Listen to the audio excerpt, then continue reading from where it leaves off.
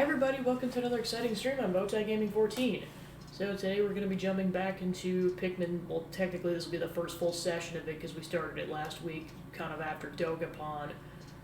So yeah, like I said, this will be the first legitimate session of this, and I guarantee this is going to go into another session because I don't want to rush this too much. I know it's a short game if you know what you're doing, but I don't want to push it too much and make too many sloppy mistakes, so kind of just go from there.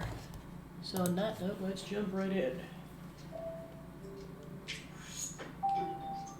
And by that, you guys are getting the authentic experience of me actually pulling up the GameCube app on the Wii.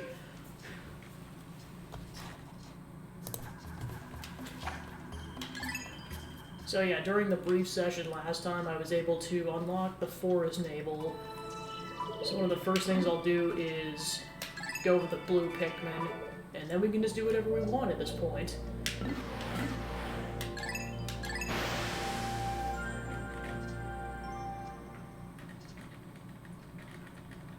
And then in the very unlikely event I finish the game today, I will start Pikmin 2 up right away. Because kind of the whole point of this challenge is, how's that still so loud? Try that once. Might have been a sound test. Hold on a second. Oh yeah. Pause because there is a timer.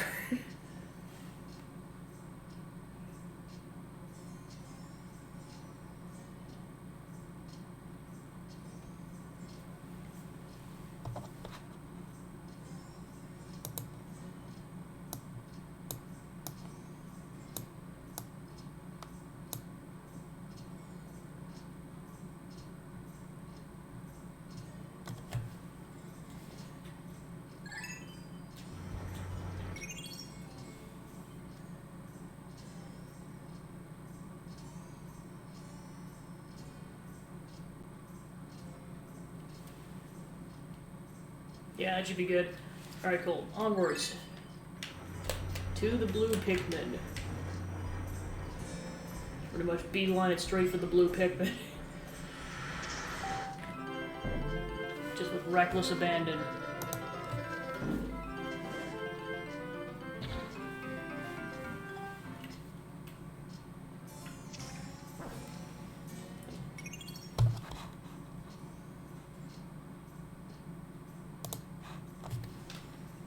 I know because this thing is on a day system, I definitely want to make sure, like, if there's any interruptions, I have to pause, otherwise I'm going to lose on critical seconds in some cases.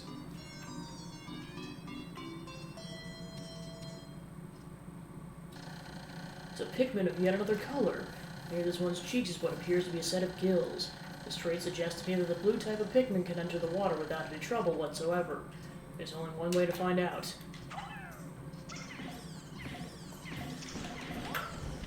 Double punch action.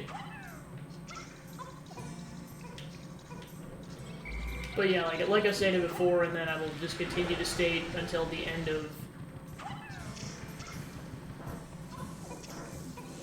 until I'm done with the challenge, is that this is kind of part of a trilogy challenge where I'm trying to beat all 3 of the games that are currently out before Pikmin 4 comes out in July.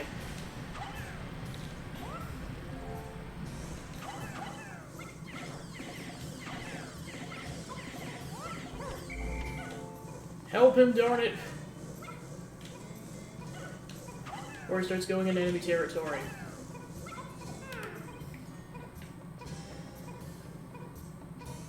Yeah, because this thing's called a bread bug. It holds one of the treasures, and the only way you can injure it is if it bonks its head on you when it tries to carry something, and it takes 2 hits.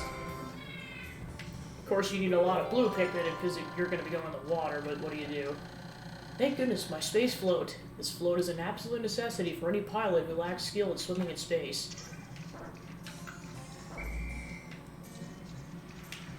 Alright, how many Pikmin do I have?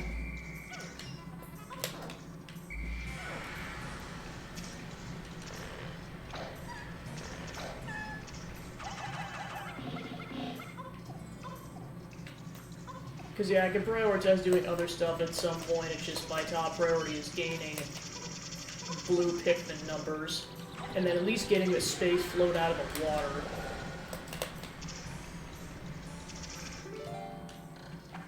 Because I need 25. Okay. Because I know this is not going to be quite 25, but it'll at least make a dent.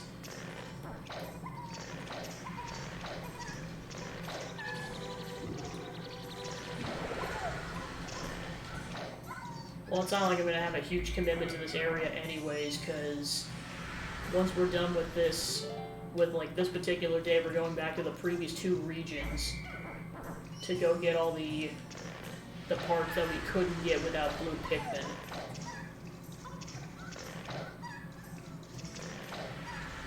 Alright, so that brings our total to 19, so we need 6 more in order to carry the space floats. Of course, I know I gotta be careful too, because there are gonna be some bugs over here that will kill the Pikmin if I'm not careful. Hey Dominic, welcome in. Just kind of strategizing how I'm gonna play this going forward. Basically gotta refer to this as Blue Pikmin Day, because this is the day you encounter blue Pikmin in the game. I'll go 50.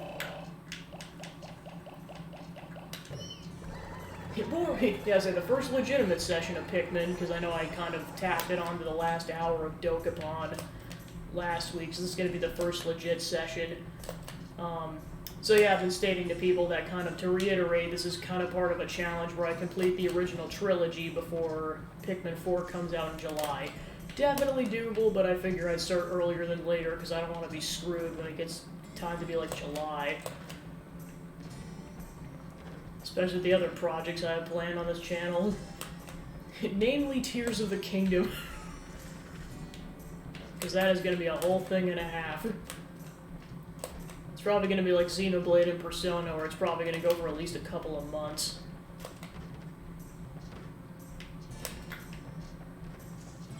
But yeah, I know I kind of vaguely, or briefly stated it last time, but yeah, Pikmin's one of my favorite franchises, so I'm really excited to do this challenge.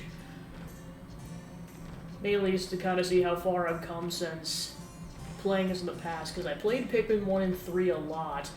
I played Pikmin 2 a decent bit, but I mean only like to 100%, like, basically for like, I'm gonna call it Objective A, which is getting enough to pay the debt off. In terms of 100% completing the game, I've only ever done that once because it was a lot of effort, which includes one particular treasure where, so I guess to back up, so one of the types of Pikmin you can have in Pikmin 2 is purple Pikmin, which allow you to carry objects up to 10 times their body weight. In order to carry this weight back, it's essentially like a lifting weight, you need 100 purple Pikmin. To say that takes forever to farm for that amount of purple Pikmin is an understatement. Alright. Yeah, I'll probably do the challenge modes too, at least. I may come back to them after I complete the main 3 games, just to, I would like to prioritize that. It's also going to be kind of a if time permits kind of a thing. Like if it's, let's say I get, done with the game, like let's say 2 to 3 hours into the stream, I'll just be like, yeah, I'm just going to do the challenge modes right away. Well, then, of course, I know the other part of the challenge that I'm kind of tacking onto it is doing the Pikmin mode in Nintendo Land. So there's also that. Alright, kill. But you have to snipe these suckers. Go!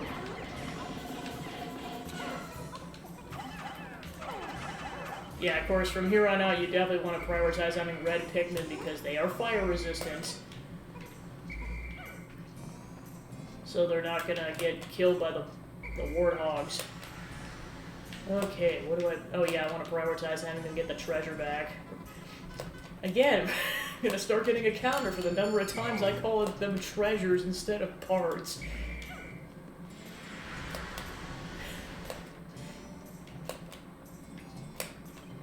I mean, at least with Pikmin 3, it makes sense. I don't call it a treasure because it's clearly something else. It's food.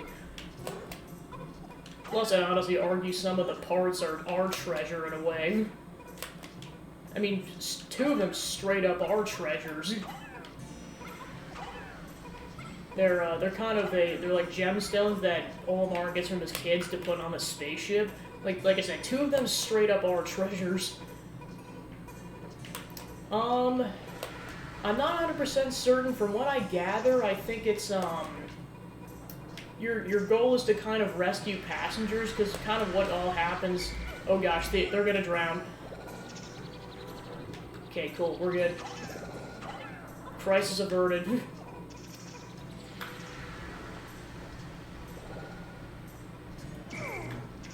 Yeah, it's essentially a rescue squad where you're trying to, like, basically what happens is that this kind of like a, this, like, space arc is essentially taking people across space. I forget if it's, like, for survival purposes or for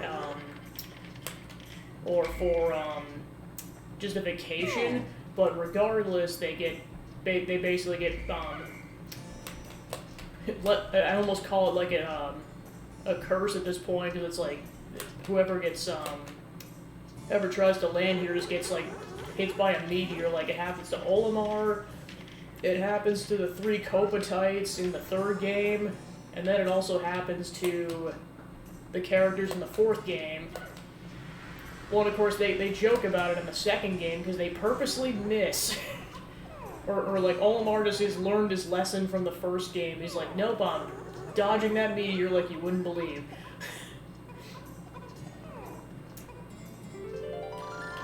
I mean, you kind of think so, especially after getting stranded. I found the automatic gear.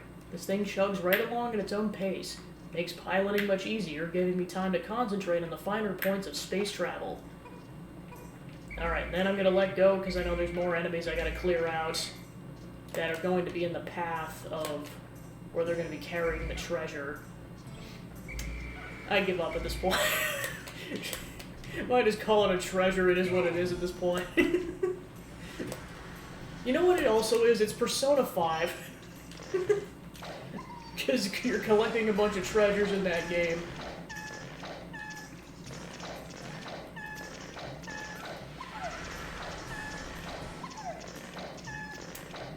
But yeah, like I said, I don't know if there's any other collectibles. I have to go back and watch the trailer for the 4th game, but I know for a fact you're at least supposed to rescue the stranded passengers.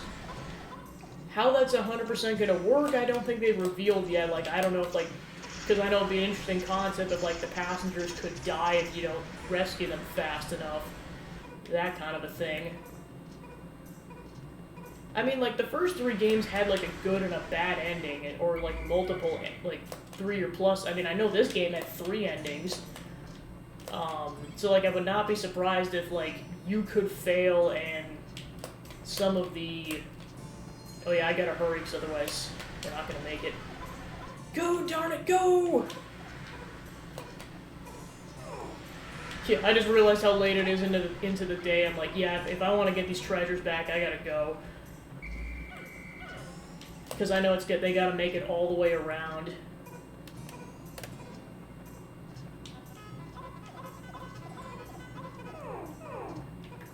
Yeah, because the nice part about the first game is that the, well, of course, given you kill the bread bug, the treasures will, or the parts will, they'll just stay in place, so then the next time you're there, you're like, it's literally picking up where you left off. I say this because if the bread bug is still alive, it'll take it to its den, and you have to go fish it out, or you have to kill it first and then grab it from its den.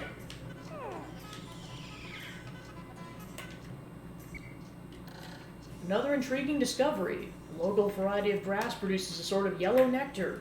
When the Pikmin drink this delicacy, they instantly mature into flowers. Its apparent Pikmin favorites seem to be as full of nutrition. Closer observation is needed to determine the strengths and peculiarities of these flower Pikmin.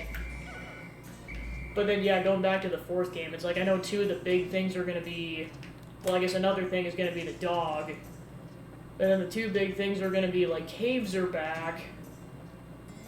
And then also, you're going to be able to explore at nighttime. It's going to be interesting to see how that works as it gets closer to the release.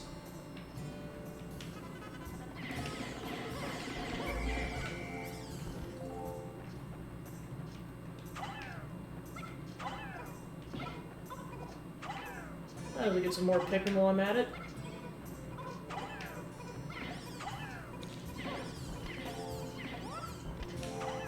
Yeah, I know one of the improvements I know they made in like 2 and beyond. I know 2 is mainly power-ups, but still, is the fact that they will just grab the object immediately after they down it, like on those flowers.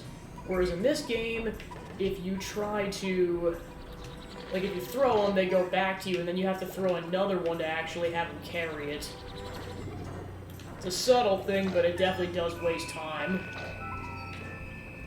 Alright, then... Oh yeah, they're definitely gonna make it cool. Nothing to worry about. Except for potentially grabbing a strangler. Yeah, I was like, you really have to know how to kill the bread bugs, otherwise... Well, then, of course, like, this is kind of just the preview for what the bread bugs are like in the second game. An excellent swimmer like me has no need for something like this, but my motto is always be prepared. Really, it's just for emergencies. Alright, so that brings us up to 7.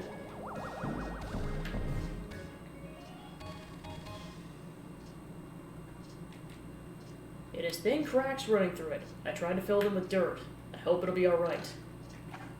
And then 5 more we'll be able to explore the final region, and then we can just kind of go ham.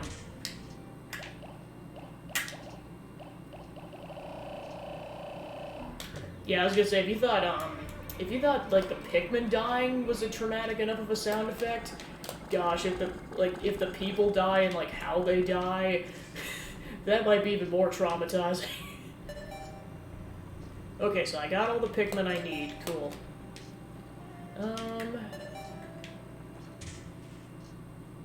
Okay, so yeah, there's another part. I probably shouldn't try anything at this point, because I got 6 seconds. Because, yeah, here's another part. If I had time, I would have grabbed it, but I'm out of time.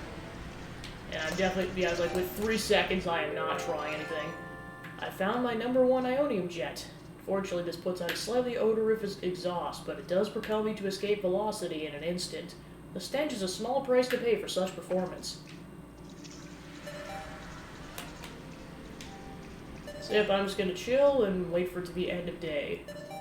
I know you can skip just to end a day, but I just wanted, there's that much time left, I never trust it. I mean, it definitely looks like it.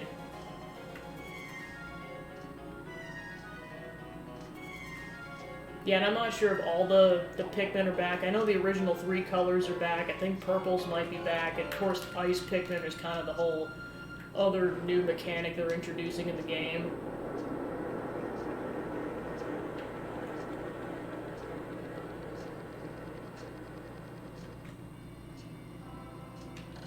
"4 days since impact. Deep in the cave I discovered in the forest, I encountered blue Pikmin. These blue fellows have something resembling gills on their cheeks, and they appear to be amphibious, surviving both in water and on land. The wonders of nature never cease to stun me, even in this alien land."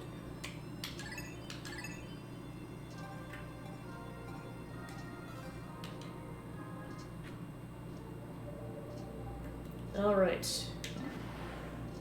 So then, yeah, I'm pretty much going to go back to these 2 areas to kind of complete them out, and then do this, and then there's going to be another area called the Distance Spring that'll open up after I get a couple more parts.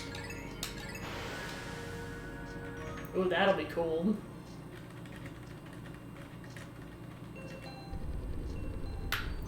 So yeah, this is definitely the area where when you come back to it, this is the day you really want to prioritize getting your levels up as much as possible. Like, obviously your top priority should be getting the part, But then afterwards, you just want to prioritize getting your numbers up as much as possible, because you get a bunch of these pellets.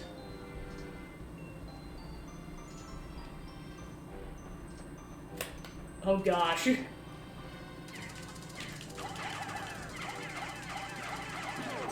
It's kind of weird fighting these things now, because, like, these things show up a lot in the second game. Especially in the caves. Yeah, of course, the only way you can actually damage them, well, damage in heavy air quotes, because you really can't, to basically make them drop items, is by directly air-bombing them, so to speak. Hey, Zach, and welcome in, just playing some good old Pikmin. Which, yeah, I was telling Dominic about this first. This is one of my favorite franchises. So that's why I'm really excited to be doing this challenge. Oh, I need yellows.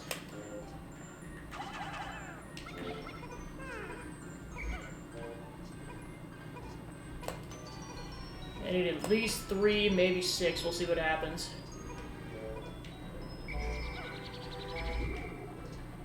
Yeah, I was gonna say, it won't be a spoiler for me, but I'd say for the people that are kind of watching this blind, I'd say bring it up once I mean, it depends on what, like, is it, like, for a specific area in the game? Like, you can name drop, like, it's for this area or something like that. Because I might recommend that, like, you wait until we get to that area in the game. Because then people at least have a visual as to what you're talking about.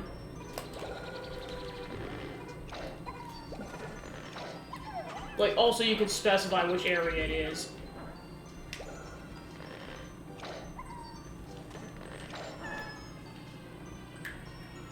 Okay, it is the distance. So yeah, once we get to the distant spring, then you can go ahead and mention it.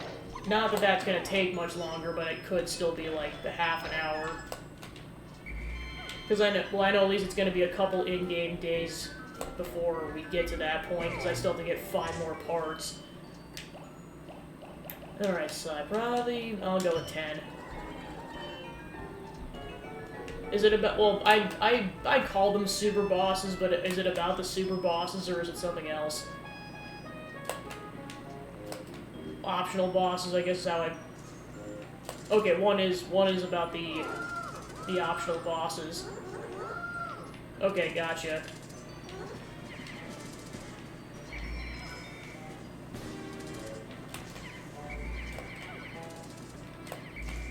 No, stop going to fight the bug! Yeah, I know, it's like, you can't control it either. They'll just go to fight the bug, and they can be all the way across the map, which can be very dangerous.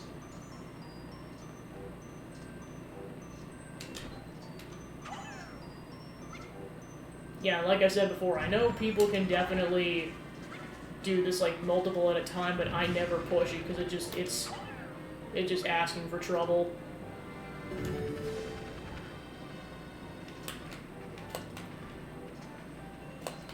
I'll say it's definitely a blast, and of course, like, I think I briefly mentioned, like, my overall experience with, like, waiting for that game, because, like, initially it was supposed to come out on the Wii, and then they ported the first 2 games to the Wii, and then it finally came out on the Wii U. And I was like, I think it was... I mean, even for me, who, like, played the second game later, which, actually, after looking at when Emil did his playthrough, it was actually 2011, not 2009, because... apparently my conception of time was a bit different back in those days. But yeah, I can confirm that was back in 2011. So yeah, I was only waiting for like a few years, but it honestly felt like an eternity. Okay, so that's done. Definitely gotta get my blue numbers up, because I'm gonna need a lot of them. Because, spoiler alert, this thing's in the water.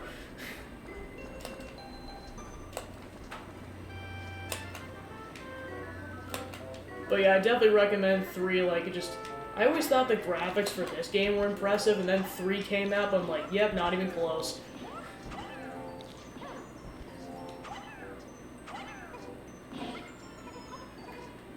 Yeah, I was gonna say, like, it's very impressive for a game that came out in 2001.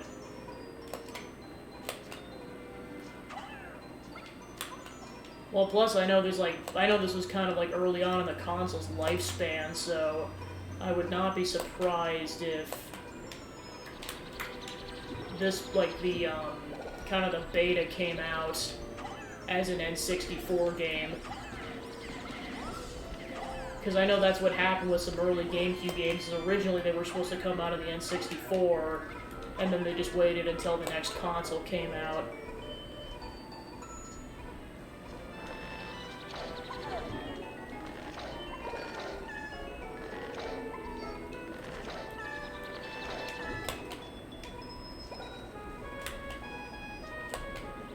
Well, and then, of course, I'm specifically really trying to get my blue numbers up because the distant spring, there's a lot of water, as the name implies.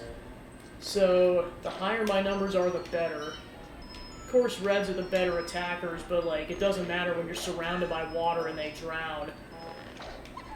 Okay, I think that's good enough for now.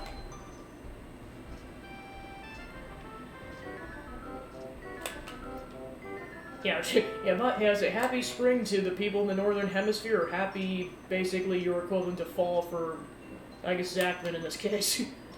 Hopefully the temps cool down for you guys, because it sounds like it's been brutal. Then again, not surprised, because your guys' equivalent to summer here, so... Not surprised.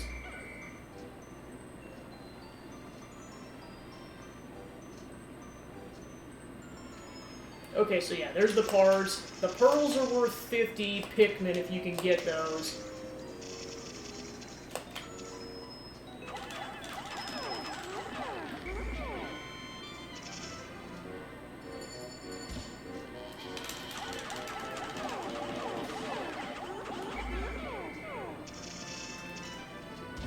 And this is why I recommend that you start this as early as possible, because you only get a couple seconds before it eats your Pikmin. Luckily, it spits it back out. It spits it out once it's freed. But you only get like a couple seconds. And you definitely want to call them early, otherwise they're getting consumed. And I mean, like, any Pikmin that's stuck in there is getting consumed. Pretty much. I found the positron generator. By combining batteries and solar cells, this machine can generate incredible amounts of energy. What a timely find. Those instant space noodles will taste better heated up. Alright, so that one's done. Cool. So yeah.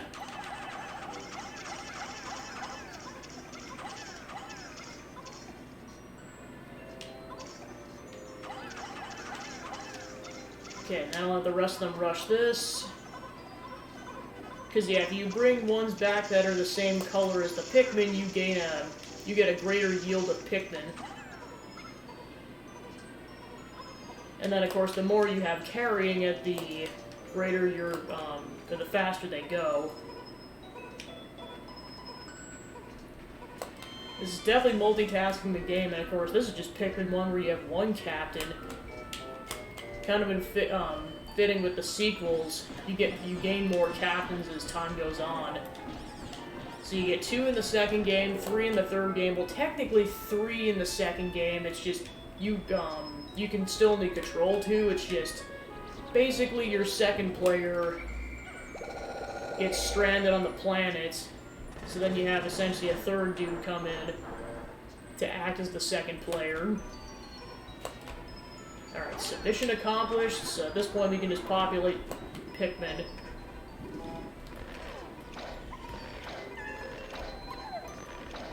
Yeah, of course I know, yeah, and then same thing with, like, Louie with being Luigi. I mean, I don't know if this has been confirmed, but I just always assumed that the president was, like, their equivalent of Wario, but... I don't know if that was ever confirmed. This electric generator is so powerful that if you approach it carelessly, you'll get an electric shock. I've now recovered 8 out of 30 parts. Alright, so yeah, like I said, primary objective complete for this area.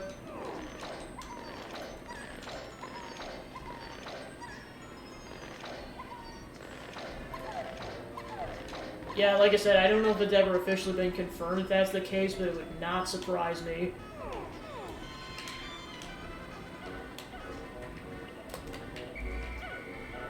Okay, so...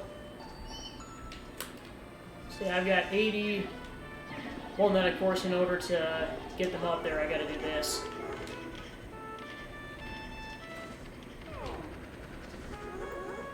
Go, my children! Onwards! Mush!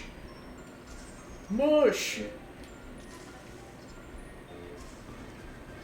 That would be pretty awesome if it did. Wow, the power of the absolute speed and power on the blue Pikmin that have the flower, that's just insane how quickly they move.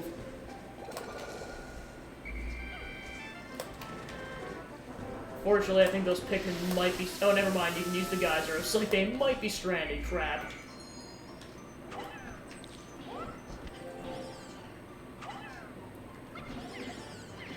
Punch! Okay.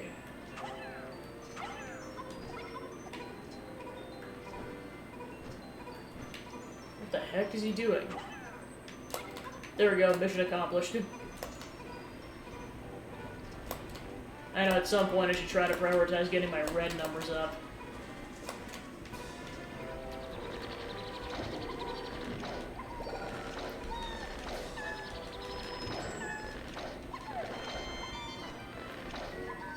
Oh gosh.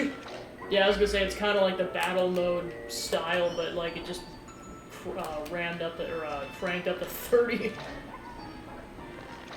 Oh yeah, I know that was pretty popular.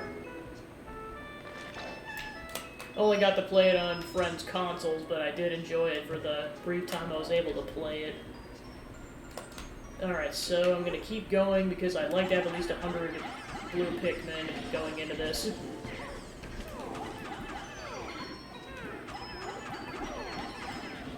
Kill the flowers!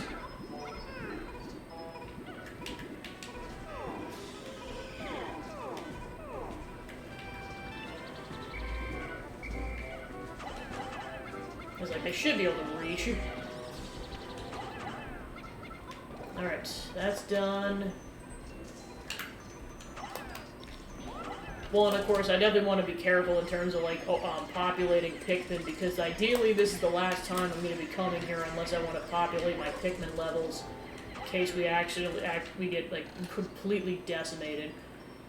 I've just made yet another Pikmin-related discovery. Just when I was about to exceed 100 Pikmin in the field, the onion stopped expelling seeds, yet the total number of Pikmin continued to climb. It seems that once there's 100 Pikmin in the field, subsequent seeds get stored inside the onion.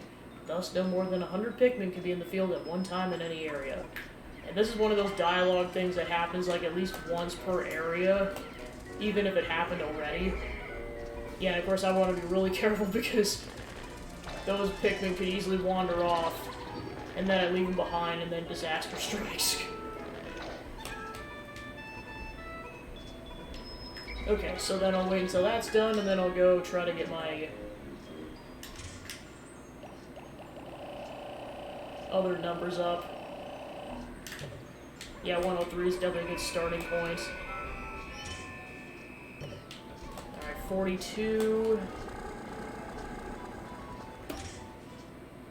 Oh yeah, 146 reds are good. Alright, I'll try to prioritize the yellows then.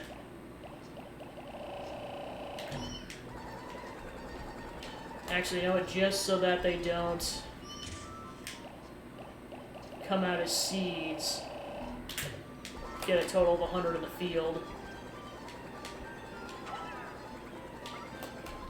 And then I'll just keep the reds in base, because as long as they're in base, they won't die.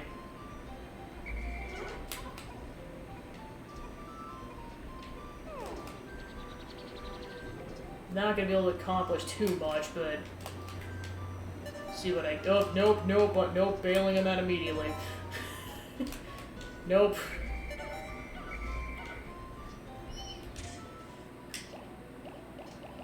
Pretty much that countdown is basically your warnings to being like, yeah, unless you really just want to get maximal distance on carrying something to your base, just stop what you're doing or your Pikmin will likely perish.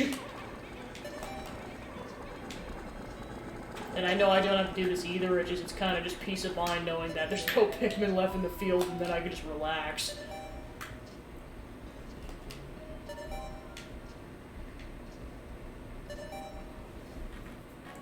Yeah, I was like, nighttime is going to be insane as a concept. I know people have wanted it almost since the beginning of the franchise.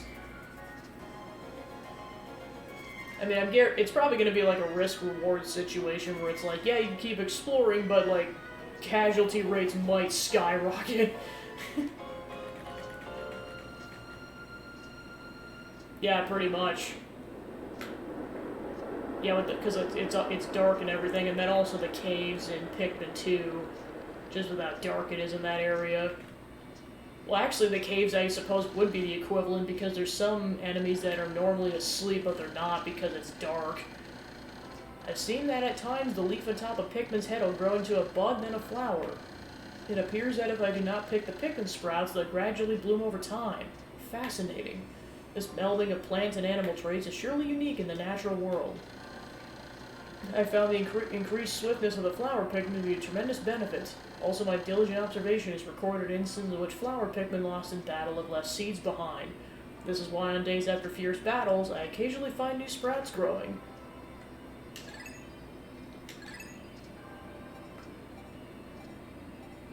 Well, and then, of course, like, you guys will see as I progress through Pikmin 2, but, like, some of the, basically how the caves work is that, like, it kind of leans on RNG because the maps of each individual level, like, the same amount of stuff will show up, but the layout will be different. Like, it's kind of luck-based, or RNG based on what layout you're gonna get. So if you just get the crappiest layout known to man, you want to reset and try it again. Because if you don't have an ideal layout, you kind of get screwed. Especially when there's certain enemies later on in the game that, I'm just gonna say cause explosions. And that's all I'm gonna say because I don't want to spoil it.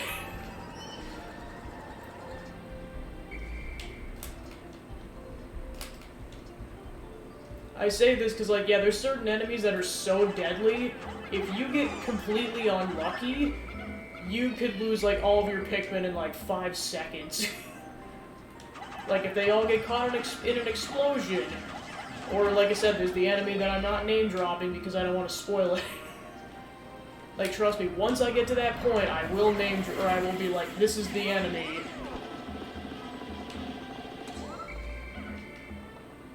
Okay, so that's good.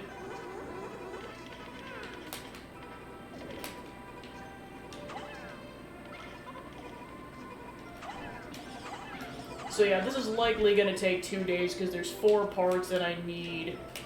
One of which I believe is over here.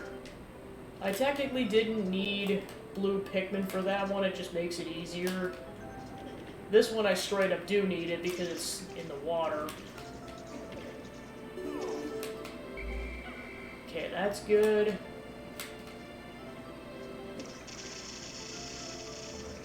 Yeah, and this is where you need the blue Pikmin, is to get the gate going.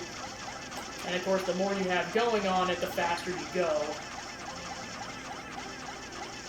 Yeah, and of course, you can kind of go back and forth to the 4 areas as much as you want.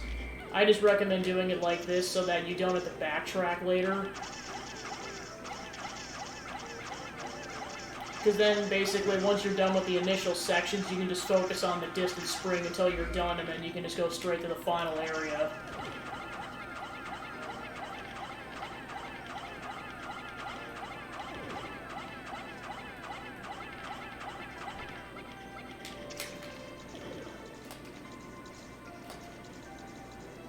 Alright, I should probably go collect the remainders. Yeah, the Pikmin really got it figured out, don't they? Okay, so then, while I'm thinking about it, I'm actually going to utilize these Pikmin. Yeah, and of course, because not a whole lot of days have passed, all the enemies I killed are still dead. So yeah, this is what I was going to work on, is destroying this bridge. So they'll just gradually work on that as the day progresses. But I can come back with more later to speed up the process.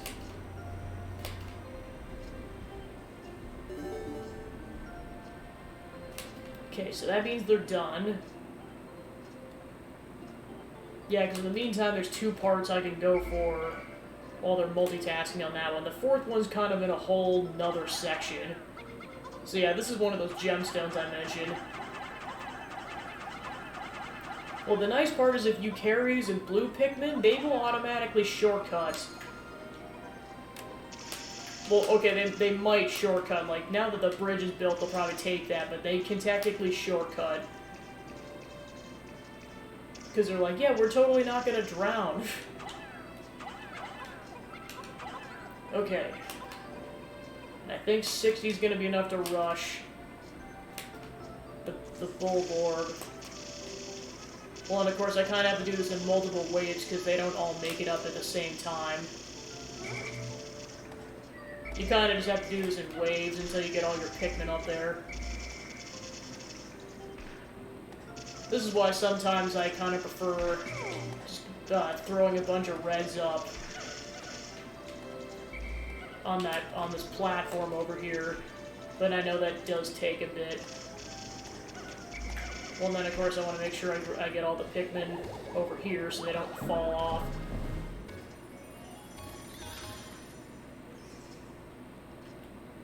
This was a gift from my son. He must be very worried about me. So yeah, basically if I get all the parts in the Forest of Hope, I can go straight to the Distant Spring, although I'm going to go back to the Forest Navel first. And then just do the Distant Spring in one go. Which of course it's the biggest area in the game, so naturally it takes a decent amount of in-game days. I'd almost have to look and see, like, the minimum amount of days to complete the game. I almost feel like it's at least half, but I'd have to double check. Alright, I'm gonna do one more go-around, and then I'll just come back for the remaining Pikmin later. Yeah, I can see that. Wow, what a selfish butthole. Well, grass.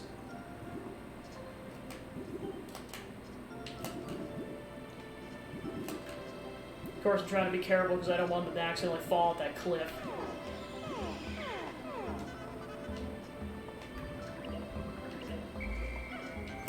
I mean, at the pace I'm going, I'm already beating it, or I'm already going faster than I think I have before, so this might be the record for me, but shit.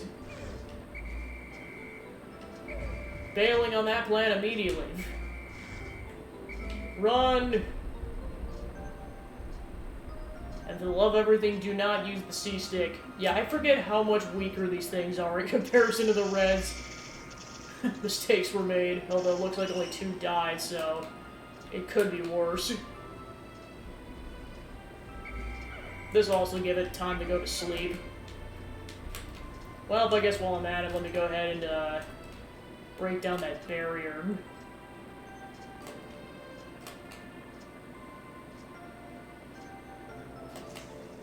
Oh, they're done already, sweet.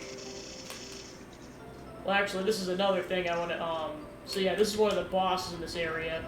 The attacks will not hit until you've broken the barrier down. So you still want to kind of be relatively around, but of course you can speed this process up by throwing a bomb, but I've already committed. Yeah, because how it works is, like, you need the bomb rocks to blow up the rock walls. Like, so there's, like, the weak walls, the medium weak walls, and then the strong walls that are color-coded like this. But then how these weaker walls work is that basically one bomb will just take down the weaker ones right away. I think it takes 2 bombs to take down the medium walls, and then it takes, I think, 3 to take these down. Oh, I jumped the gun on that. Yeah, of course, this goes really fast when you have 100 Pikmin working on it.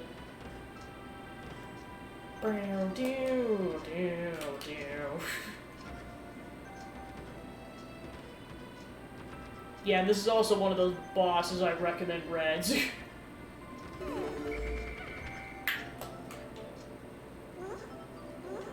Yeah, I might as well just let them get it out of their system.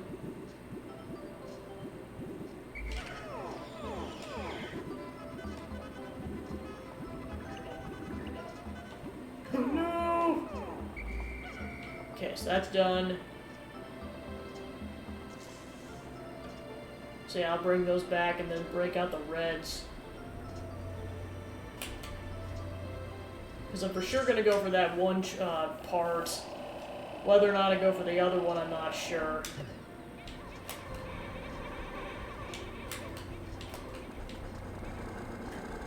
The fourth part's kind of in its own separate area, so I'm definitely saving that for next day or later.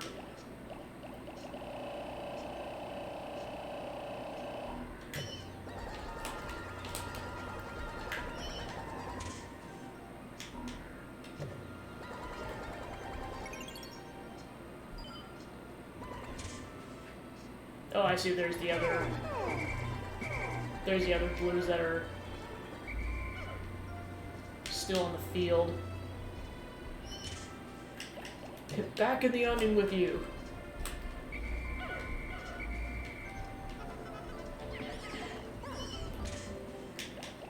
There we go. Then just have to take that. Okay. And thus begins the process of chucking 100 Pikmin up here. Oh, it's still alive. It's still awake. It's still awake. How is it? Why is it still awake? Oh, for a second I thought it was gonna run up here. Yeah, I might have screwed my chances with that. Okay, now it's asleep. That's weird it was awake for that long. Usually would have fallen asleep like long ago.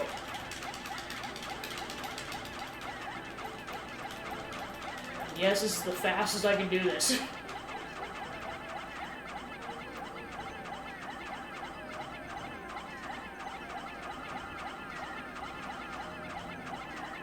But if I want to insta-kill this thing, I need this many. There we go.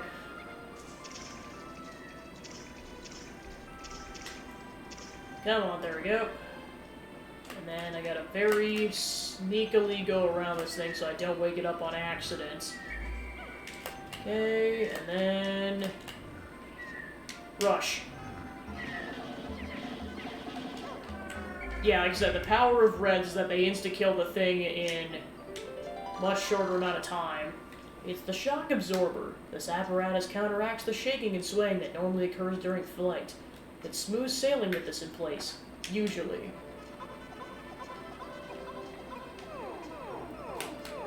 Well, and honestly, what I might try to prioritize too is like essentially clearing a path to get to that one treasure for the next time. So basically, I'm just going to take reds to try to just kill as many things as possible. Even if I don't get the carcasses, just killing them just to get them off the field. Because then they won't be around tomorrow.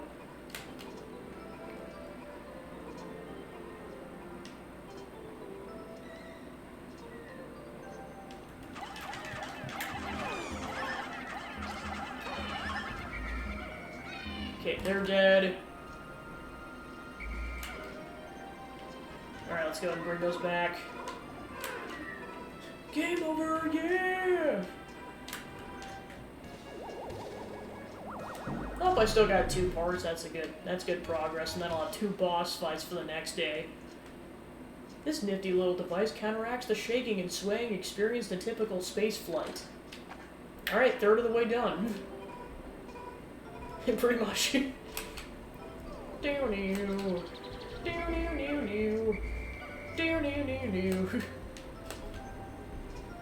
Alright, and then just to minimize time wastage, I'm going to let them do their thing and then just go on a bullborn killing spree. Rush.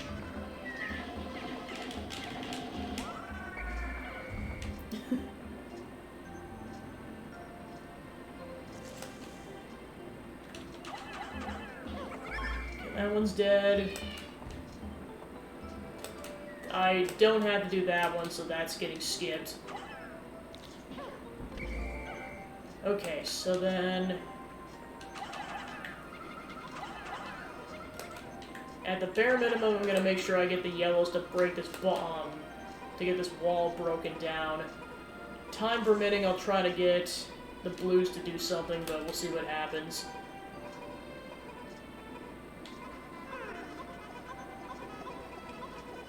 Yeah, pretty much. Yeah, imagine if they were like Bulborb sized Bulbin. You'd be unstoppable in that scenario. Alright, so I think I need like 20 blues for this and then at least 1 yellow. At the bare minimum, I should have time to build a wall up. How far we'll get with moving a certain obstacle, we'll see what happens. Hey Joe, welcome in.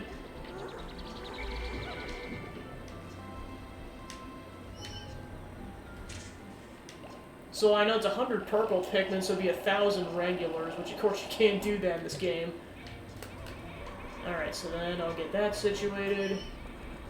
Actually, you know what, just because I'm not confident that I could get the other objective done. I think they can carry the same amount as a normal Pikmin, so I think it would still be 1,000. Alright, so see if I can pull this off. Well, that's really going to be a hindrance. Crap.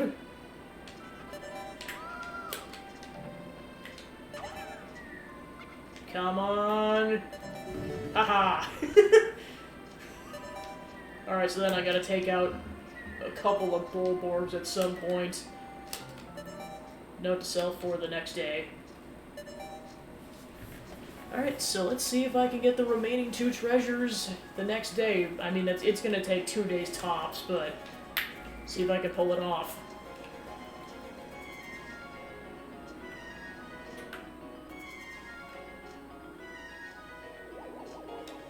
I mean, it's gonna be 2 boss fights, so it's really hard to say. Oh, the giant Bulborbs. I don't know, just... It's hard to say, because... I would say at least 10, maybe 100. It's hard to say. So, I mean, at least 10 Bulborbs, then.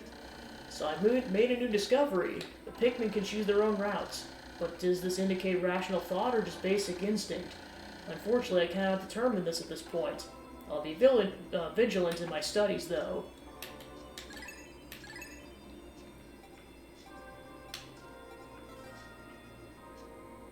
Yeah, exactly. Alright, back at it.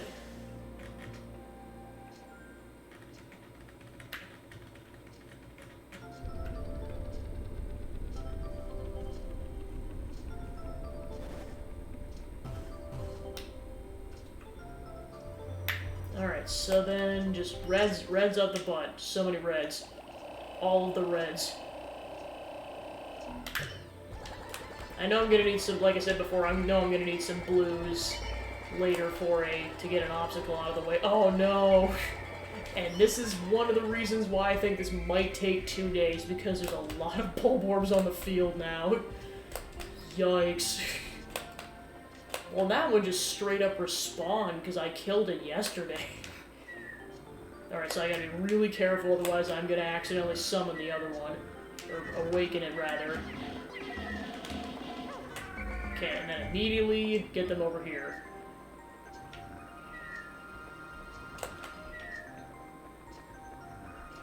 Cool when they're not killing dozens of my Pikmin in a matter of seconds.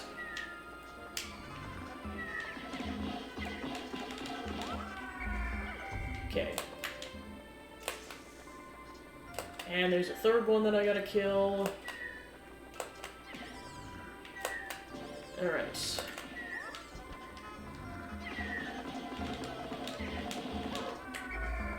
Luckily, most of the time, all these are leaves, so I don't have to worry about them losing their flower. Okay, so definitely hug the wall, hug the wall, hug the wall. Okay, go.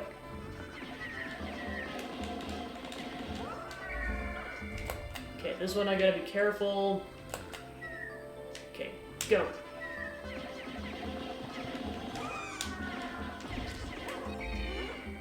Okay, so they're all cleared, so yeah, this is the thing I was mentioning earlier, so you need 10 blues in order to move that. So...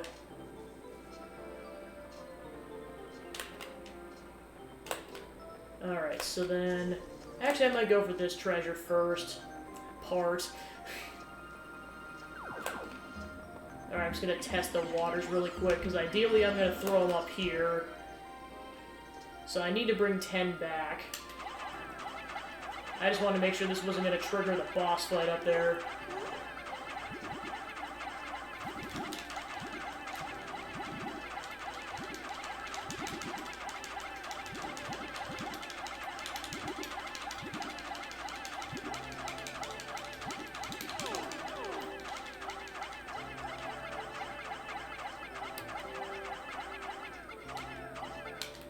Okay, cool.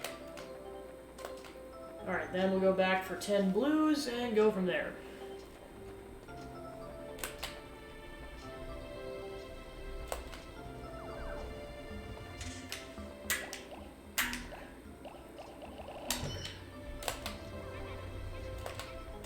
Alright, so then... yeah, I'm just gonna kill this dude really quick.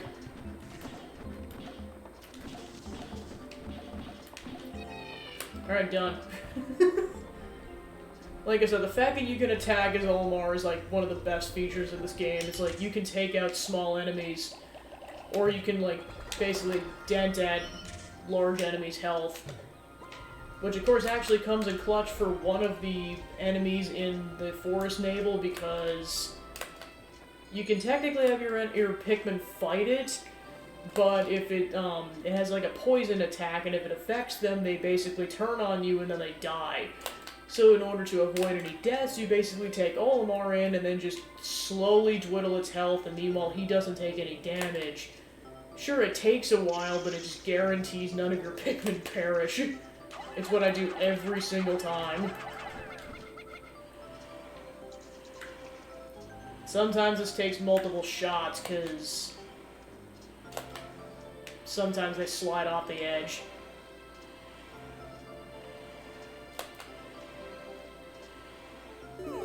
Alright, so that's done. So that is a reward for their hard work. Well, then, of course, before I get going on the boss fight, I want to make sure they're actually going in a direction that's not going to kill them. Because I do not want to suddenly be fighting this thing and then wonder why the heck I just lost 10 Pikmin. Because I know I didn't clear everything kind of back that direction. Okay, cool, they're going in a good direction. Alright, so then I'll go grab the reds and then go fight the boss. Which is, it's gonna, yep, so that's the Burrowing Snagret. And yet, there's several of them. Oh, I forgot how much damage they do to Olimar, Jesus. Like, there probably is a way to avoid, casualties, but this is just one of those fights where, like, you're gonna lose Pikmin, it's reality. Okay, so that one's done. You don't have to fight all of them, but you do have to fight the one that has the part. Okay, cool is the first one, nice. It's the Geiger counter. Every spaceship needs one of these, but I actually don't know what it's for. Every once in a while it goes wild and lets out a noise, but I never paid much attention to it, so it doesn't do me much good. I should really read that manual one of these days. Alright, so then... Oh, shit. Never mind, they're going this way, which means I'm gonna have to fight the other one if I want to minimize casualties. But yeah, as you saw, like, basically 5 hits from the Burrowing Snagret and Olimar's down. Which, of course, basically whenever he loses all his health, that's end of day. Any Pikmin that were... yeah, basically any Pikmin that are not at base get insta-killed. So, like, basically, if Olimar's about to die, you just might want to cut your losses and either reset the day or just leave for the night. Alright, almost down. Wow, 9 total for that whole thing. Okay, because ideally they're supposed to shortcut, but they're not, just for some reason. Okay, so then I'll go ahead and bring all the stuff back.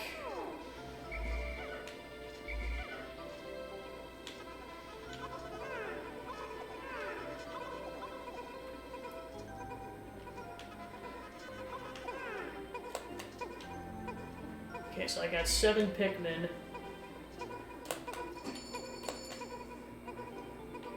Okay, so they're all just slowly heading back. Oh, plus 1 fell off the cliff. So yeah, they're gradually going to be coming back. Hopefully they're going the route I hope they're going. Okay, cool, they didn't, none of them were coming back until that moment.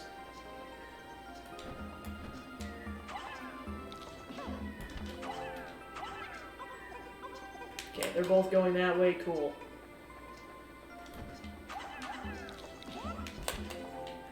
I mean, I'm pretty much just doing this because I gotta wait until they get the Geiger counter back, and that's gonna take a little bit of time.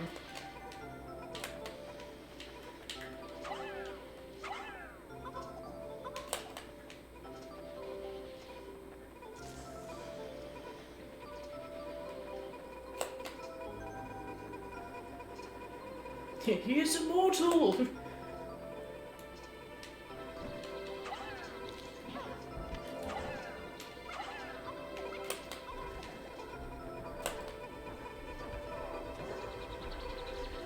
Oh, I almost forgot the blue Pikmin are still here. Alright, let's go ahead and bring these guys back.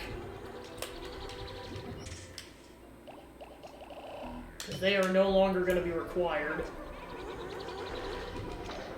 So yeah, it's definitely possible for me to beat this today, it's just it's going to be really hard to say if it's going to happen or not. Like, for sure, beating the boss, getting the part back in addition, that's hard to say. This noisy gauge is always letting off spontaneous clicks and buzzes. It can be kind of annoying. So yep, 1 more part, and then we will be able to go to the distant spring.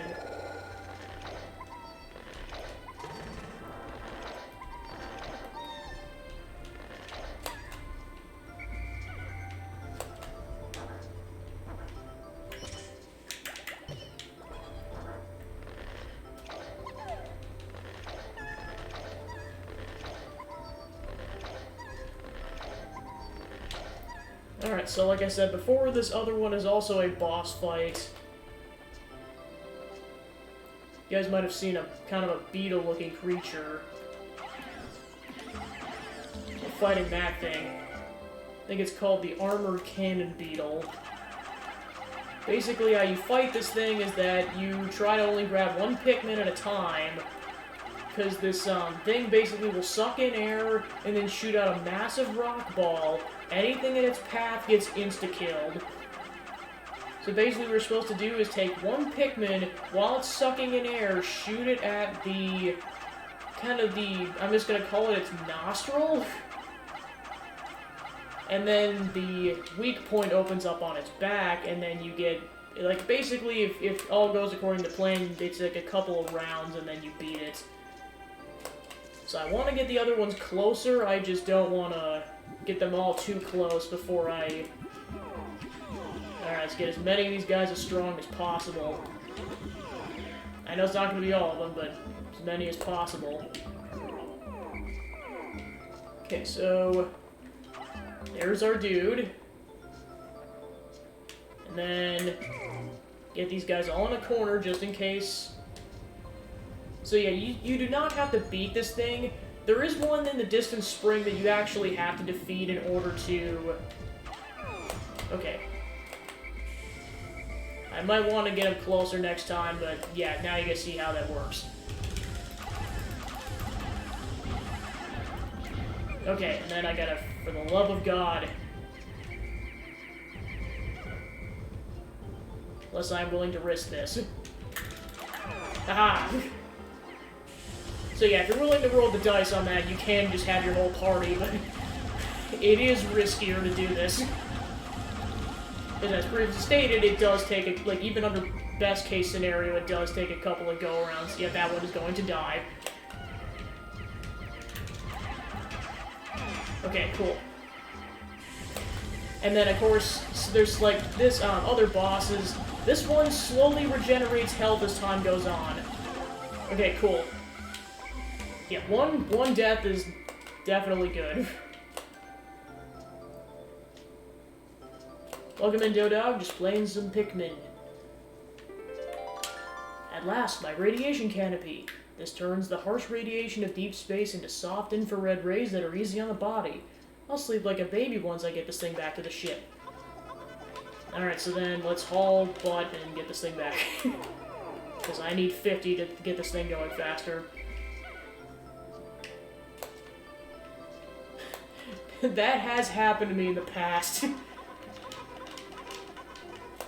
Which is why I always say, like, never again if I can help it. Okay, so they're all hauling butt with that carcass. And he can just do that. Oh yeah, we're easily gonna get that thing back in time. Best Pikmin. Flying. I know they're weaker, but, like, just, it was so cool when that got introduced in 3. Just, like, the whole, like, puzzle mechanics that got introduced by having flying Pikmin, because you can skip through so much stuff if you have the flying Pikmin. So I guess if we're going by actual color, pink.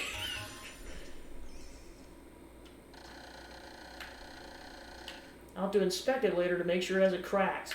I'll be in for even more trouble if I have any radiation leaks. Alright, so now we can go to the district spring, and we'll do that once I finish out the forest naval.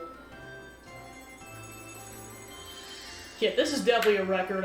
Usually it takes a couple more days to get to this point. Yes, blue is definitely a close second, like, in terms of practicality.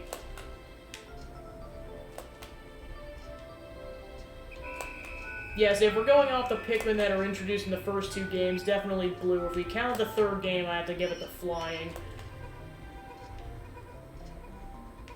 I mean, this is definitely my personal best, because, I mean, not that I'm trying to speedrun this, but, like, this is definitely the fastest I've ever played this game. Which means I'm improving since I was a child. That's all I can really hope for.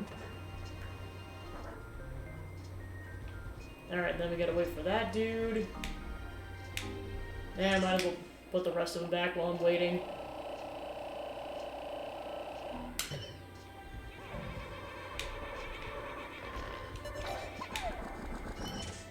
The Boldmen are great. Too bad they die every single time you leave the cave. Okay, so I'll go ahead and go to sunset because there's no reason for me to wait.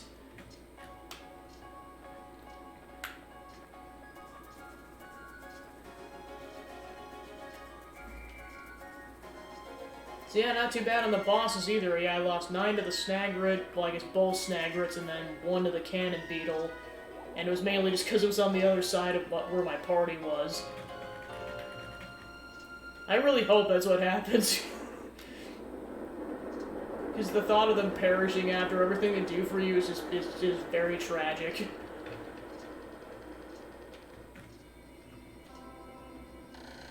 "7 days since impact. I managed to increase the range of the dolphin. Looking from the dolphin's portal as it launches ever higher into the sky, I see a vast wetland in the deepest parts of the forest. I shall call it the Distant Spring. I can begin my exploration of it tomorrow. For now, I must sleep."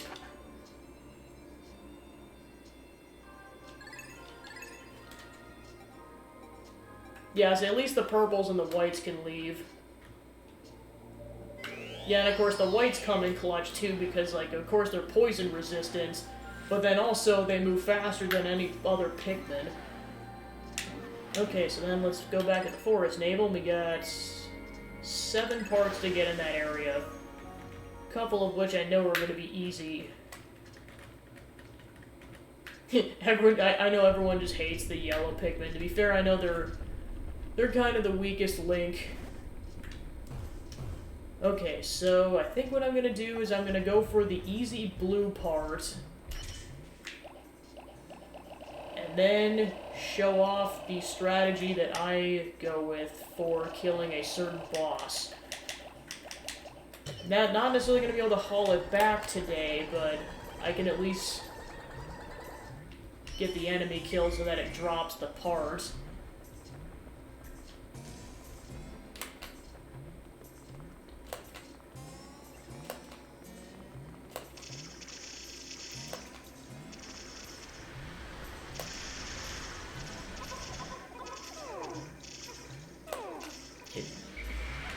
Okay, so that's going back. Sweet.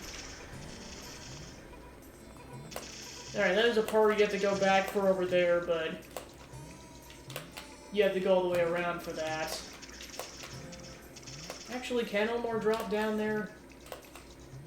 No, he actually does have to go around. Actually, what I might do is build this thing.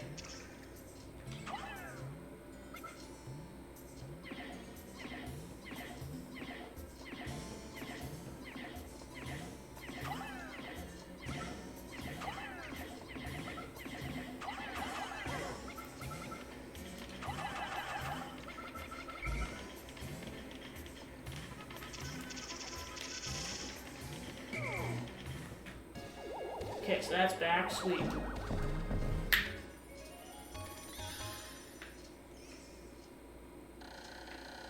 I mean, I can imagine. This is damaged. I'll be in dire straits. I'll have to run a system check as soon as I can.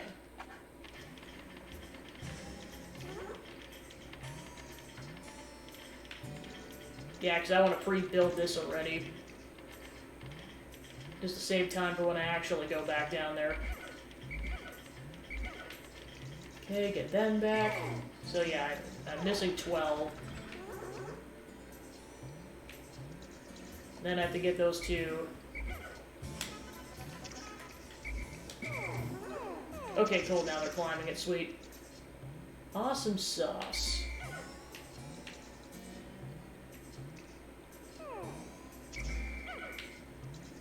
Okay, so that's done. Guess the other thing I could do is just blow up walls with the yellow Pikmin. There's a lot I could do, really.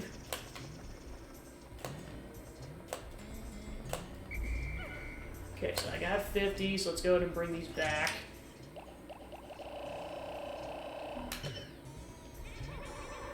Oh, I just realized I could have done that crap.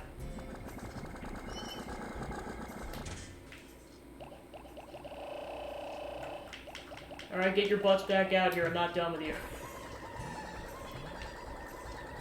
Yeah, I was like, because yeah, I know the distant springs definitely feels stressful at times. You're just like, oh, it's so many things that can insta-kill you, especially the... I mean, I know technically there are Wallywogs in this area, but... there's not as many of them. Like, in the distant spring, they're everywhere. Like, everywhere. In retrospect, I probably should have brought the reds, because we're going to be dealing with the blowhogs, but... it's fine, at least for getting this wall down, or this. Yeah, let's go with, ramp.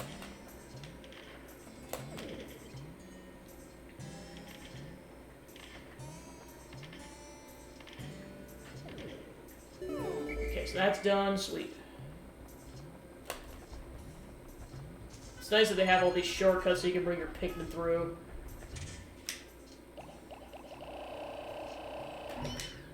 Saves you time, especially when you're not carrying anything.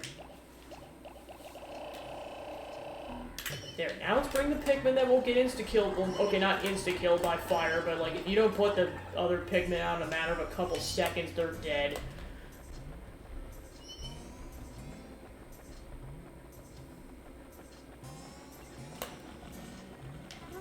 Well, plus what might be to my benefit is trying to kill these blowhogs.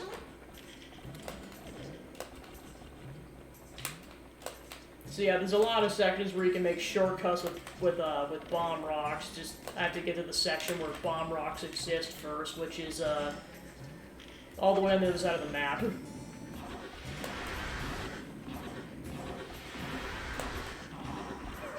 Yeah, of course I gotta be careful because unlike in the second game, there's no item that allows Olimar resistance to fire, so he's gotta stay clear of those blasts.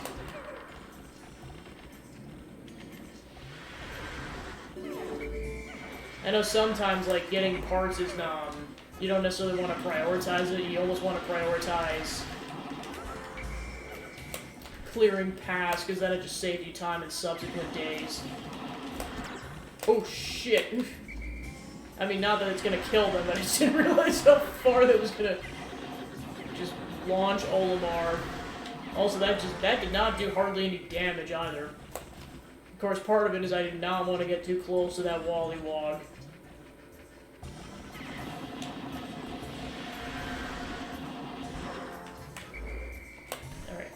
one's dead. Of course, I gotta be careful because if they go too close to the water... Yeah, see what I mean? Like, they almost got within the blast range, or radius of...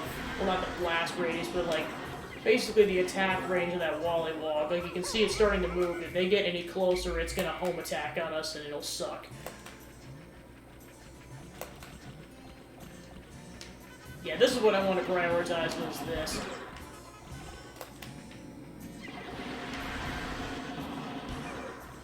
Yeah, of course with these launching attacks, you gotta be careful, because eventually the Pikmin will be out of range and they'll just die. Okay, so that's good. So I'm gonna go ahead and put these all to work on the wall. While I go take care of priority number, or letter B. So yeah, basically you have to get this bridge going. Actually, you know what? I might wait. Because then I get this part back. I'll at least wait until, like, another day to do that.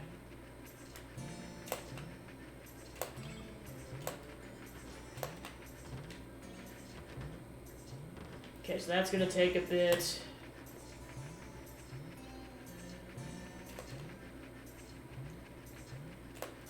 Guess, is there anything else I can do while I wait? So yeah, this is where the bread bug's hideout is. If a Pikmin is, or if the bread bug carries something that a Pikmin are carrying to its hideout, they get killed instantly if they fall in this hole. So that's why you want to make sure you got enough Pikmin hauling it back to their onions. Okay, so yeah, I gotta take out these Snagrets, and then yeah, there's a Wollywog. So yeah, that mushroom thing is what I was talking about. Actually, you know what, I'm gonna go for it.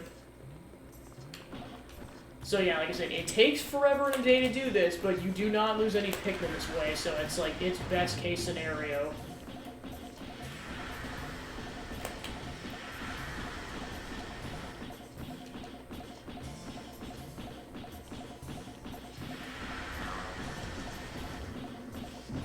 Yeah, like I said, Olimar does not get damaged at all by that attack, so... There's really... Unless you're trying to speedrun, I guess, like, there's really... This is kind of your most ideal strategy for minimizing Pikmin casualties.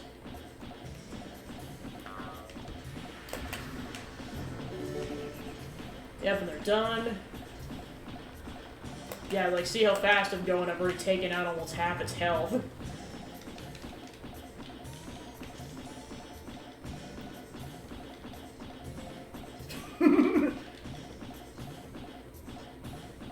Olimar, what did you do on day 8 of while you were stranded? Well, I fought a poisonous mushroom that's like, you know, 10 times my height, and I won. Suck it. Fist only percent.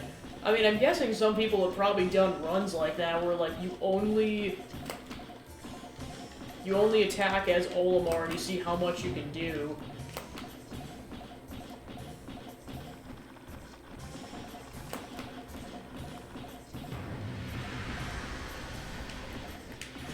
Yeah, and like I said, like, you can't relent on this either, because, like the other bosses, he slowly regains his health unless you keep attacking.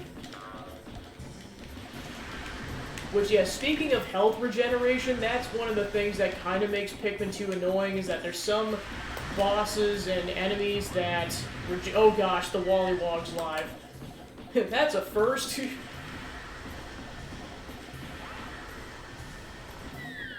Oh shit.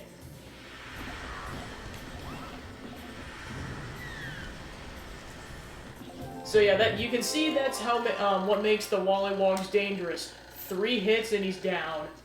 I found the Omega Stabilizer. I absolutely must have this piece of my battered ship as ever fly straight again. If it steered me through countless deep space storms. That and it looks rather cool. Okay, so then that'll be there when we get to that.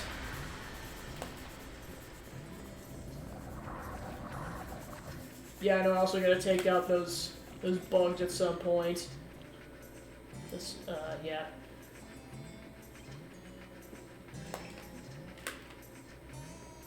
I might be able to get that spring back. We'll see what happens. I know there's just so much I could do and so much I could prioritize.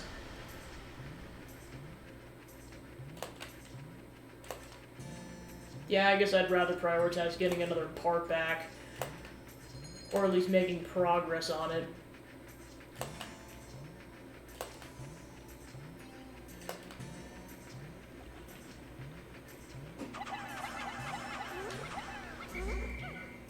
Yeah, I know this is going to be a bit touchy.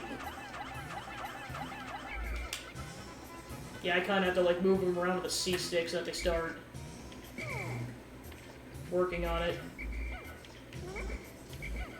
It's a bit finicky with the first portion of it, but then afterwards, they'll just go on it like normal.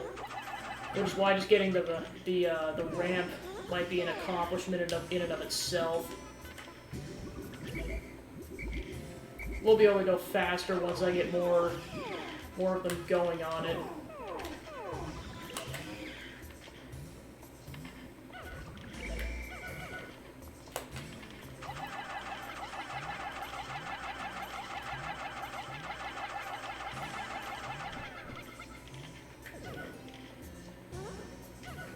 There we go, now they're actually going on it a bit.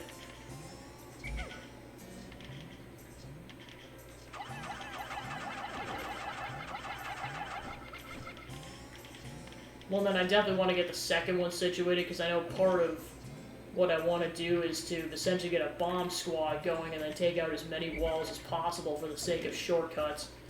Plus, there is one boss that requires you to blow up a wall.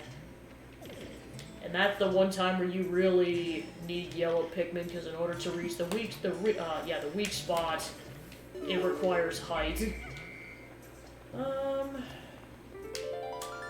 found my gravity jumper.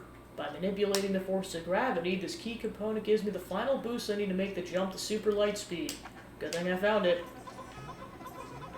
Alright, so I don't need all these Pikmin. So yeah, at least 5 or 6 of them are going to drop right here. Okay, so I got the remaining 6. And I think they'll make it. We'll see what happens. Oh, that's 7.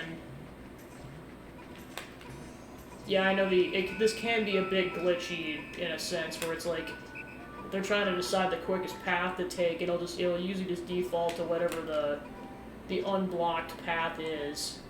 But then once they figure out a shortcut's open up, then they'll take it most of the time. Alright, let's get this going. Be productive while they gotta go around. I mean, that's all I'm really going to attempt, because worst case scenario, if they don't make it, it'll only take a few seconds to get it back to base next day. Like, with how fast they're going, I'm pretty sure they'll make it.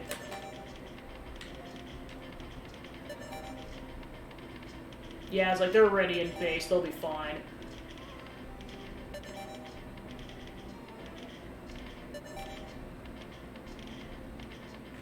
Yep.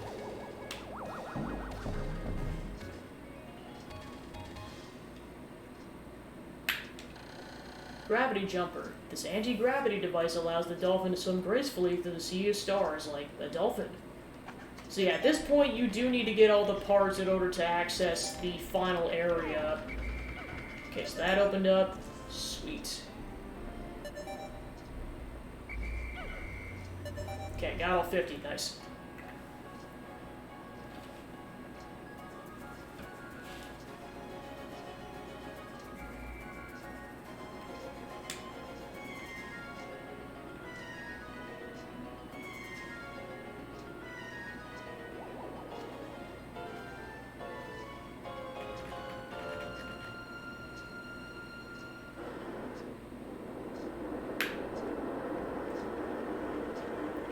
Yeah, I know it's definitely a dangerous game. You're just like, oh, do I get this? Especially when you have a backlog of games like I do. It's like, should I prioritize this now or not? 8 days since impact. The Pikmin always carry their prey back to the onions. Close observation indicates that taking food pellets to the onions of the same color results in the release of larger numbers of Pikmin seeds. I've also found ways to group Pikmin by color. I can hold A to grab one for a moment, or I can press X to dismiss them all. Alright, almost halfway done. Yeah, that'd definitely say go for it. Alright, so we got about half the parts. I could see this taking at least 2 or 3 more in-game days, especially with at least one, yeah, I was gonna say one boss fight, because I technically took out the other one. We just gotta go get the Partizal and take out the Wollywog in the process. Alright, so yeah, there's a couple different ways I could go about this. I'm gonna go do the canyon stuff today. Okay, so I believe I'll do 30 just in case. So yeah, there's 2 parts in the canyon area. One requires blue to get it out of the water, but then reds to get past the fire element. And then the other one requires yellows.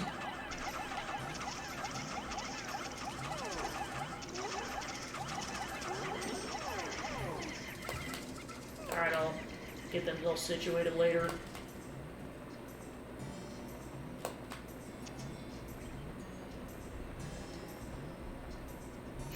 I am not surprised.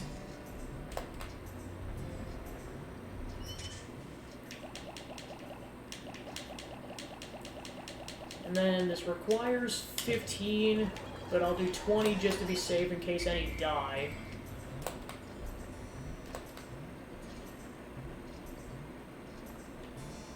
Because there's a way to shortcut this. Well, because yeah, here's the other location for the bombs. Go ahead and build that really quick. Because yeah, here's basically where you're dropping them out off at.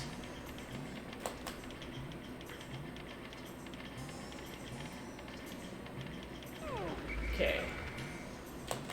Then I'll go ahead and chuck them over the edge.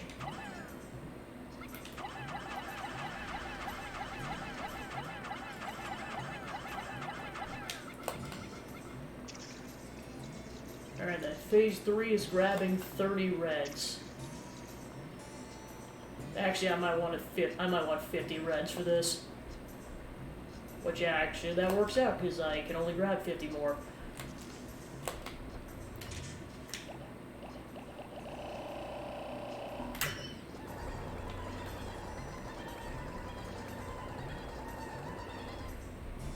Alright.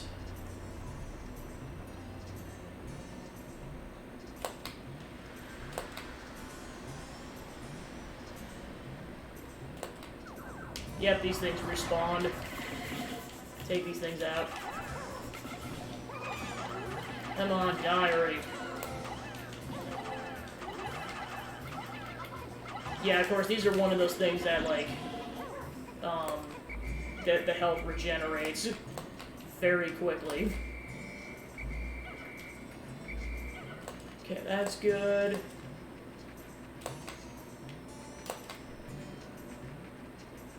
Ooh, nice. Okay, so... Avoid this so Olimar doesn't take damage. Okay, and then they're slowly catching up. Very, very slowly.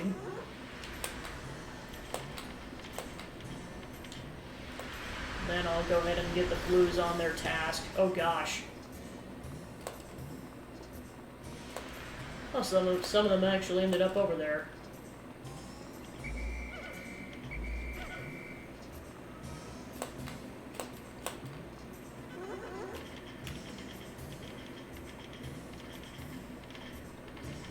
Oh, I gotta rebuild it slightly.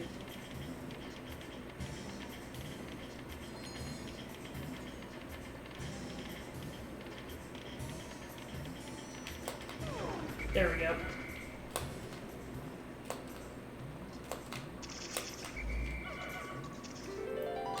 I found my analog computer.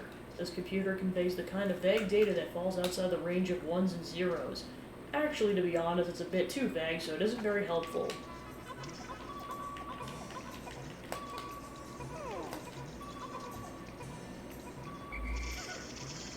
Okay, so they got that out of the water, and then I'll just try to get this as close to the fire as possible. Alright, so that's where I'll drop that off. You can also do it where, like, there's candy pop bugs, and you can just turn them into reds. But I don't usually bother that, because it just usually wastes too much time. Also, you lose your flower Pikmin. Because the reds can pretty much just take us back right away. Oh, actually that works out because they were still working on it.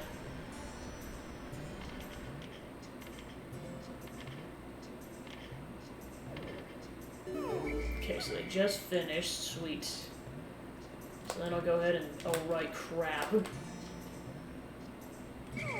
Oh, no, I should have kept a couple of them. Womp womp. Well, I gotta... Oh, shoot. I might have to... I was gonna say, if I die, I might have to redo this day. Oh, yeah, definitely. So, yeah, like I said, I gotta go back for at least one blue so that I can activate the geyser. So, yeah, unfortunately, I wasted a little bit of time, but honestly, my goal is to get these two treasure, or, parts back, so...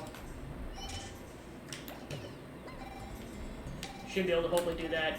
Yeah, of course I gotta be careful, because if I get hit with another blast of fire, Olimar's down, and I will definitely have to reset. Because I would lose 100 Pikmin in that scenario if he goes down.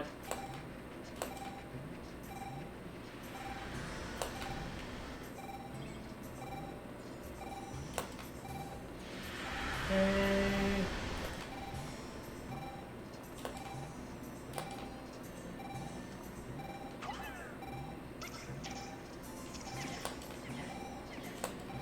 Yeah, that was the one part I forgot about. It's like, I know you needed at least 15 yellows to get up there, but I forgot that you actually need a blue to activate the geyser.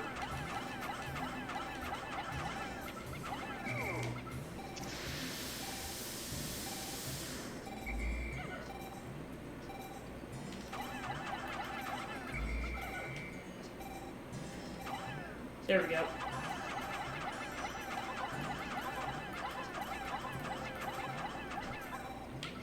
Yeah, once you get it off both layers, then you're good. I found my Libra. My daughter gave this to me. It's named after her astrological sign.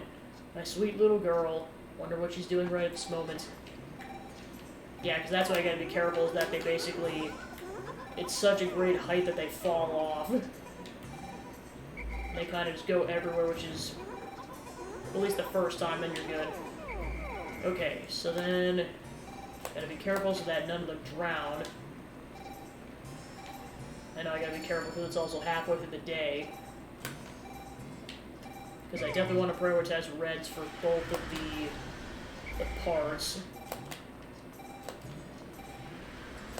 Okay, be careful, be ridiculously careful. Hug the wall, hug the wall, hug the wall. Alright, so I need at least 15 in order to bring back the other ones. So I might have to grab a couple. But yeah, of course I gotta grab the yellows and the blues immediately, otherwise this is gonna end very poorly.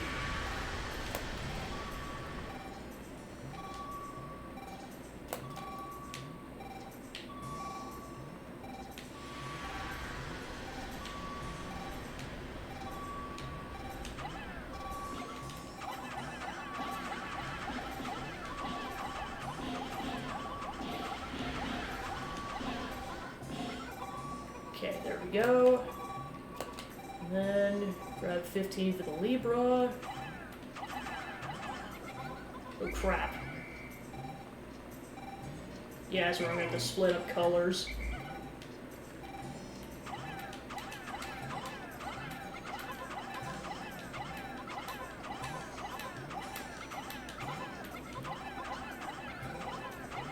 Okay, that should be good. And... Okay, so the parts are off to the races.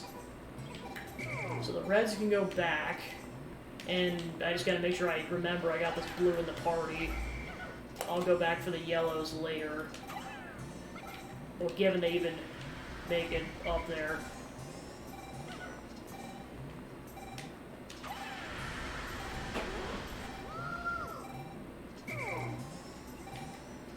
Yeah, I forgot there's bombs, so I just gotta be careful. Alright, I might just try to go for it. Just gotta make sure I time this accordingly, because I gotta get through 2 geysers.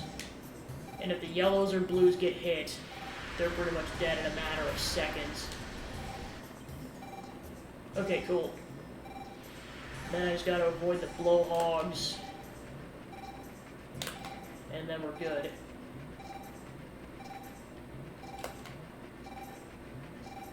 Yeah, they're still getting the Libra back. Yeah, and at this point I might just try to get yellows to blow up walls, because I don't want to attempt something too risky with Olmar's health being that minimal.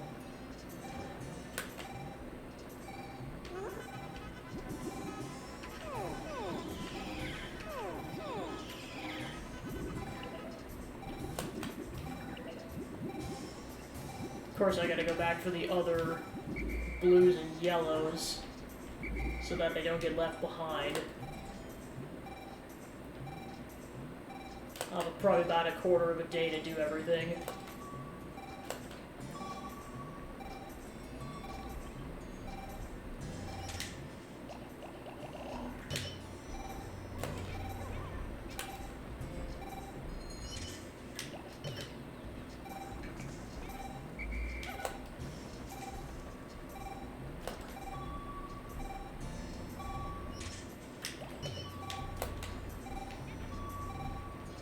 Alright, I'll wait until I get both the parts back.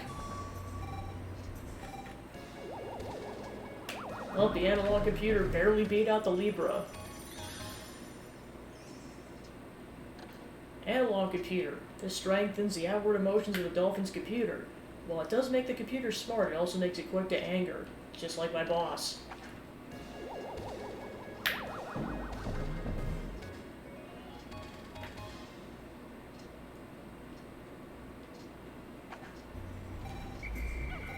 What the heck? So it showed the analog computer thing twice. That's weird. I guess I've just never had 2 parts show up at the same time, ever. Yay, I found a glitch. Yeah, because like the other thing was the Libra. So that dialogue normally would have showed up, but yeah, it just showed the analog computer dialogue twice. Alright, that geyser's good. Then, like I said, I know I gotta go rescue one of the yellow Pikmin, because it's currently carrying a bomb.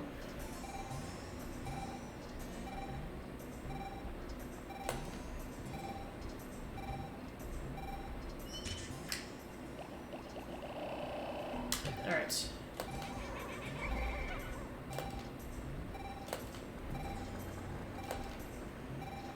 Okay, so then... yeah, I want to go this way. Great, thanks, yellows. Well, just let them get it out of their system.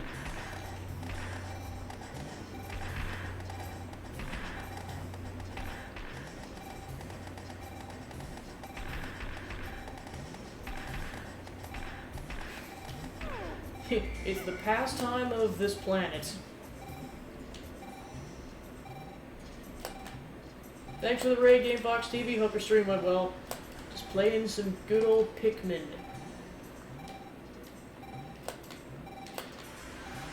Alright, gotta be careful because one of them is carrying a live bomb. And I definitely want to use all the bombs. Thanks for the follow, True Gamer Penguin. Appreciate it. Alright. This is where I gotta be very careful because if those bombs go off, that's gonna be a thing and a half.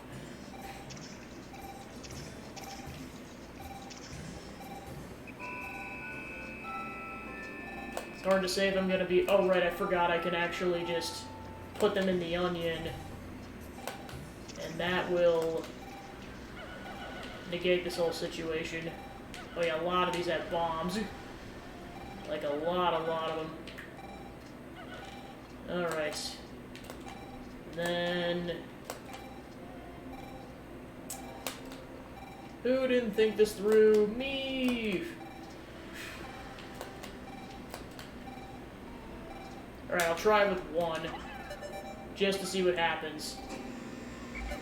Yep, that's what I thought. Alright. We're just hanging out here until sunset, because, otherwise I'm gonna lose a bunch of Pikmin.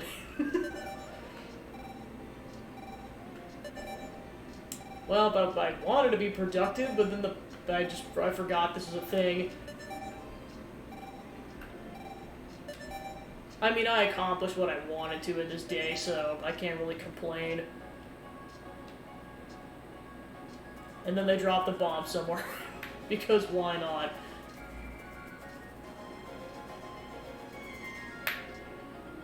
Yeah, thanks for stopping by. Sorry, I just saw some of the chat now, because I was just so focused on, like, don't explode your Pikmin, don't explode your Pikmin. Yeah, it's totally fine. Well, like I was telling Dominic earlier, it's like then they up it in the sequel and just flashbacks intensify. Which, yeah, by the way, I'm playing the entire trilogy before Pikmin 3 comes out. So that'll include some of the more interesting moments from the second game. Because I know there's some people who are doing a challenge and they're trying to beat, like, as many Zelda games as possible before Tears of the Kingdom. I'm like, yeah, that's not happening for me at this point. So I'm like, I'd kind of prefer to do a Pikmin challenge. Yeah, I'd say Pikmin's definitely a really fun game. I mean, I know 3's pretty accessible with it being with it having a Switch port, but I know 1 and 2 you can really only play it on the GameCube or the Wii as far as I'm aware. There's now only 14 parts that I still need to retrieve. Will I be able to recover the remaining parts in 21 more days? Surely there's some parts that aren't absolutely necessary. If my ship is not complete by day 30, the only way I'll find out is to try to lift off. I just recalled today I took my son for a ride in the spaceship. He was so happy. I shall tell him of this journey when I return. And I shall return. I must. I can already see the look of wonder on his precious face as I describe my adventures with the Pikmin. Alright, we're halfway done already, wow.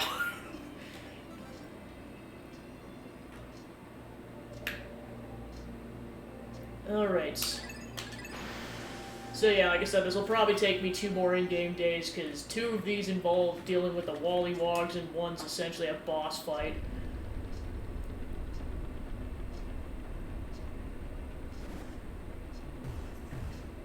Well, and I really gotta grab bombs, because in order to get to the boss fight, I need 9 bombs to break the wall down, and then also this particular boss fight requires yellow Pikmin, as I stated earlier. Of course, I gotta be careful because I know this area is crawling with those bugs. Well, I mean, I know it's not necessarily a unpopular opinion, though. It's like some people are just way more excited for Pikmin 4 than they are for Tears of the Kingdom. I mean, I think part of it comes down to the fact that it's a 5-year gap for, like, the main title Zelda game, as opposed to a solid decade for Pikmin 4, a sequel that I don't know many people thought was coming, especially after how long it took for 3 to come out. I mean, I'm not gonna lie, I was shocked when I heard 4 was announced.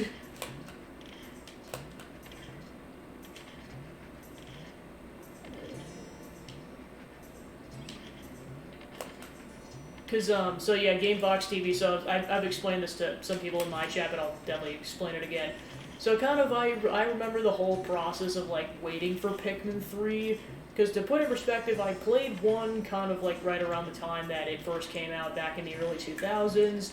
Didn't know it had a sequel until 2011, just because people didn't have wide access to the internet at that point. So then I think I actually found it at GameStop in person, like I didn't even find it on the internet necessarily, so then of course naturally I bought it and played it, and then I heard rumors there was going to be a 3rd game, and I was like, okay, so then like I think at the time it was going to be released on the Wii, turns out it was just going to be, it was re-releases of 1 and 2 on the Wii, and then they released 3 on the Wii U afterwards. But yeah, it ended up being I think almost a solid decade between 2 and 3, and then it's actually a solid decade between 3 and 4. Doesn't feel like it's been a decade, probably because they re-released it on the Switch.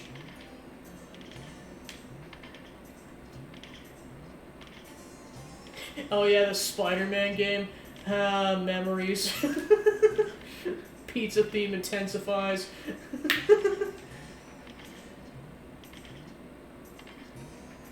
Yeah, because I know it's like otherwise it would have been a Wii U exclusive.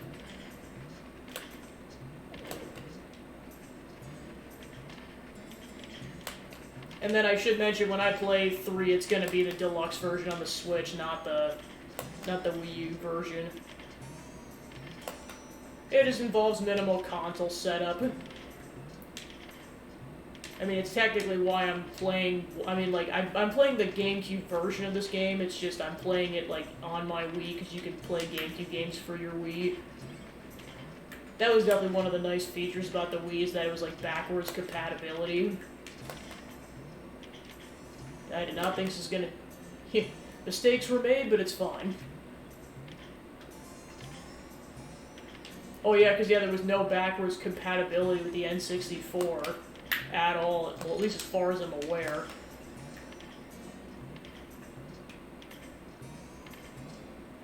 I mean, I know backwards compatibility was kind of more of a newer thing. Which I was kind of shocked to find out that you can play PS1 games on your PS2. Like, I didn't think the tech was that advanced at that point, but yeah, apparently it was. Which is nice, because I don't have to buy a PlayStation 1 to play PS1 games on my PS2. Because, I mean, there's a couple of games from the PS1 era I definitely want to play at some point. Most notably, Symphony of the Night. Of course, I'm just kind of waiting for the right time to buy it, because, of course... copies of it, like, you'd be lucky if you could get one for the double, that are, like, the price range is in the double digits. Because I think best case scenario I saw was, like, the low 100s. And that's not counting shipping.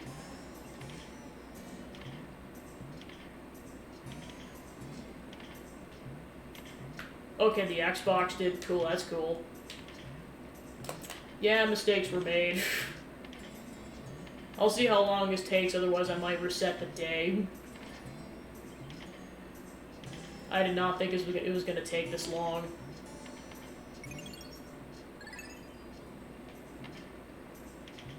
Yeah, I'm just going to reset.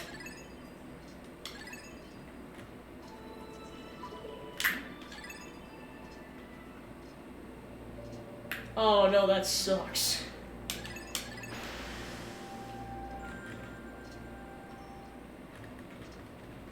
So yeah, note to self, bring like a lot more Pikmin than 9. Otherwise this is gonna take forever.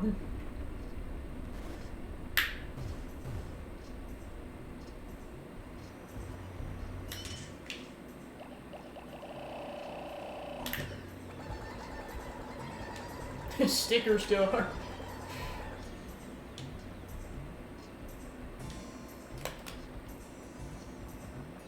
Well, plus I know with N64 it's not too bad trying to replay those games because most of them don't run for that much money unless they're rare.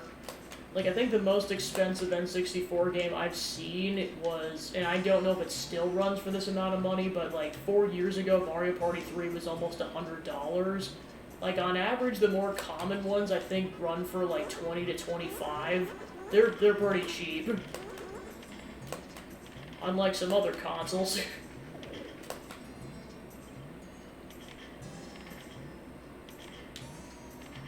Yeah, I know that's part of it too, is like it's not even just internet access, it's like word of mouth. Especially back in those days, it's like, unless you just heard from the right people, you just don't know that like games or sequels exist.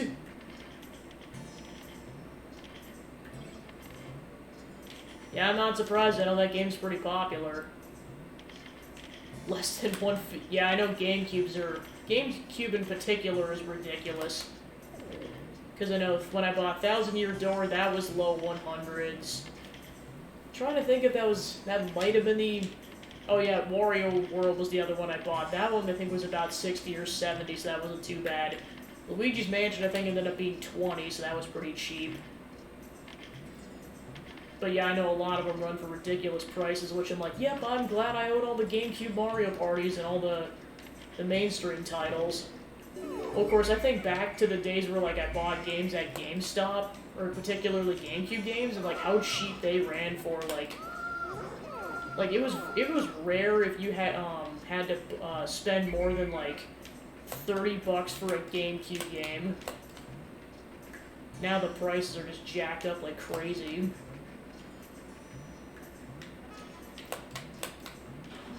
Well, of course, at this point, GameCube is kind of like the previous console, because Wii was current at that time.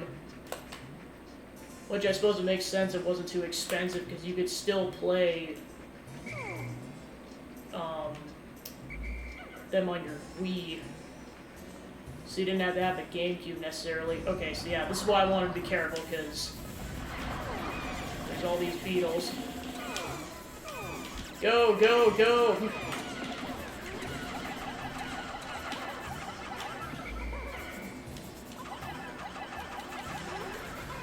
Die already. Oh my gosh.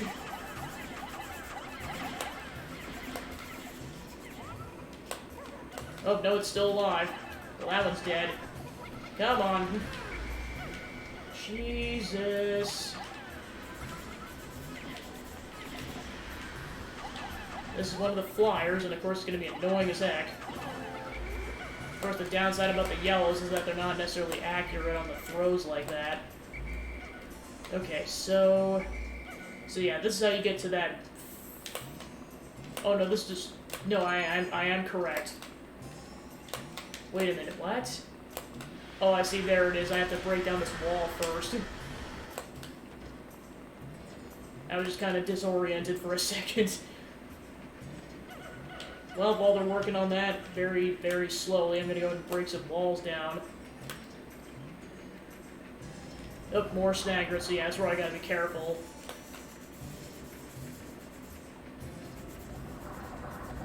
Yeah, lots of snaggers. Lots of snaggers. Or not snaggers, I forget what those enemies are called again.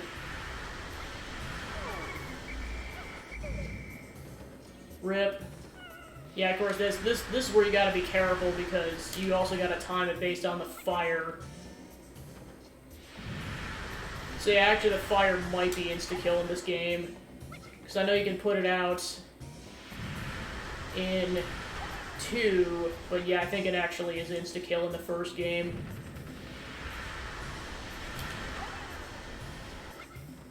Alright, this one requires 6.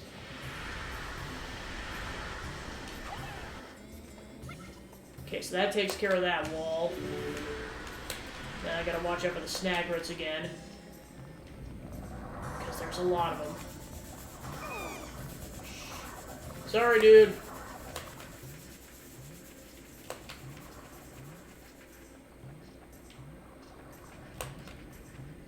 Wait, did he survive? What? Oh no, he got killed off screen. I just didn't hear the death noise.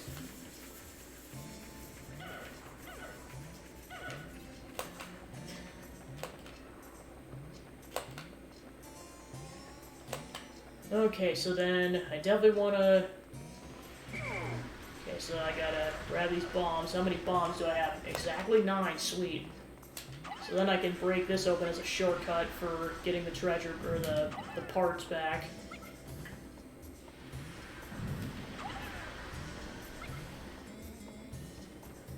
Yeah, because I definitely want this shortcut open.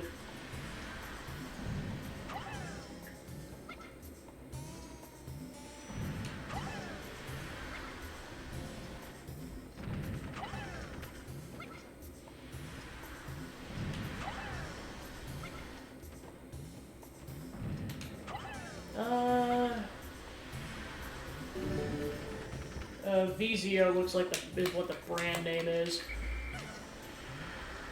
Okay, so then, now we got the shortcut, let's go ahead and increase our numbers to the greatest extent possible. Okay, yeah, it's a flat screen. CRT, oh my gosh. There was a running joke on another channel that I follow that just...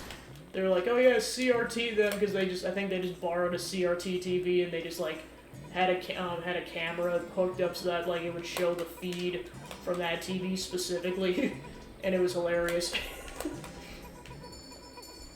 Meanwhile, the audio overhearing the whole thing was like pretty echoey, so it was super creepy whenever someone would talk. You just being like, you're just like, what kind of godlike entity is this? What the heck?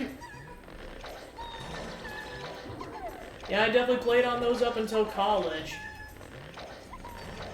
And then as a graduation present, I got a smaller flat screen TV, and then once I moved into my,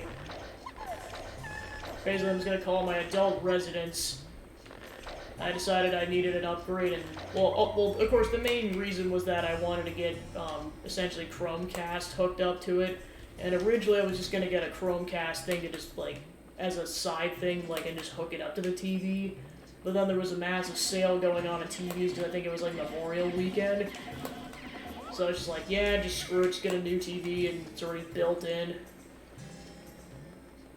Plus, it's got, like, Wi-Fi features and all that stuff. Oh crap, I forgot that. There's fire.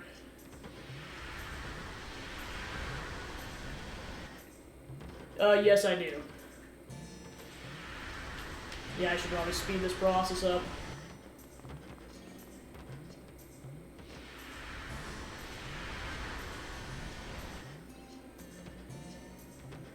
Alright.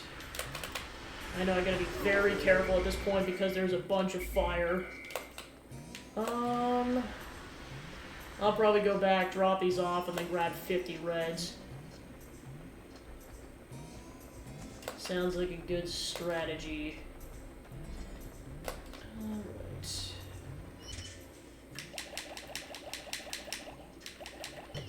That way I'll have some yellows after this, worst case scenario.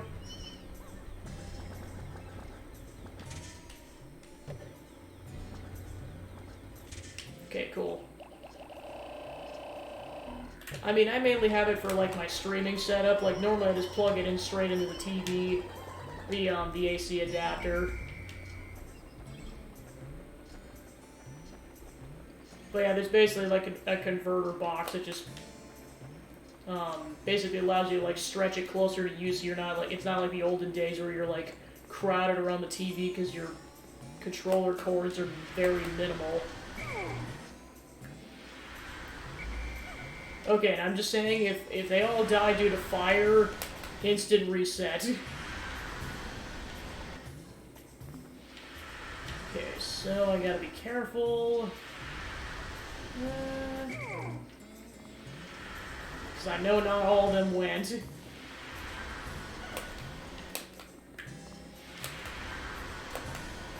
Okay. And then I know it's not recommended to go in with, like, a lot of Pikmin, so I think like 15 to 20, I think, was typically the recommended amount whenever I saw this on guides. Okay, I'll go with that.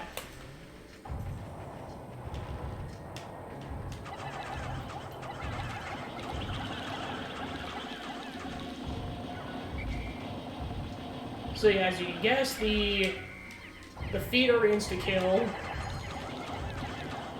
And like I said, this thing is so tall that you need the yellows in order to even reach.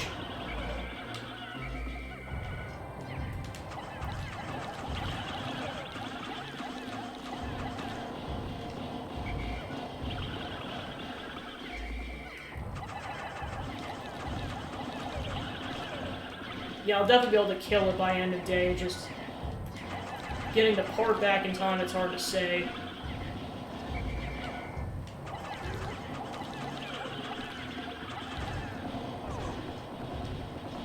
Almost there. Don't get cocky or it's gonna get rocky.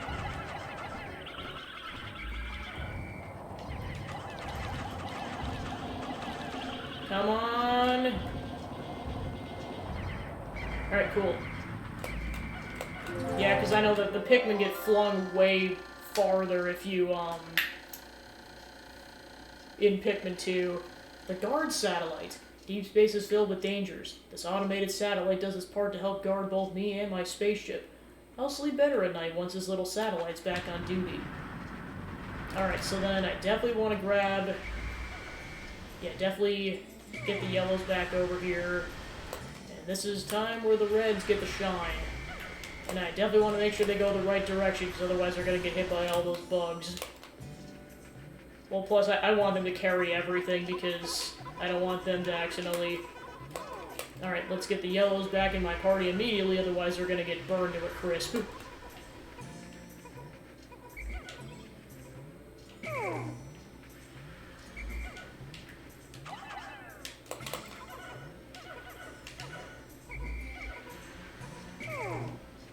I'm pretty sure the part will get back in time. We'll see what happens. Alright, so the reds are off to the races. So then very, very carefully bring the yellows through.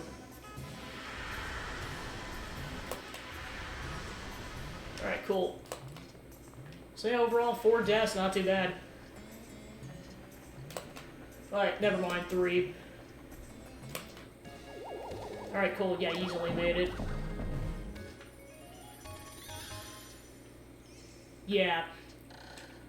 This has protected me from space pirates many, many times.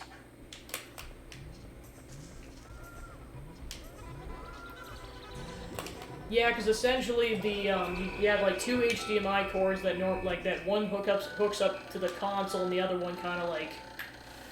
Actually, let me double check.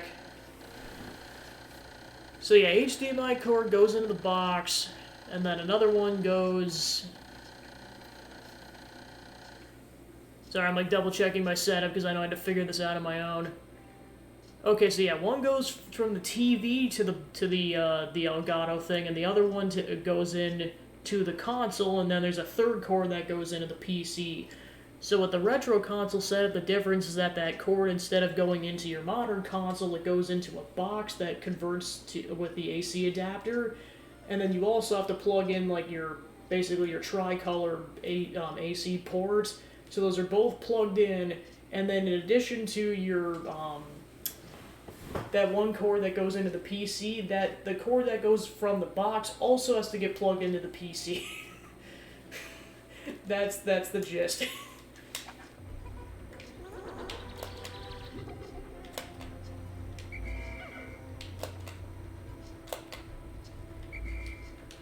Yeah, and of course it also allows me to just play without even like streaming or anything. Alright, where's the last Pikmin? Alright, I gotta go searching for a Pikmin, apparently. Because I do not know where it landed.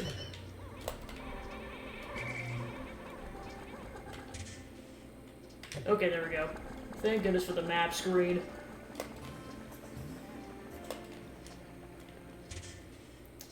Okay. Yep, it got stuck on a wall. And this is the nice part about having one Pikmin, is you can just carry it back to the base. So you don't have to worry about it going slow.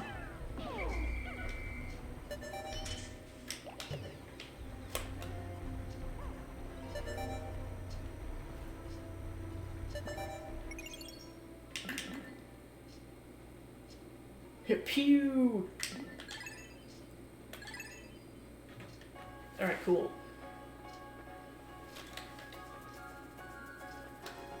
I know it's so zoomed out, he just looks lonely. You did a bad job. Boo! Boo, you stink!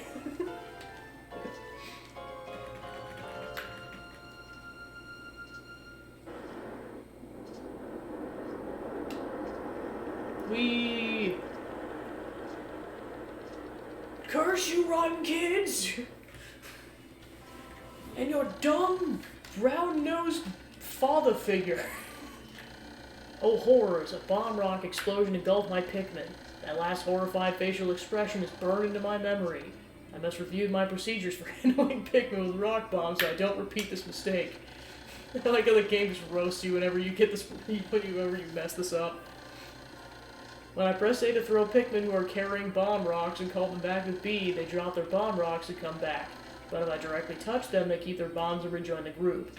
To separate those who have bomb rocks from those who don't, I can press X to expand them on, hold A and grab one for the moment. Well, I'm trying to remember, like, did one actually die from an explosion? Because, like, I know one died because of fire damage. Oh, no, actually, no, it did. It was suffering from fire damage, and then it died in the explosion. I forgot it was a double whammy for that poor Pikmin.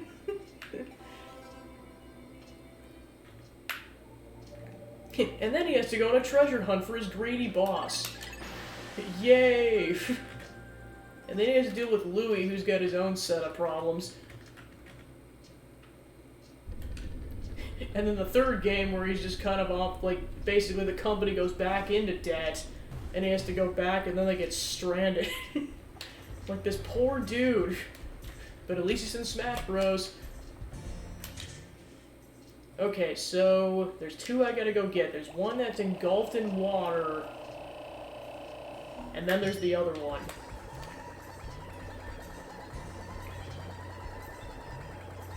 That's not engulfed in water. If I play my cards right, I should be able to do this in one day. Because, I mean, the first one's pretty much just right for the picking at this point. Given I kill a couple of enemies. The other one's gonna take a bit of work because I gotta fish it out of the water and then... Okay, go. Yeah, because I gotta kill a bunch of these things. And naturally there's gonna be a couple of casualties. Okay, so there's still one more that's alive. Okay, so that one's dead. Oh, shit! That could have been worse. Okay, so I gotta be really careful. And this is another one of those enemies where if I have a massive amount of casualties, I'm moving on. Yeah, and this is why you want to, like, charge these things, because then they can't jump. Okay, so that's all the obstacles removed. Let's bring the sucker back.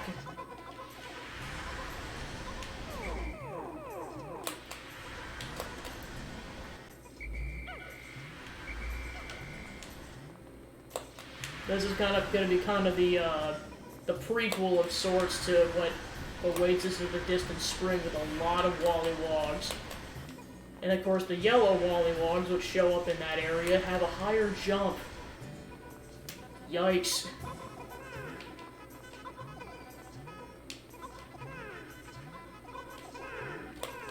You guys get fatigued very easily.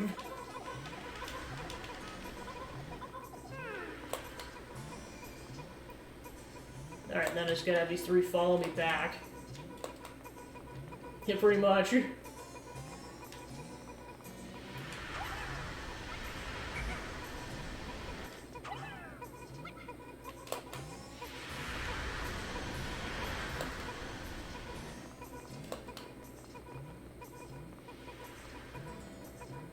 Yep, the part's almost back, sweet. So that gives us most of the day to get the other one. So day 12 will be going to the distant spring likely, and that'll definitely take a couple in-game days.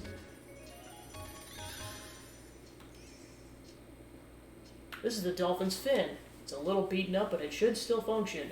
I made great strides in repairing the dolphin. With this, I should be able to fly again, even if I don't recover all 30 parts.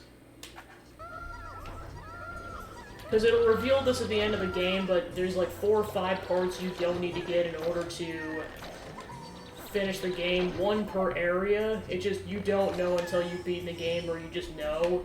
One of which is technically in the final area, so you do not need to complete the final trial in order for Olimar to actually be able to escape the planet. Of course, if you want the best ending, you'll do it. And that's one of those things where, like, I know, like, speedrunners and really good players can definitely do it in 1 day, but, like, in terms of, like, the prep work that it takes to get there, I highly recommend having at least 2 to 3 days left if you don't want to be stressed out.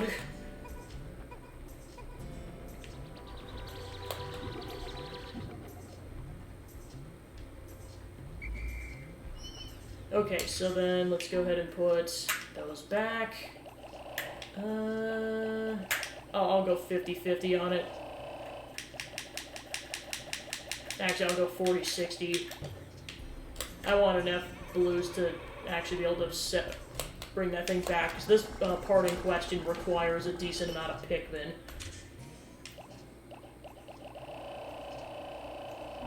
Because I know there's some blowhogs I gotta take out first. Alright. So this is the last thing we gotta do before we move on.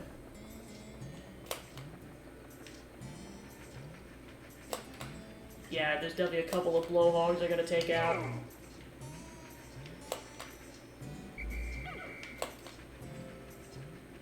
I don't want the blues to get too close, otherwise they're gonna die.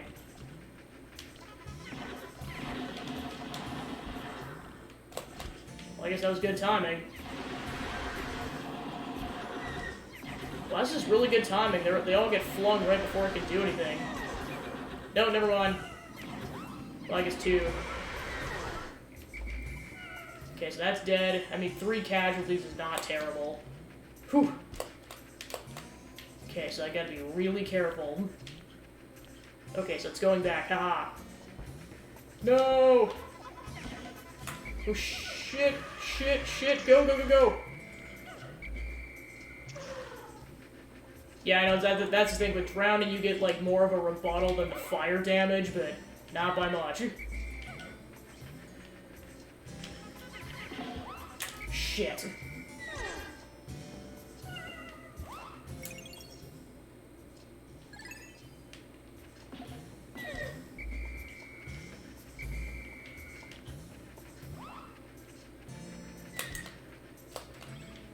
I almost reset. If it's much worse, I'm definitely resetting. Because that was a loss of like 30-something Pikmin. Like almost 40, actually. Like that's how BS those Wollywogs are, is just...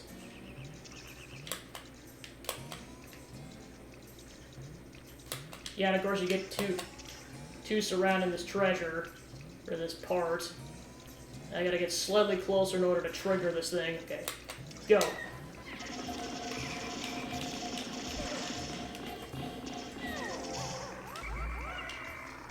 Okay, so a loss of 6, not terrible.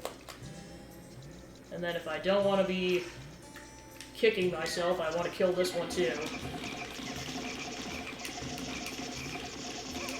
Okay, that one didn't get to escape. Cool. It's the anti-dioxin filter. This fits over the rock's exhaust ports and filters out all disease-causing agents from the ship's exhaust. That means I'll be able to move around without polluting the planet's atmosphere. I feel worlds better. So yeah, as you can see, this thing requires 40 Pikmin to lift this thing. Okay, and then I gotta be careful because that Wollywog might get triggered, depending on where it's located. Where is it? Oh, I see, it's over there. Okay. I gotta basically act as a decoy so that they can escape. Alright, sweet. Decoy success. Full. Okay, so that's all the Pikmin. Then I probably could just get the other 4 going on this to make this process go faster.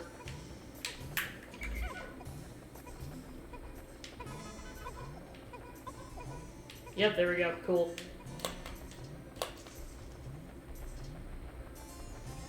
Yeah, it just doesn't even care.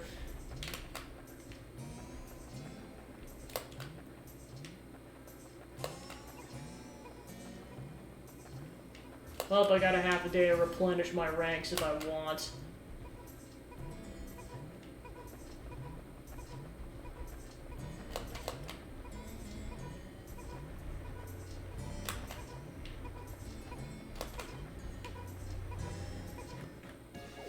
Alright, cool.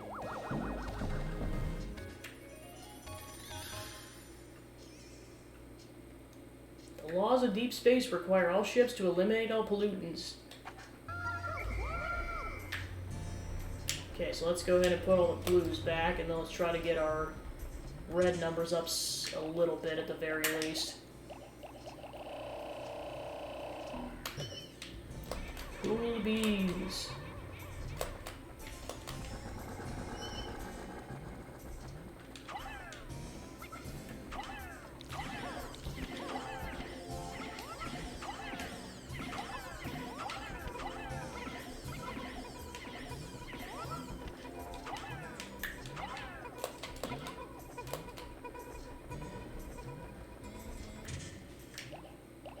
And we got about 250 reds, so we got a lot of reds.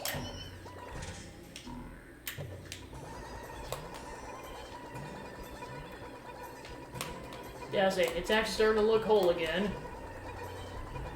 Looks like there's two pieces that clearly don't make it look right.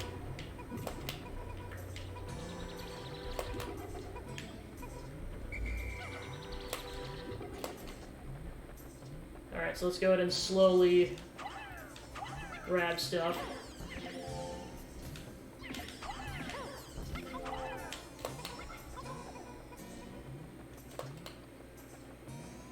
Still gotta watch out for that Wallywog, because it's just standing there menacingly. Oh shoot, that's within range.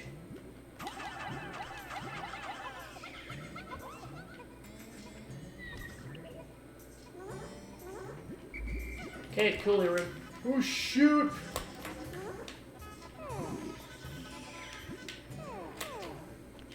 Okay, it looks like that's out of range now. Cool. Awesome sauce. So we'll get the blowhog carcass out of there.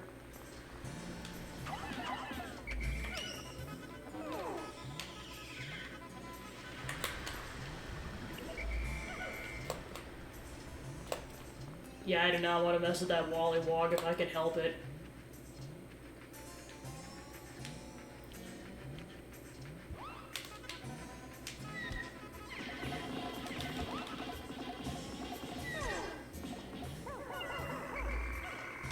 That was not worth it. And it's like, even with max numbers, you still don't get a guarantee of it not going off the ground. They're definitely my least favorite enemy in this game. I hate them. Or excuse me, I dislike them. There's some enemies in the Pikmin franchise I actually hate. That's more reserved for those characters, especially in the second game. So that is a loss of like 50, Jesus.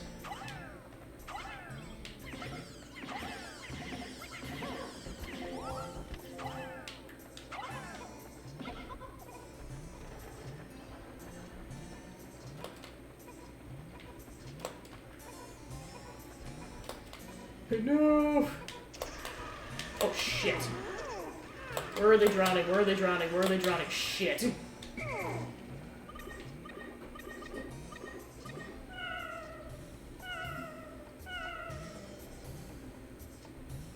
Well, piss.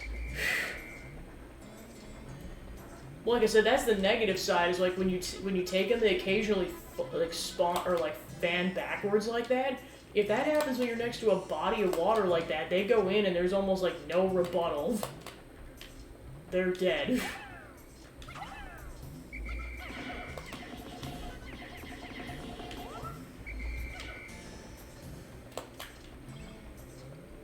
Well, in my efforts to try to get more Pikmin, I've lost Pikmin. Well, I think 250 is what I started at.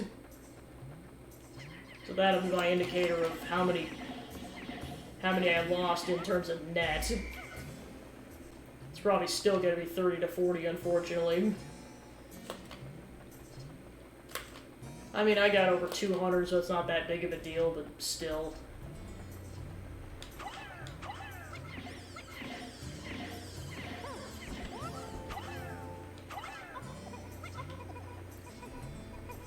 Okay, that guy just decided to go that way for some reason. Alright, see you later, buddy. Maybe, maybe not. Alright, time to pluck. I mean, he is hauling. Whether or not he's gonna make it is another question.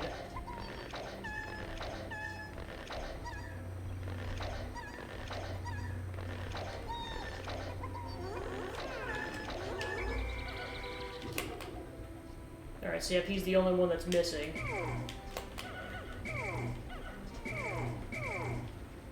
Yeah, that's the negative side about having a lot of Pikmin is that you almost have to have them go around twice.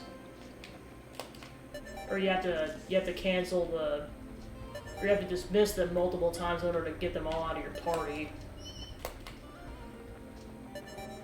Alright, let's see if I can make it. It's gonna be cutting it close. I mean, he's back at base, I don't have to worry about that at least, but... Yep. It counts. Heck yeah. Well, we don't talk about what happened this day. I totally didn't just lose like 50 red Pikmin and like 10 blues. Hashtag screw the Wollywogs. And guess what? There's Wollywogs aplenty in the next area. Be afraid. Be very afraid. They're better in the second game and the third game, but the first game they're definitely BS at times.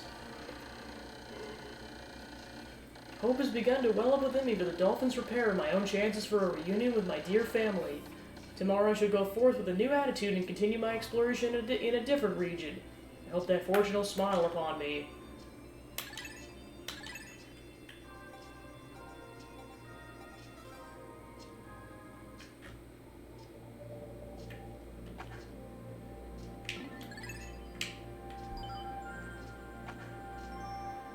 I was gonna check the footage really quick because I kind of skimmed through that pretty quickly in terms of what the loss was for that. Immediately shows me the footage of, like, 40 of them dying. Thanks, game.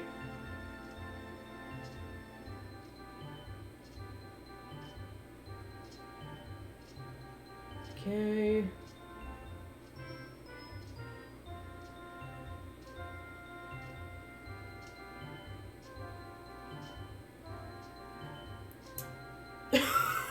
Oh, mama, 67. Jesus.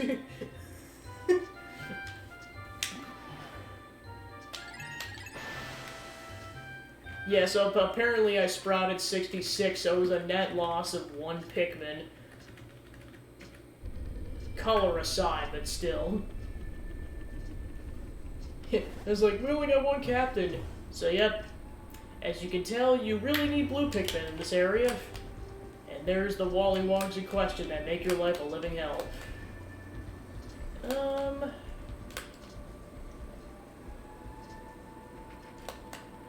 Yeah, I'll do this first.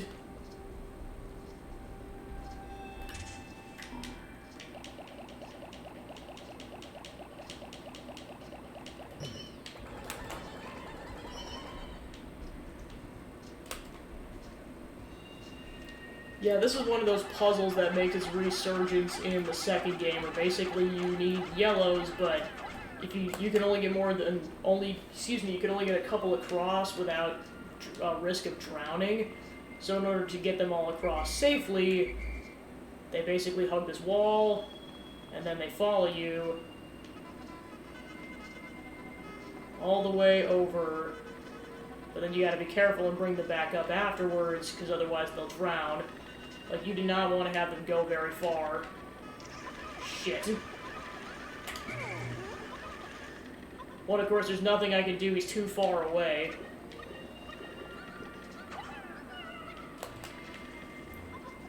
Alright, yep, and unfortunately I need another Pikmin, but at least I can carry that over the traditional way now. And then I should probably try to get 20 blues queued up.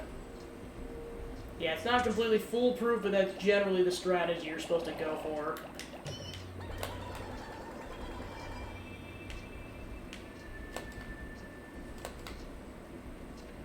And then have these completely queued up, just so I can get at this right away.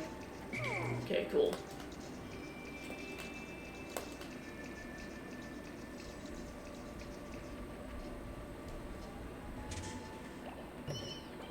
Well, then, of course, how the distance spring is set up is very similar to how an area looks in the second game.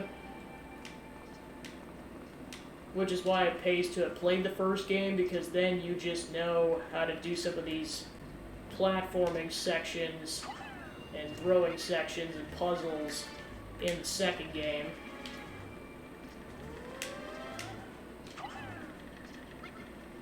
Yeah, I know. Well, of course, this is why you also want to do that, because it is kind of a pain to toss them up, because sometimes they just hit the wall like what's happening right now.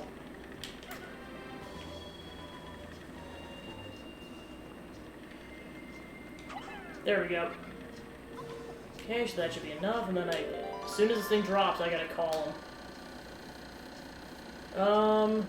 We'll find out. Once I play through the whole game, I will respond to that question, because it's going to depend on what happens in the distance spring. So far, I'm going to say the gray ones, because I haven't done anything with the yellows yet.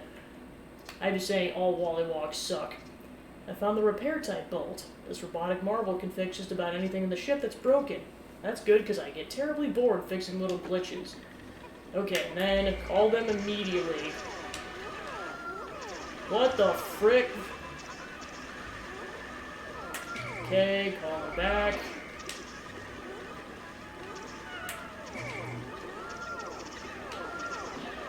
Yeah, like I said, there's no foolproof method to this. Like, some of them will die. It is what it is.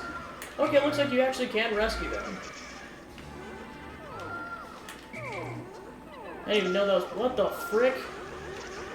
That was so weird seeing Olimar just fly like that. Alright, so I'll go back for the ones that survived later.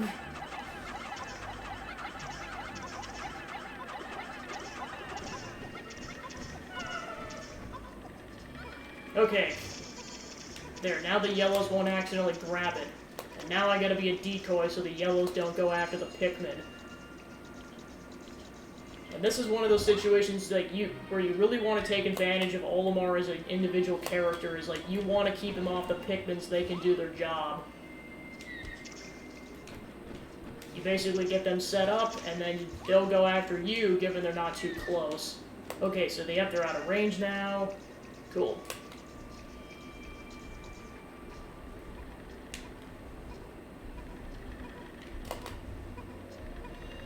Well, and of course, sometimes it just comes down to RNG in terms of whether or not your Pikmin live or die, especially in the second game.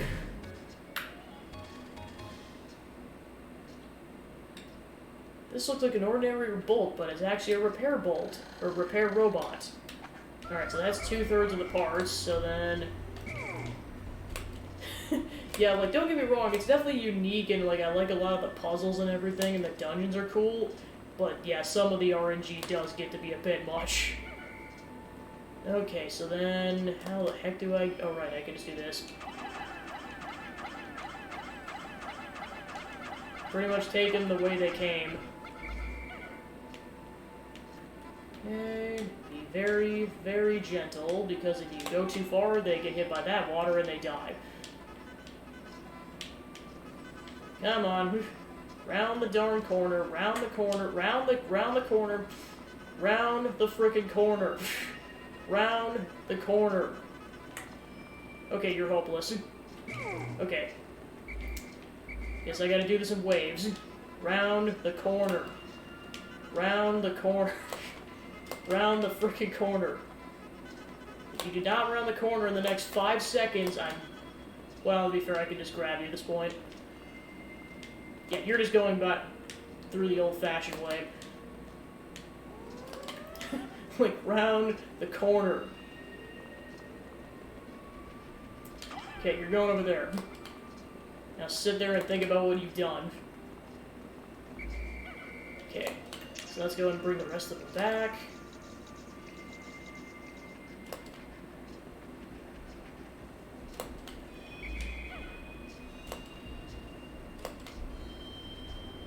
Yeah, I was gonna say, it was definitely way more challenging, especially if you had played the first one.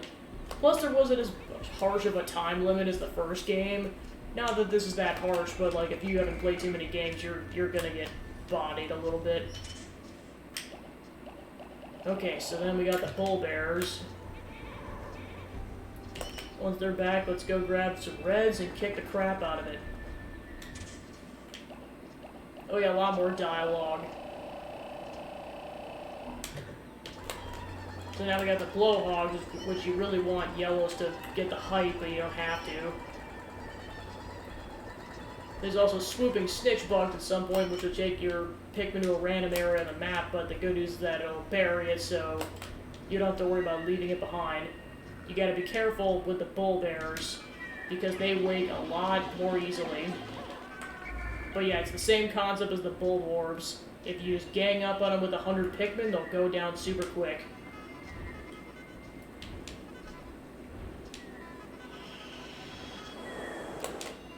Okay, and rush.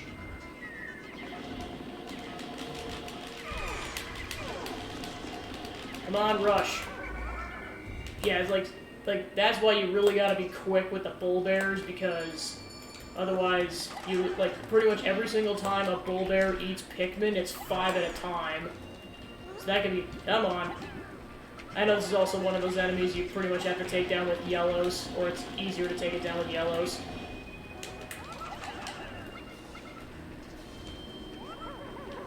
Well, of course, they can fly anywhere on the map, too, which is a bit annoying. This is why I wanted to take the bull bears down first. Because otherwise this was going to be a little annoying. Yeah, forget the stitch bug for a second, let's take this thing down. Yeah, like, see how scattered my Pikmin are? It's ridiculous. Alright, cool, it's finally down. Okay, that's done. Let's go ahead and collect the Pikmin. Because they are literally all over the place.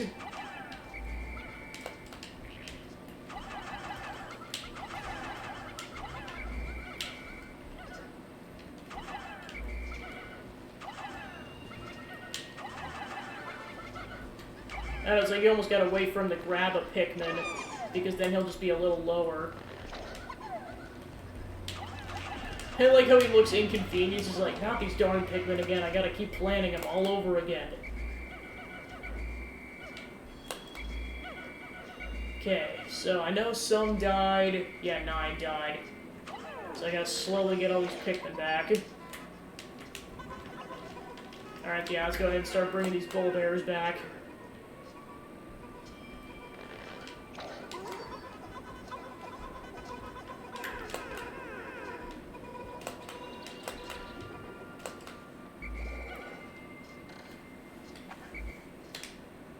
So yeah, I need bomb rocks for a couple of things in this area. One of which is that wall, which you do need to blow that up. That's gonna make this shortcut for later. Oh my gosh, they totally do, holy crap. Whee!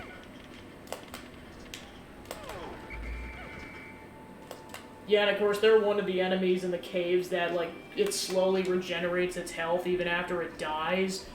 And if it gets enough health back, it comes back to life. So you want to get it back to the ship as quickly as possible, otherwise you gotta deal with it all over again. And then also there's mini bull bears, or dwarf ones, so that's also fun. Okay, so I'm still missing one somewhere.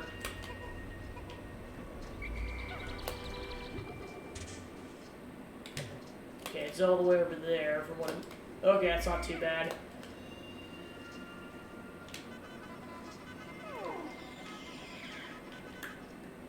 Yeah, there's so many, it's ridiculous.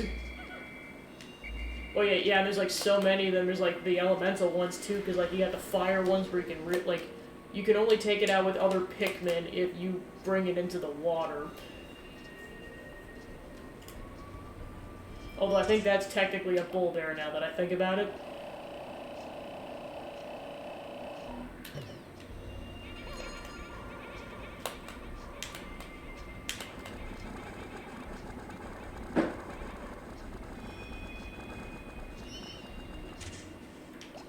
Alright, let's go ahead and grab 20 yellows for bombs.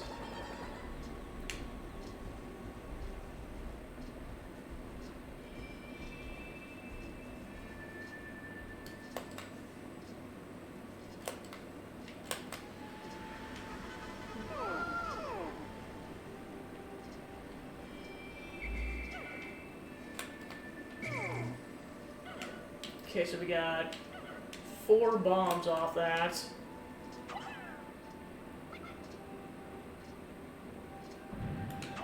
Okay, so this one requires 6. At least get some headway on this.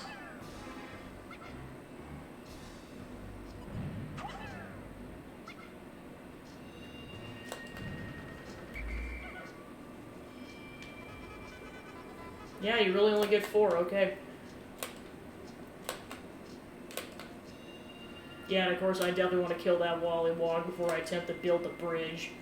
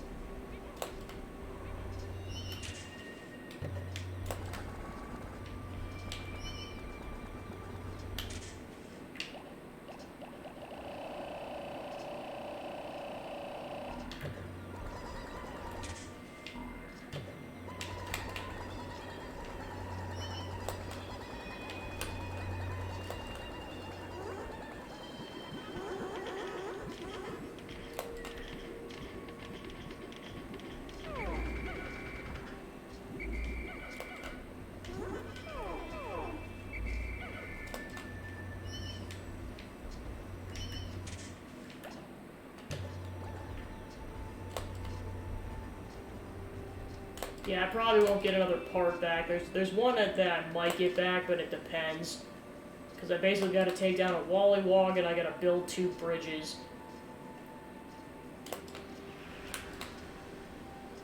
Alright.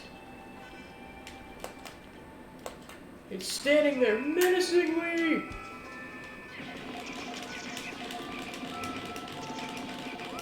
Alright, sweet. No casualties. Alright, let's try to at least get one of these bridges built.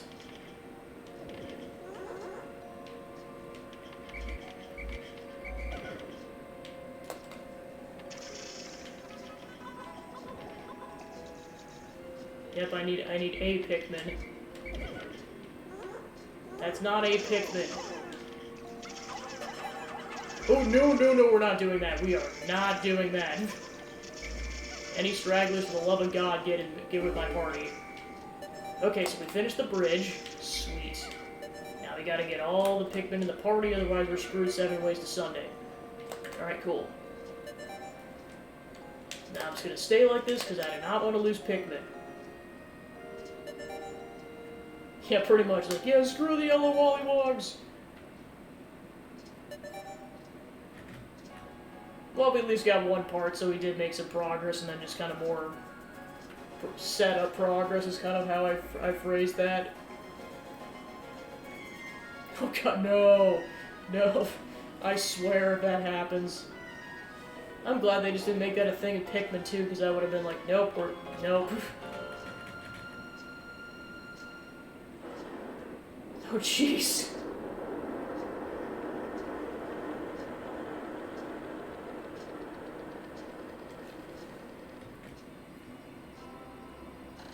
"12-day since impact. There appears to be a large cluster of parts here. If my calculations are correct, then I should be able to recover virtually all my missing ship parts, but not quite all of them. Unfortunately, there seems to be some pieces that remain unaccounted for. I must find 9 more parts to further increase the Dolphin's range." Alright, so that officially brings us to 2/3 of the way done. Cool.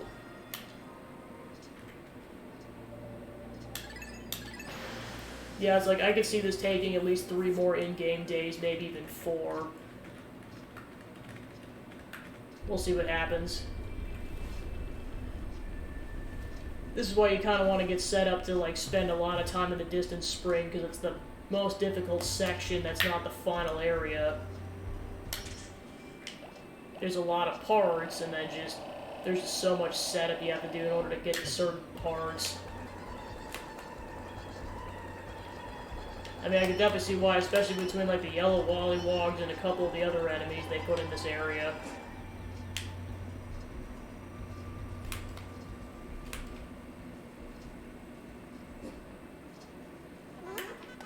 Well, of course, like, playing this one was like, of course, it's child's play in comparison to some of the the Pikmin 2 areas. I always have to keep reminding myself of that just because of how difficult some of those sections are.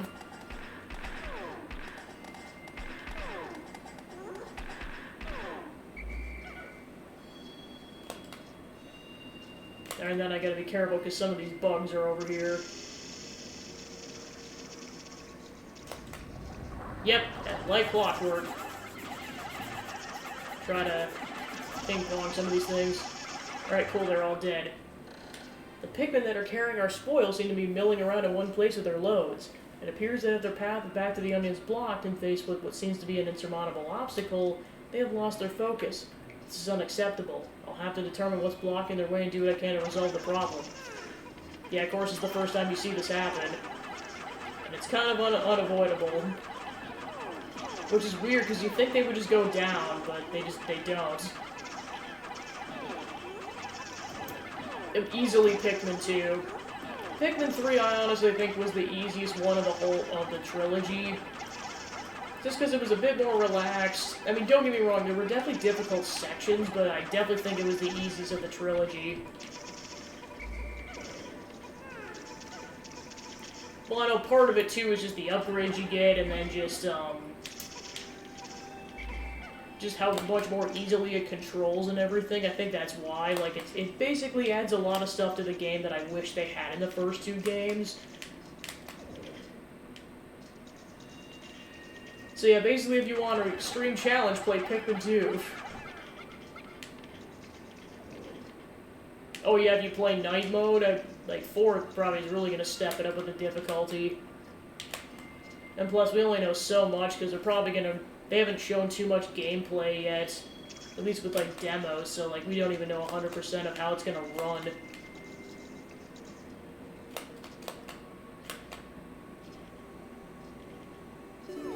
Alright, so that's done. Then frame drop. I found the gluon drive. Using the quark binding metaphysical properties of gluons, this device, well, it's very scientific, and I don't fully understand it myself, but it was very expensive. Yeah, and of course, this is one of the heavier pieces in this game, it's 50. This is kind of part of the reason you need a lot of blue Pikmin going forward, is you get several parts like that that are 50 units.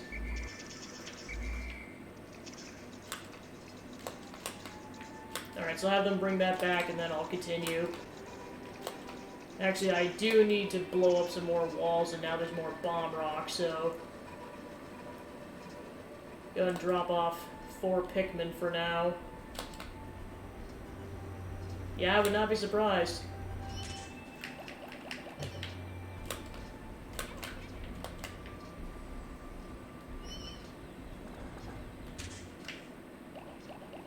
Okay, cool.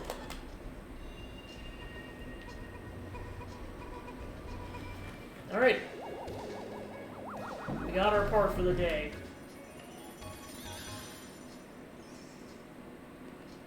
I have no idea how this works, but if it means the dolphin will again lift off with its characteristic roar.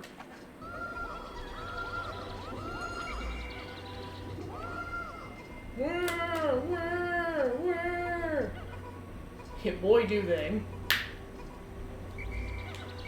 Yeah, because I mean, even you got the protagonist of the third game, Alf, and I think also Charlie's bald. It's like Brittany's the only one who's noticeably got a bunch of hair. Well, at least 1 through 3. That's not counting 4, because I know at least one. Yeah, I know for a fact at least one of those characters is not bald. I just forget if they've been name dropped or not. Okay, so that takes care of that wall. So then let's go ahead and make some progress on this right wall. Because that's one of those ones that requires 9 bombs. And I know where to get more bombs, it kind of involves going to the other side of the map. Because we're currently right in the center of it.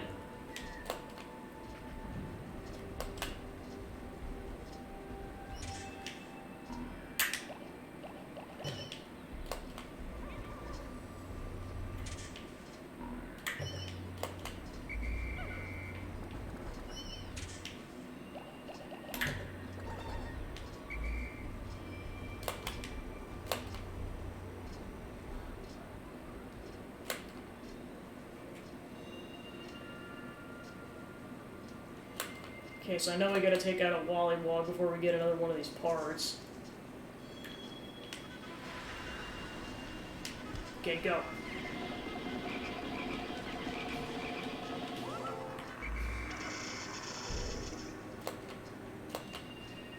Okay, and then I think there were some more bugs.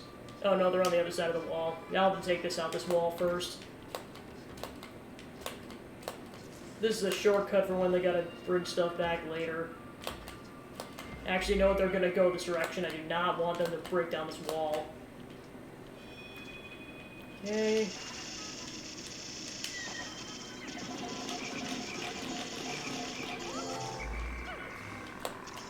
Actually, now that I think about it, I think I remember the gray ones being worse because they were way more likely to escape the clutches of a lot of Pikmin.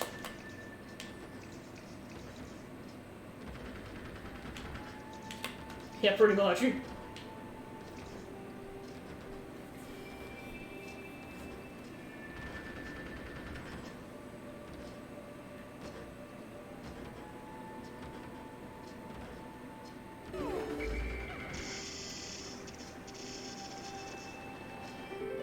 It's my zirconium rotor. This is made from rust-proof zirconium, which is particularly suited to making spaceship parts. I had to pay a lot extra to have this installed, and I suspect the mechanic overcharged me. To add more to Olimar's misery. I am in misery. I swear if that gets me copyright claimed on YouTube. It's like you're taking things too far, you piece of crap. That's why I'm hesitant to like sing songs or like hum songs that I know for a fact are copyright claimed. So, because I'm just like, is this enough for it to get copyright claimed? Because there's some songs, it's so specific that even humming like a few bars is enough to get you copyright claimed on it. Not that it matters because you have to have at least 5,000 subscribers on YouTube in order to even make money. But still.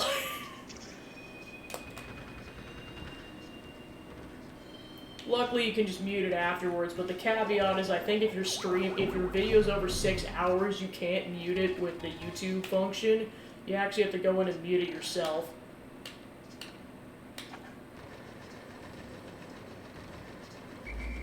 Alright, so yep, now that I realize there's a ship part over here, I'm gonna go grab that.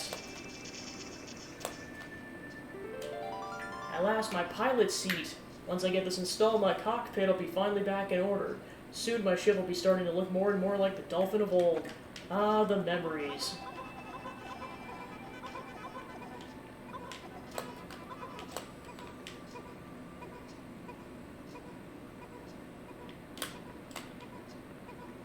Yeah, I know, it's mainly just a place where my videos can live after 2 weeks when they're officially, oh crap. Yep, this is where they were at. Die. I knew there were some bugs, I just didn't know exactly what side of the fence they were on. That answers that question. Alright, so the pilot seat's unfortunately gonna have to wait until this wall's down. Or they might just take it around by proxy, we'll just see what happens. I gotta go get the other Pikmin. Because meanwhile they're back at the base. Might be able to shortcut. Oh, never mind, the shortcuts. I gotta go that way for that. Well, I'll come back for these Pikmin later.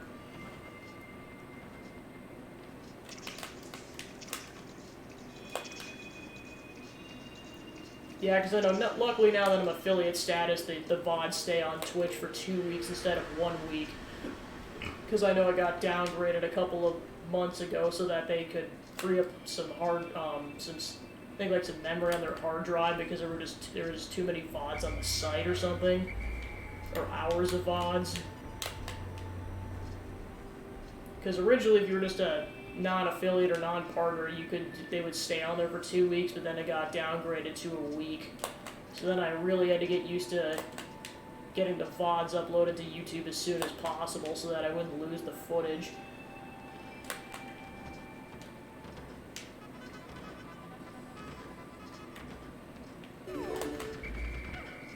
I think it's the first time I've actually ever attempted that, is having Pikmin on both sides of the wall.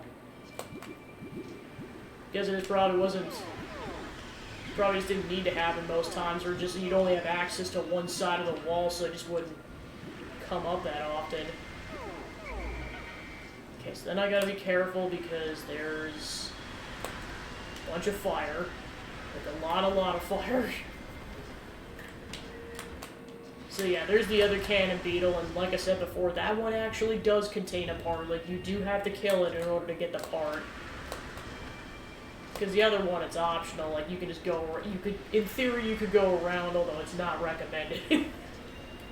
Because again, if the cannonball it shoots out of its mouth hits any Pikmin, it's insta-kill.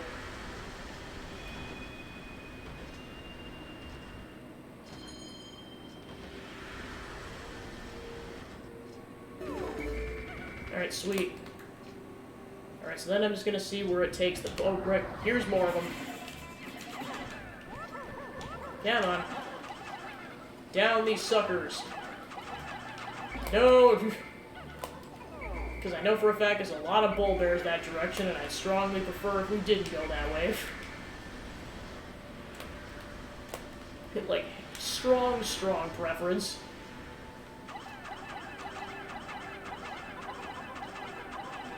Okay, nope, we're not doing that.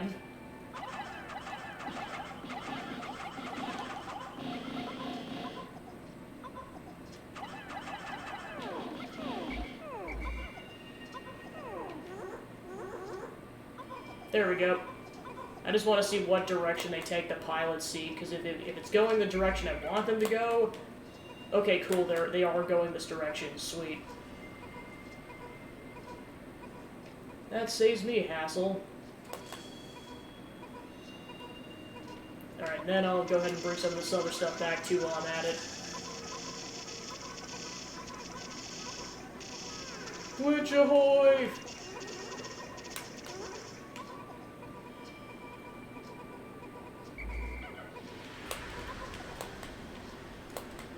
Then there's more carcasses over there. Let's see what direction they take it. Okay, they're going that way with it. I do not want them to do that. So failing on that immediately. That'll probably be it in terms of getting parts back, but, I mean, that's good progress. Picturing this in the cockpit, images of me lifting off into space begin to fill my taxed brain. Fills me with inspiration once again. Alright, 6 to go.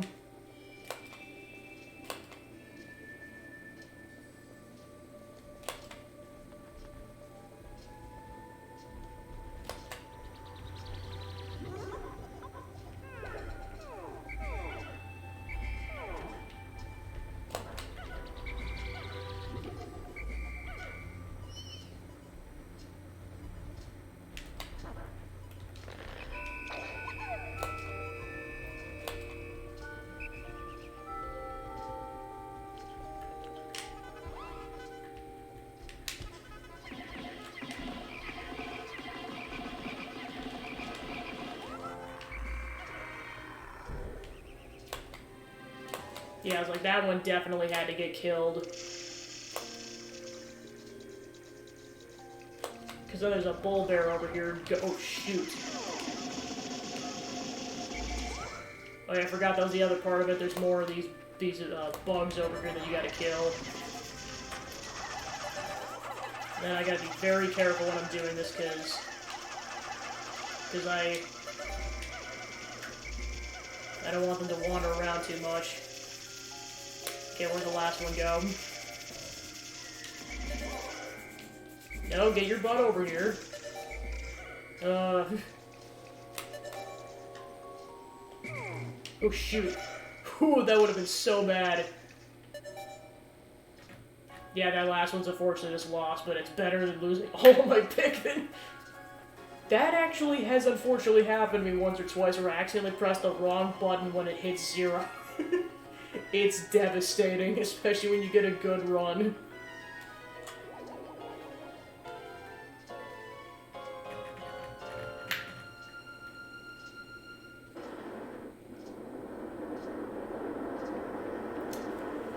Rip.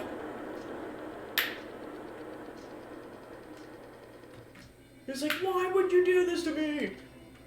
13 days since impact. The Pikmin that I did not bring back to the Onion all vanished overnight. Maybe well that they have fallen prey to the planet's nocturnal creatures. An ugly thought. Perhaps that's why they follow me into the atmosphere. I'm starting to grasp the cycles of life on this planet.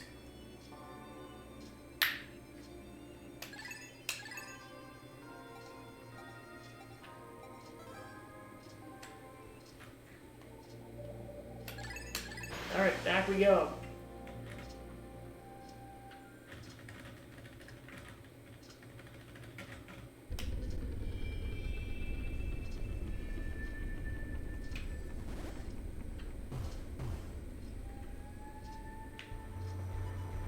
Alright, so yeah, we gotta get that bridge down first. Let's go ahead and grab the blues.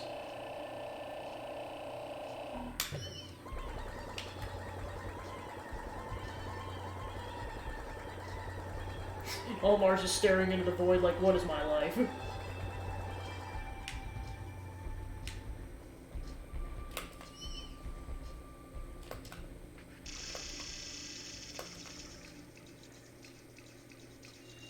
Just endless suffering. So yeah, these unfortunately didn't get killed yesterday, so I gotta kill them now.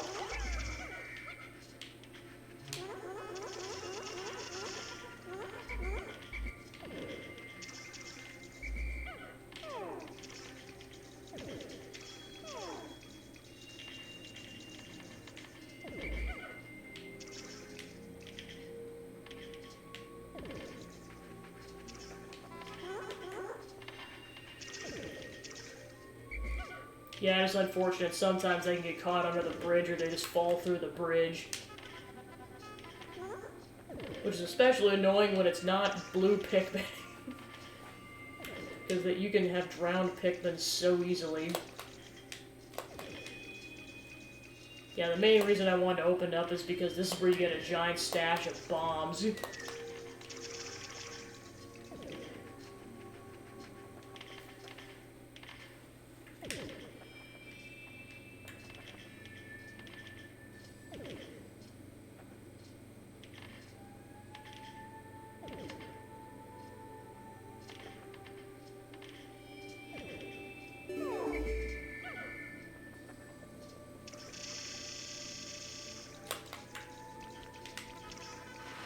Oh shoot!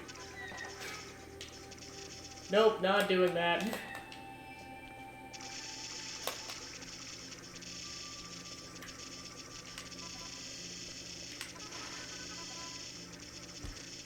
Nope, we're doing this again.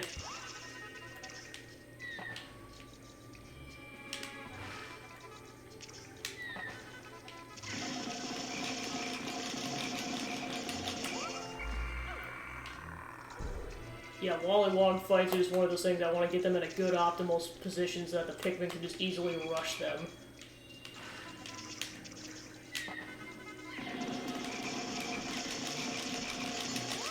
I know I don't have to, like, furiously, like, control the C-stick for that, but I just do it out of instinct. So yeah, that's where one of the optional bosses comes out of, and then, yep, here's these dudes.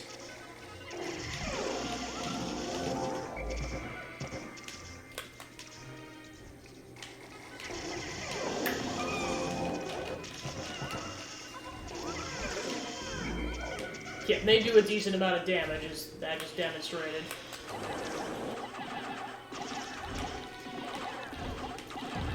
Not really. It's really just it's bragging rights. Because basically, if they get caught in the poison smoke behind it, it's insta kill. It's the one poison enemy in this game. Yep, that was where the part was. I found my interstellar radio. Not only does it emit a constant SOS signal, it also broadcasts voices from space that'll brighten up my moments of boredom. The dolphin, while comfortable, becomes quite a lonely place in the depths of the night.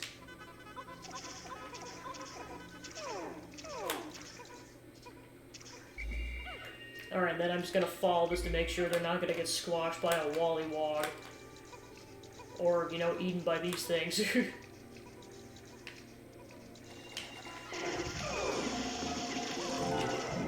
like you definitely want to play escort on some of these situations because you just don't know what they're going to run into.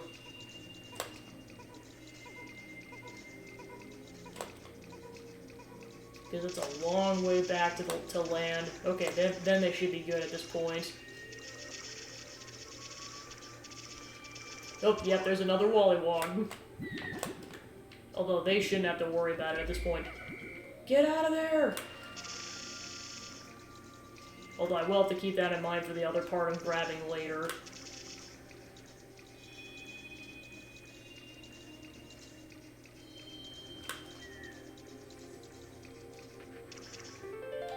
Found my massage machine.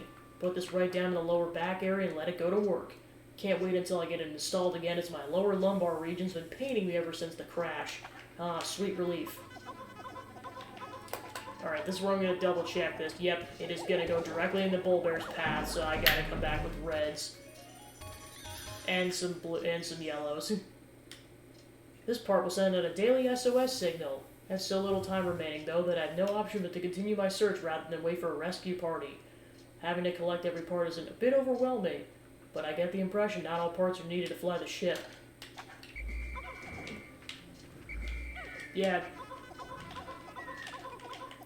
So yep, it fortunately does not let you shortcut that through the water. You have to go that direction.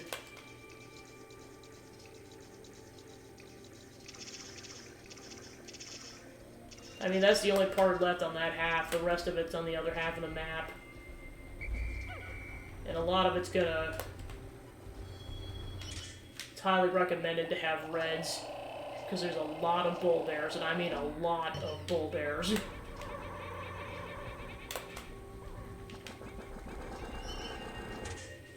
Alright, so I'll grab 20 yellows for bombs. Then I'll grab 80 reds. Oh, don't get me wrong, they are cool, it's just they're a tough enemy.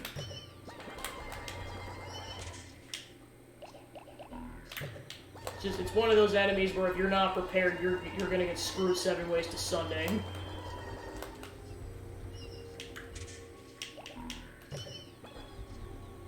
Where the heck are the other 3 Pikmin at?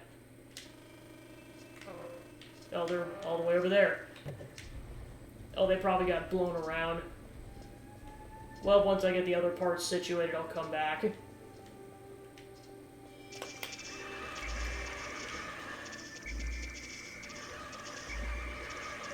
Sounds like the negative side about having too many Pikmin is, like, inevitably some are going to drown.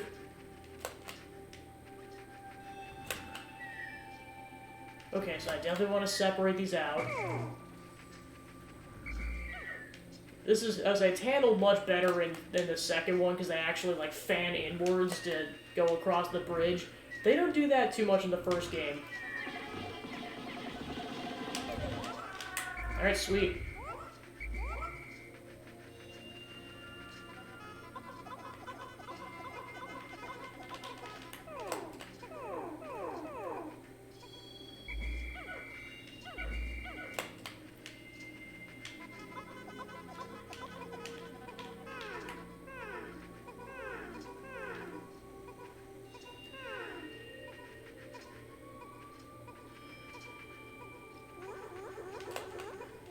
No. I need you, yellows. Well, to be fair, I could just have him go over bombs at this point.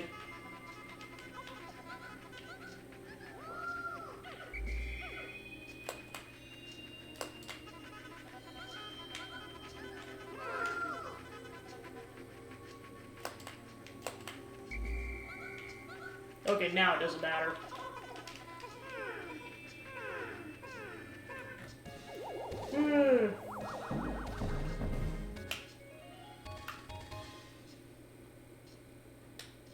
I've been walking so much lately. I'm really looking forward to using this.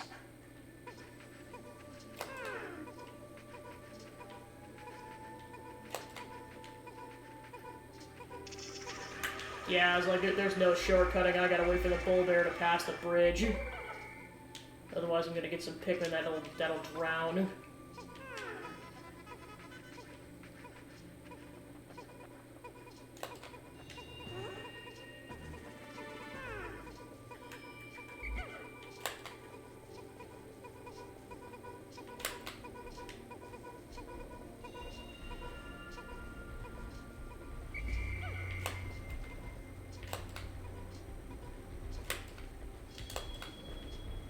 Alright, then I'll wait until the bull bear's back.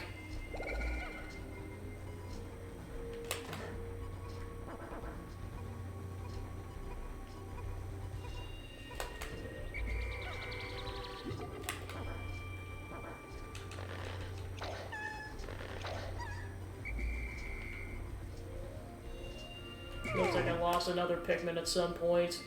Well, let's start with the 3 blues that are over here.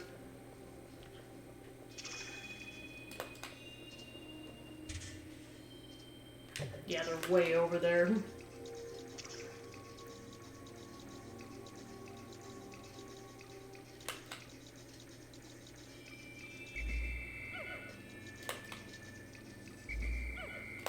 Alright, where'd the last one end up?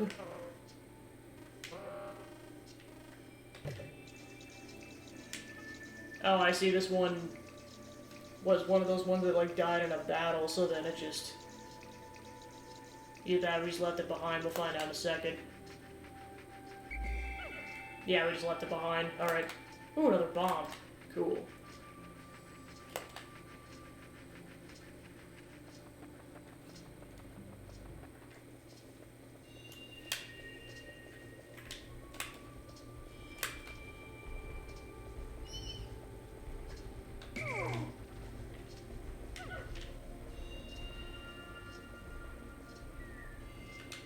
It's like we're gonna need a lot of bombs coming up.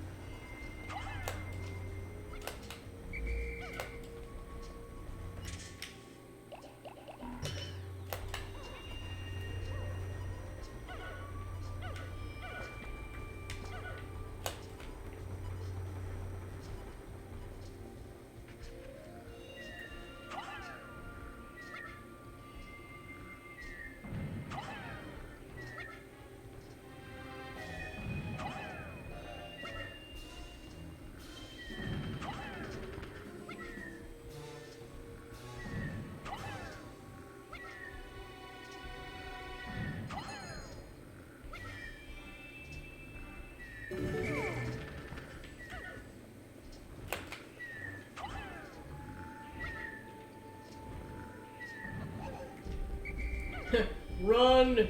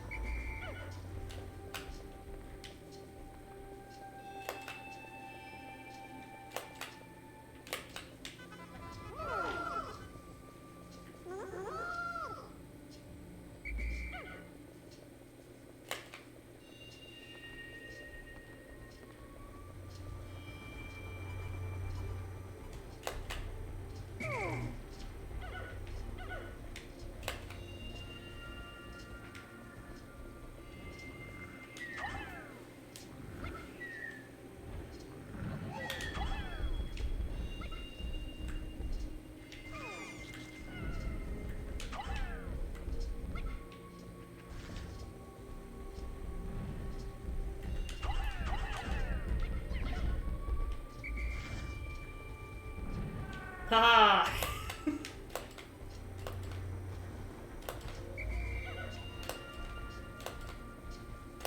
I've never attempted to take one out with, like, only bombs. That was pretty sick. Yeah, and surprisingly, all the Pikmin got out of the way of the explosion. I've also never seen that happen.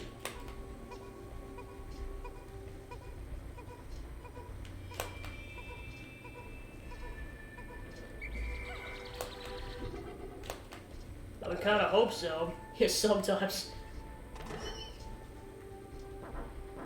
They've seen one of their own die, so they hopefully know better now.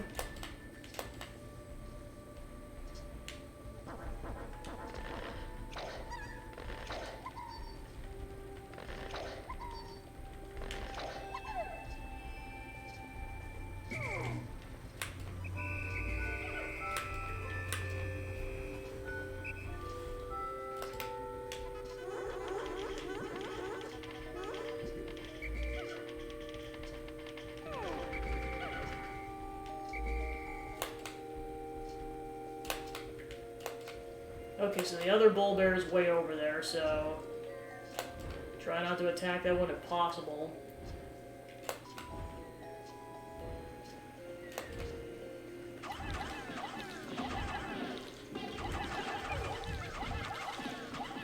I know I'm playing with fire here.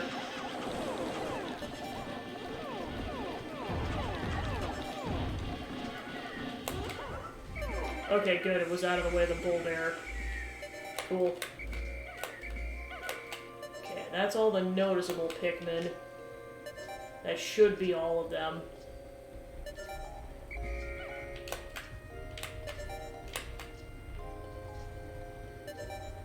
Alright, cool. So we've got a good setup for the next day, because all the parts at that point are going to be on that side. Can't imagine it would take more than 2 more in-game days to beat this area. And then, like I said, it'll probably be 2 to 3 days for the final trial, and that'll be that.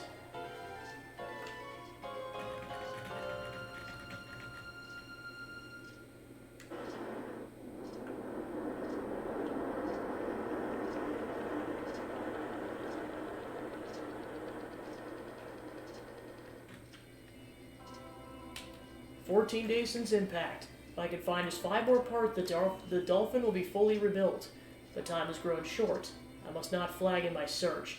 Even if I cannot recover every piece, I will not give up. Surely some of these parts aren't absolutely necessary. I can almost see my smiling family." Well, at this point, I've gotten all the optional parts, so like everything else except for the final thing is required for beating the game. Or at least all of them are not dying on the planet, at least.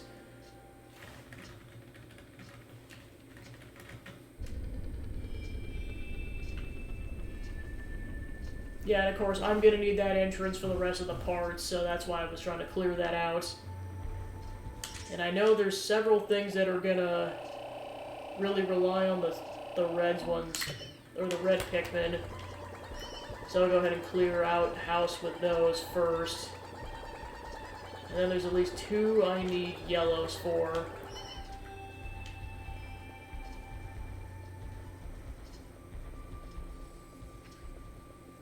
One of which is over there.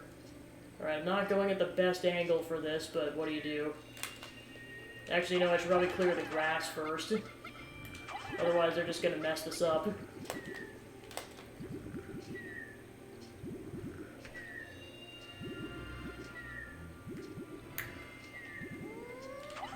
I know it's a waste of nectar, but I don't want them to accidentally mess this up.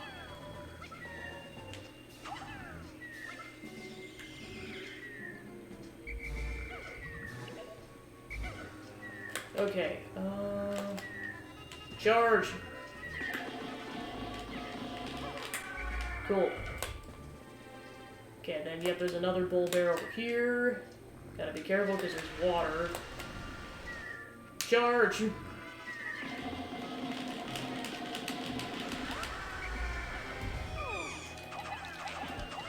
Charge!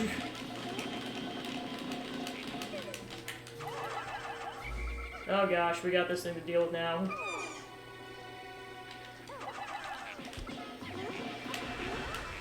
Okay, cool, he's dead. Cool beans. Okay, and then there's that blowhog, which I'd kind of prefer to deal with the blues. Alright, then we got more grass to deal with. So I'll let like 5 of those deal with that while I...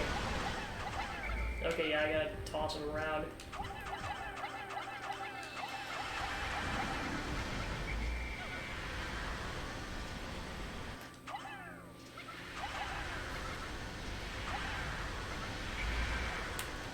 Yeah, I might have to go around.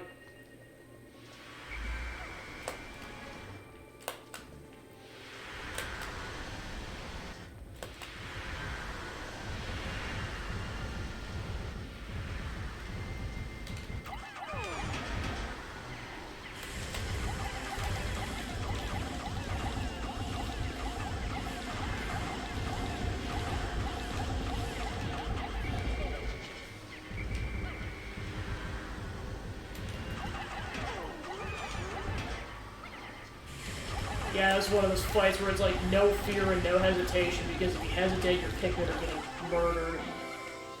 Alright, cool. I've discovered the bowsprit. With this piece installed, my ship should regain some of its sleek shape. Alright, so that's everything I need the reds for, so I'll go ahead and have it bring stuff back now. What the heck happened to the rest of them? Oh, never mind. This is where I need the bridge constructed. Alright, all hands on deck.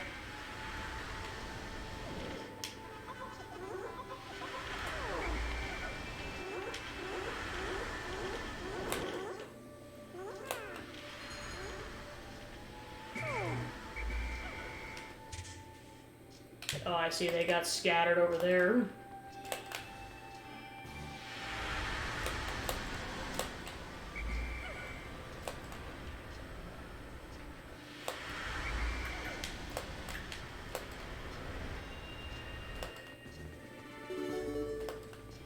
Okay, so now we can progress.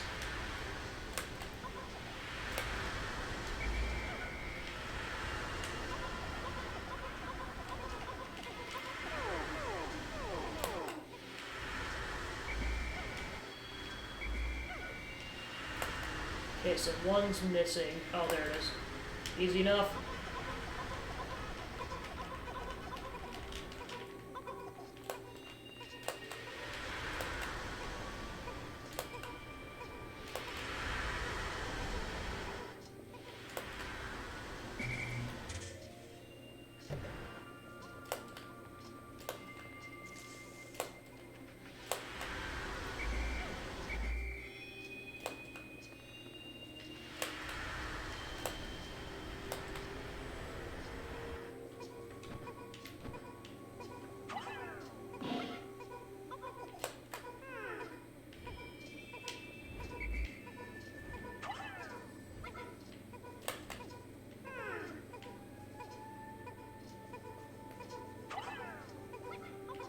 There we go.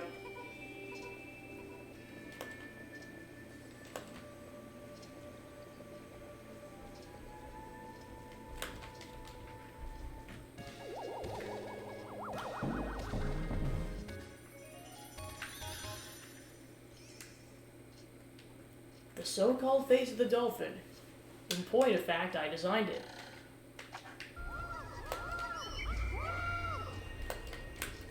Alright, so the next one I'm going to go for requires yellow Pikmin, so go ahead and queue some up. Yeah, because at this point I really don't need red Pikmins anymore.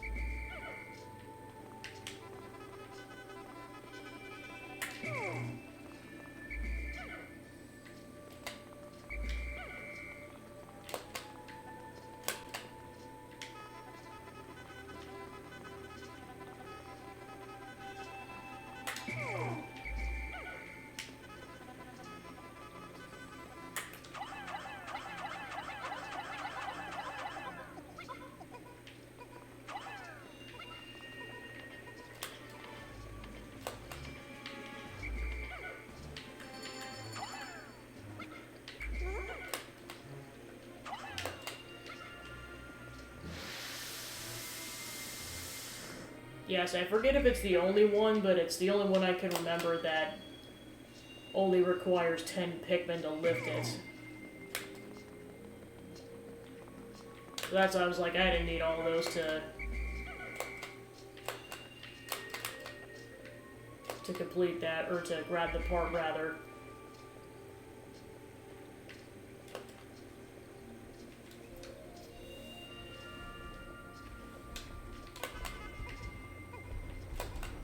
Alright, so I'll wait until they're back. I found my UV lamp. The only problem with this handheld light is that it can be too bright at times. I have to remember to wear my sun visor whenever I look into it.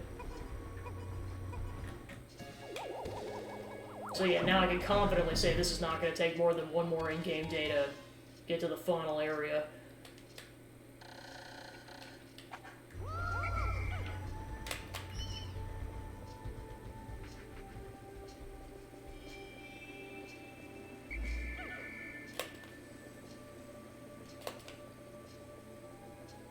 Alright, I just gotta watch out for that thing. So one of them kind of involves kind of like puzzle platforming with chucking the Pikmin. The other one, not so much. It's a matter of just grabbing it with some blue Pikmin.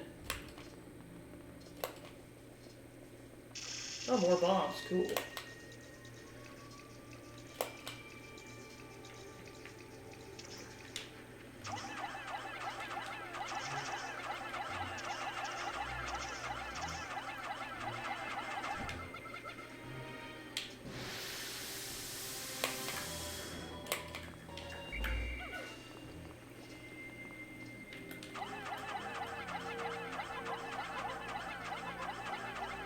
At least to get it down, and then I'll go and fight those enemies.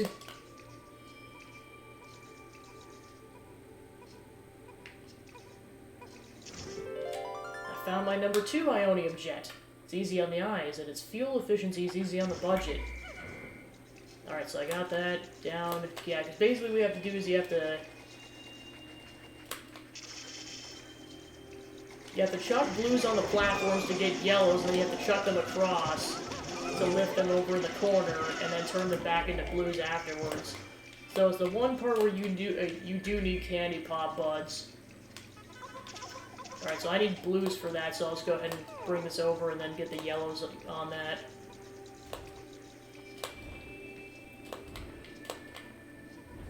Although I might have to get them far away enough to the point where they're not going to bother or get bothered by the blowhog.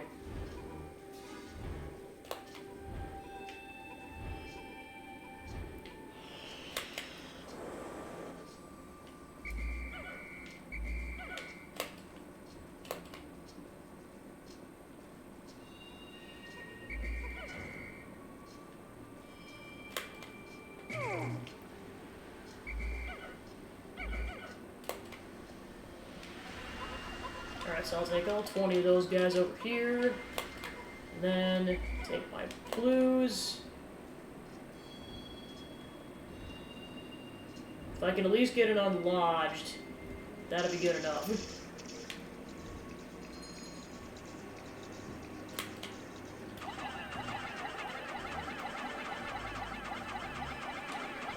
And I do need at least 20, so I do need this many.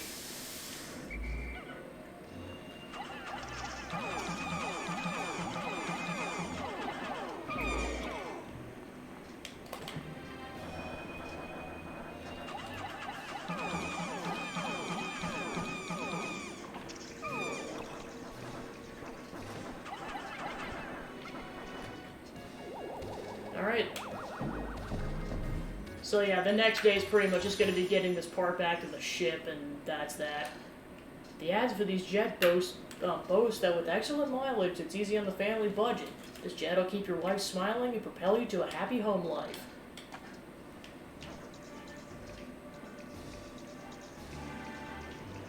There we go.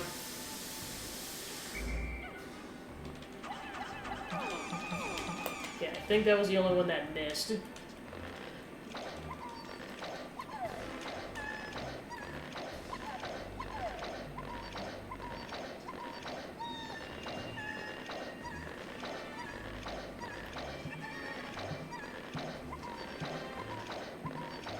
Yep, that's all 20. Well, I guess, yeah, one more. Yeah, this is where you need the Z button, because otherwise you're gonna miss.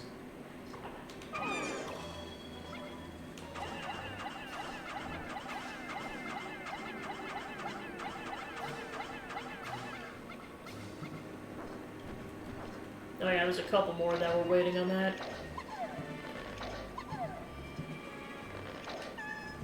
Okay.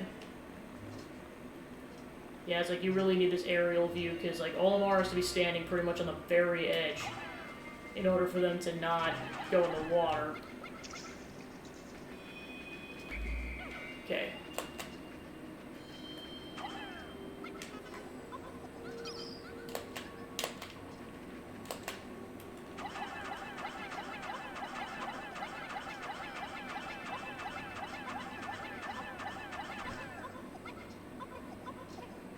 Alright. I found my Kronos reactor. Using strange new technology, this machine's able to warp the space-time continuum to turn it into energy. I'm constantly amazed at how many mysteries are locked inside the parts of my ship. Okay, so then that's been down, so pretty much from there on out, I can just take blue Pikmin over there.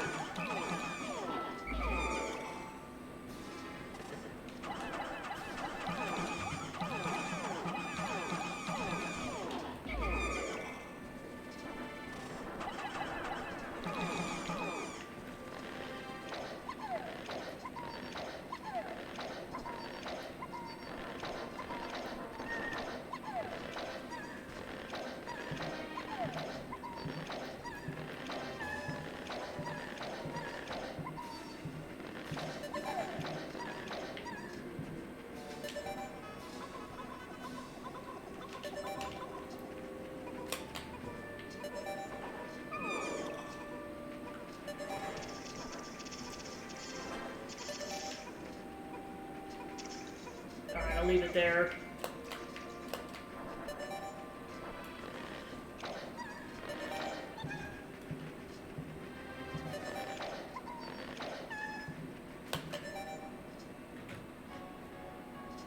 So yeah, we'll grab that the next day and then just kind of go from there. Whether that's replenishing numbers or it's just skipping to end of day to get to the final area right away.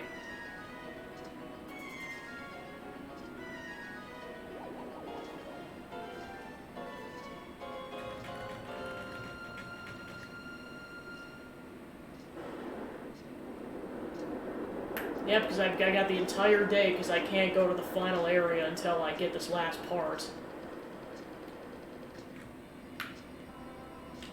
15 days since impact. It's very strange. The scenery of this planet, which I once found hostile, now sometimes strikes me as surprisingly serene. Perhaps the Pikmin have opened my heart to the beauty of this world. I even started thinking about there were some parts I do not need. A daydream.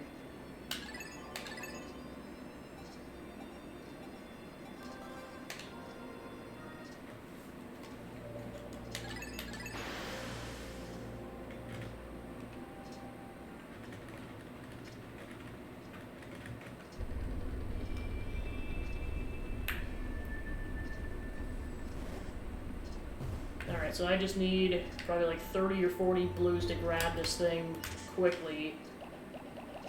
And that'll be that.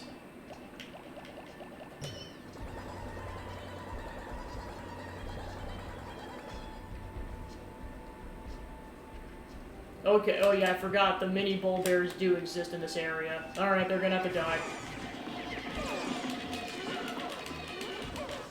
I forgot they are in the first game. Just they only show up after the regular bull bears get killed.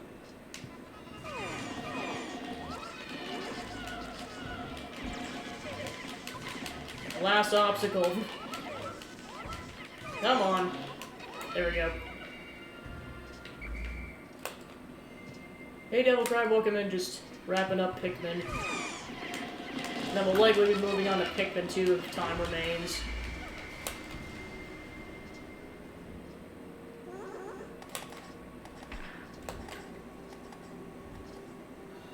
Alright, so while they're busy dinking around with that, let's go ahead and actually be productive and grab this party.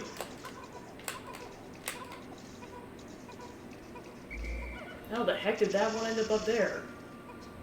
Oh, that's why they got blown to smithereens. Okay, I gotta keep them distracted long enough where they're not gonna get blown. No. No. No. No. No.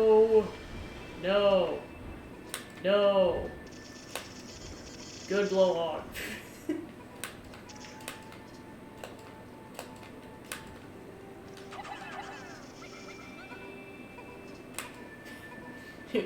He's like, yes. I'm just like, why though? Yeah, and of course now you got the Wollywog tadpoles because I killed a lot of them recently.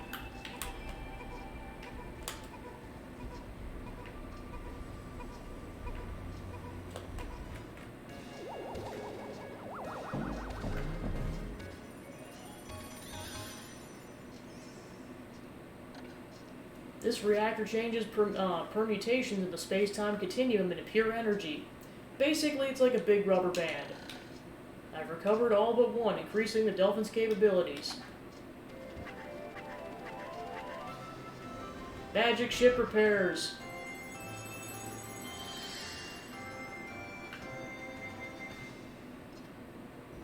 Alright.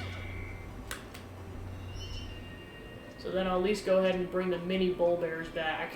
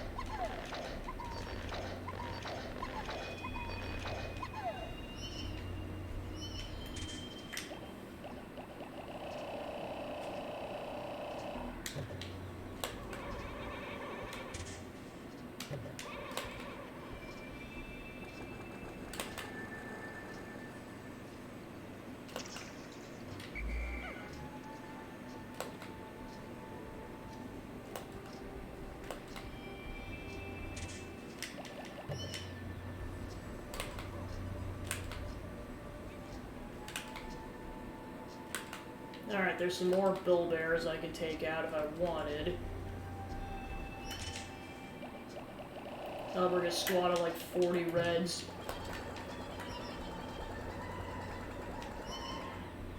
And there's not gonna be too many big carcasses to take back, because I killed most of those guys recently.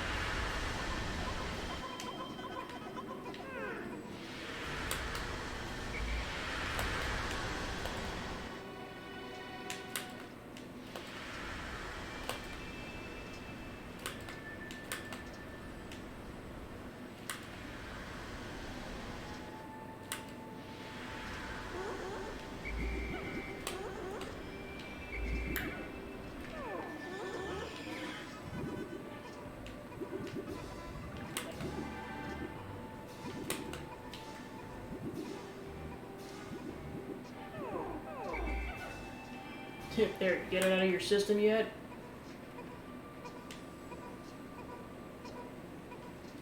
They never do.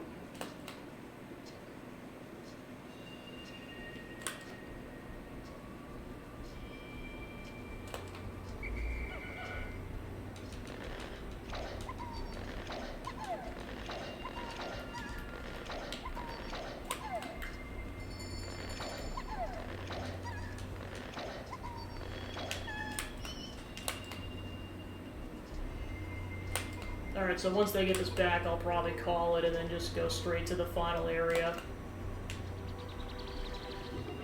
Because I think I got more than enough Pikmin for the final area, I'm just doing this to kill time.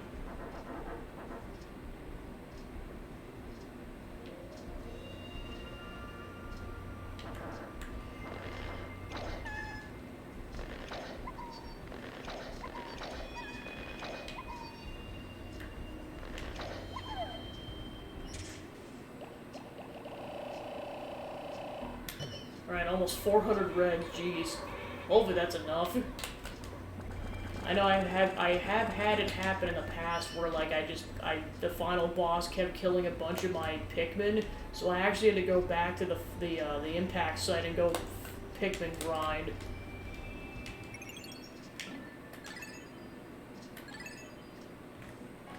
Luckily I had some days to spare, but it was still annoying.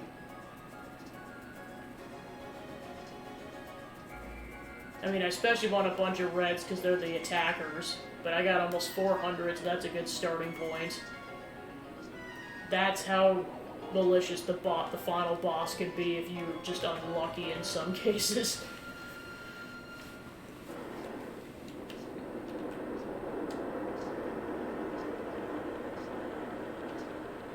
Of course, this is making me realize how short Pikmin 1 is. I'm like, wow, I am literally going to finish this in the span of like 5 to 6 hours. At last, but a single part remains. Since I've recovered 29 of the missing parts, the dolphin's power is near capacity. In the forest depths below, I see a region where the final part must lie. Clearly, this is my final trial. My life support system fails in 2 weeks. Courage.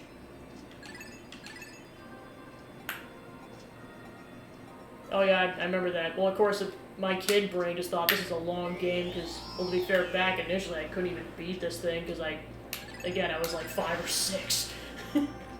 It's like one of the first games I finished. I mean, I think the first one was actually Wind Waker. This might have been like the second or third game I ever finished.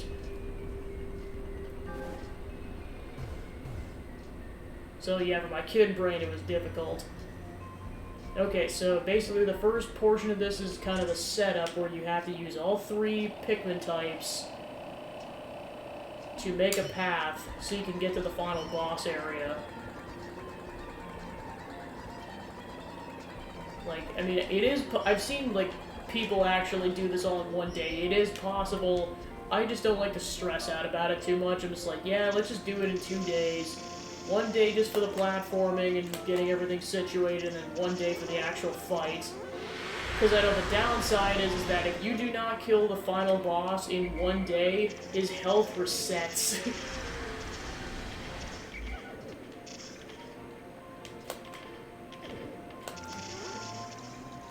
So that's why if a given attempt isn't successful, I'm just going to reset.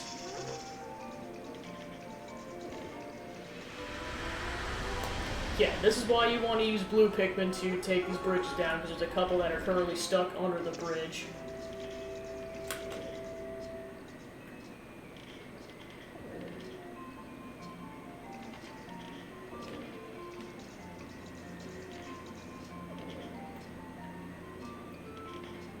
Wow.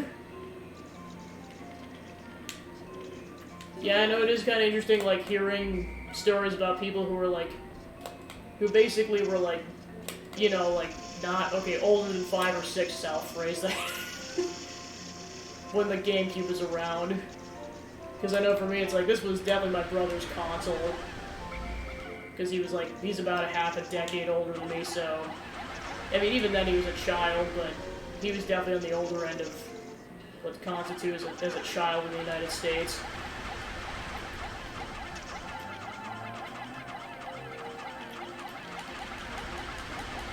I know, I mean, for me, my equivalent was probably like the, I guess older childhood was the Wii, and then teenagehood was the Wii U, so I guess maybe the Wii U would be my equivalent. Yeah, I suppose.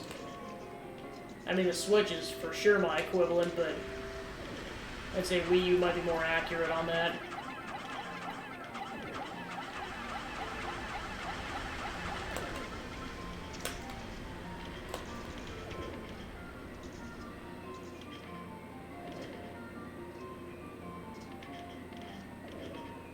Alright, then I need some bombs to blow up that wall. And then basically you have to take the reds past this firewall section to go have them move this box. Yeah, pretty much. It's like, I wasn't old enough to get paychecks until those years. Well, okay, legally. I mean, not that I was like, I had those kind of jobs, and I'm just like, I know kids could technically work younger, but then it falls under child labor, and then it gets messy.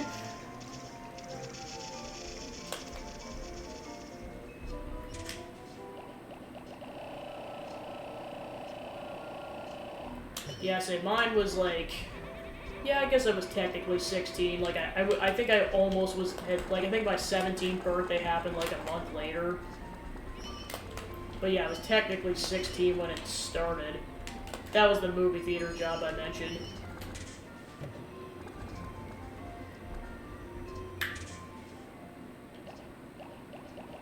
Wow. Alright, so I don't think I need more than like 10 or 20 of these things, so... I don't think it matters too much what order you do this in, it just, you can't free the red Pikmin until you've cleared the way with a bomb.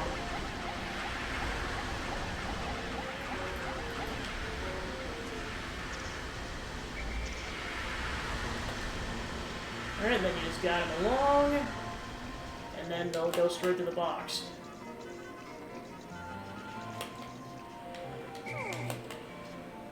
Yeah, and you definitely want to make sure that none of them are following you, because otherwise they'll go in the water and they'll die. Alright, so that's clear, so then all we gotta do is blow up that wall, which I believe is just 3 bombs. Yeah, and of course, sometimes what I do at the final trial is if I run out of things to do, I just end the day, because I'm just like, yeah, I might as well not waste time waiting around.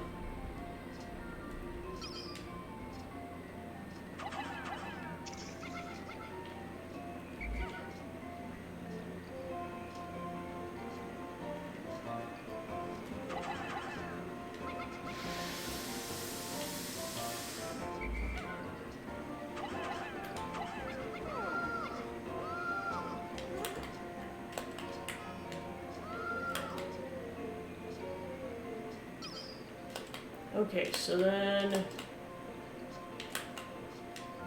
I think you can just chuck them. I'll find out in a second. Yeah, they're not gonna make it. I think I have to go in reverse order for this.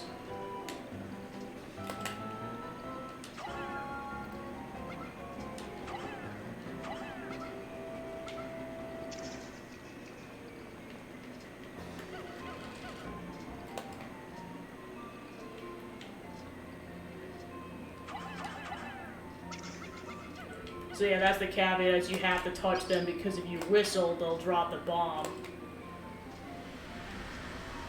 Hello, Joe. Welcome back to the awake world. Just in time for the final boss.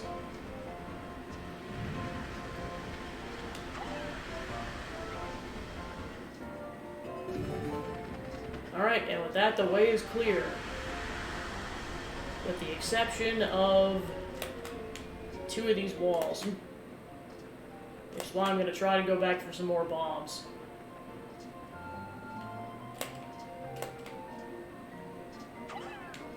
Because, yeah, there's at least one more bomb.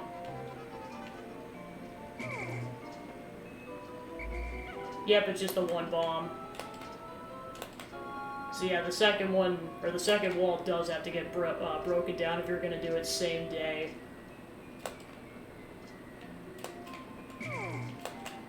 Although I'm pretty sure these walls go down ridiculously quickly. Alright, sweet. Alright, now I gotta be careful to not go to the center. See that thing? That's the final boss. Just stay away from the center and you won't trigger it.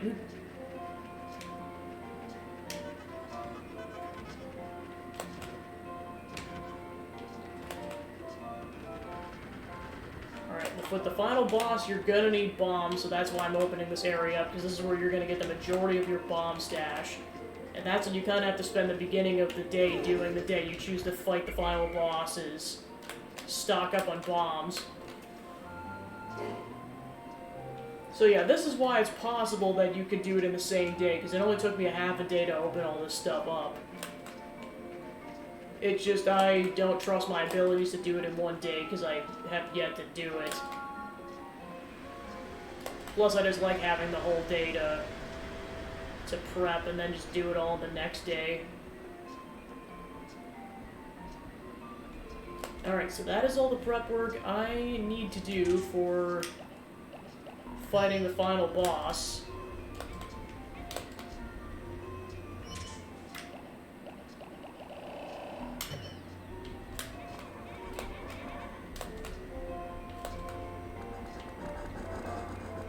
Alright.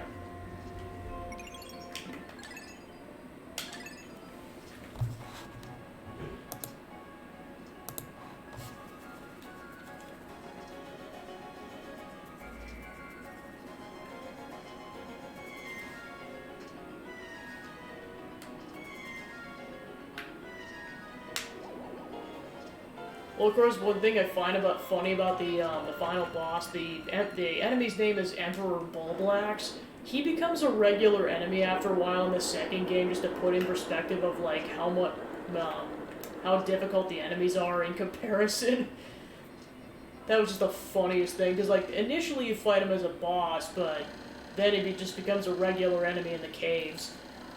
And I see the Pikmin engage in fierce battle with the other creatures of this world. I often grow uneasy wondering why they never attack me. Could it be that they actually view me as a parental figure? A strange, disturbing thought.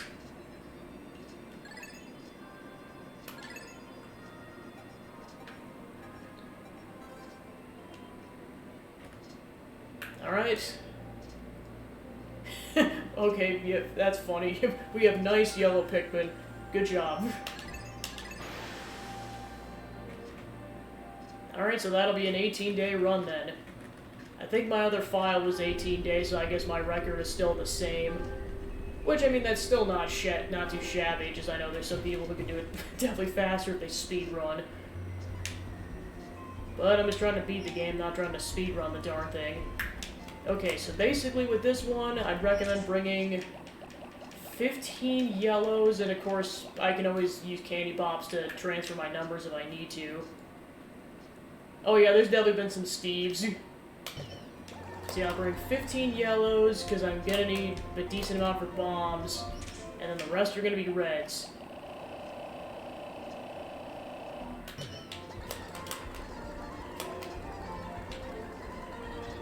And of course, we're gonna be starting with our strongest ones.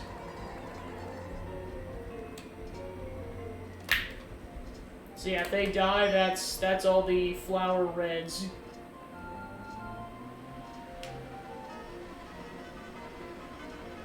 This is where you want to use the C-stick to pretty much guarantee they don't accidentally fall in the water.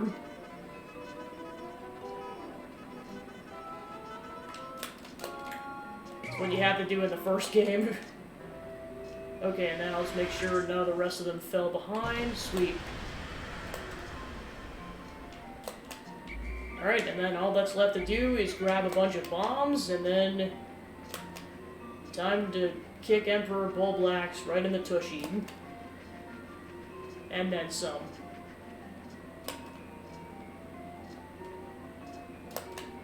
Alright, so I'll drop all the reds off here. So yeah, basically the general strategy for taking down the Emperor Bulblax is that you have to wait until he tries to slurp up Pikmin with his tongue. And then... yeah, it's like, that's how many bombs they give you. And it got an entire bomb squad.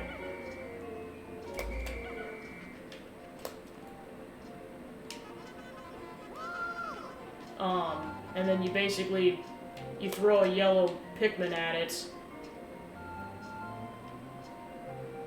Sorry, I'm just wondering what the heck this one's doing. There we go. It's kind of glitchy for a second. Okay, let's try this again. There we go. And then once you do that, it'll be stunned, and then you use your red Pikmin to go after him, rinse and repeat. Although at a certain percentage, he will start using a homing attack. He'll jump in the air, and then you have to predict where he's going to land, otherwise you're dead. Although you're safe as long as you're outside of the sand circle.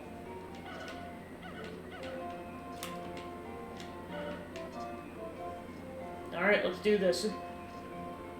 Actually, you know what? Yeah, and of course he starts by just completely launching Olimar into the stratosphere. Okay, let's get them the heck out of Dodge, or they will die. Okay, cool. Kinda prefer to only do this one bomb at a time.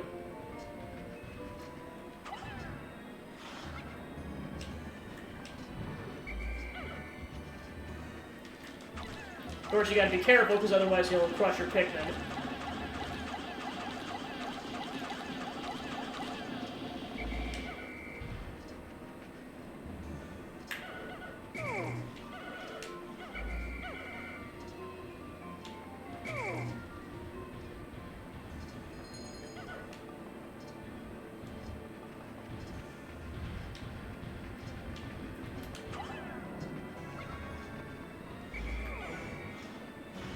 Did he get the bomb?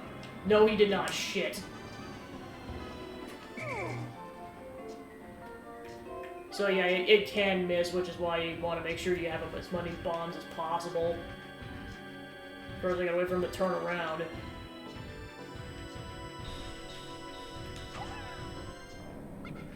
Come on. Yeah, see what I mean? It can miss, which is unfortunate.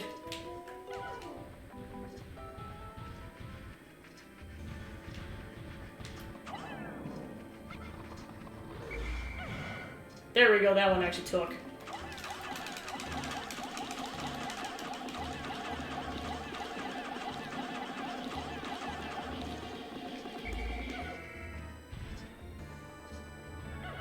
So yeah, it's pretty much like 6 or 7 rounds to kill him.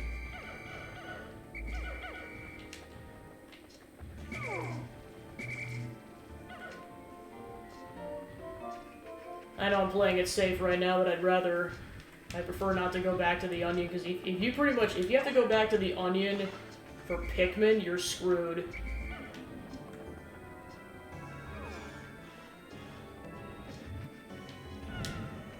So yeah, you can sacrifice a Pikmin.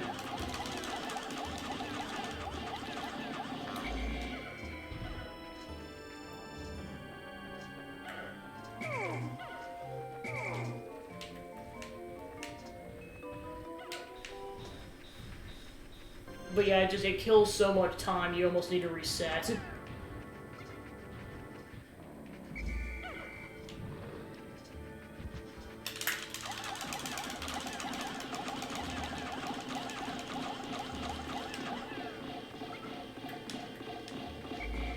Well, I know, it's like after a while you just don't want to chuck Pikmin at, because then you just... Yep. So yeah, at half health he will start randomly jumping all over the place, which is why I recommend only bringing one bomb.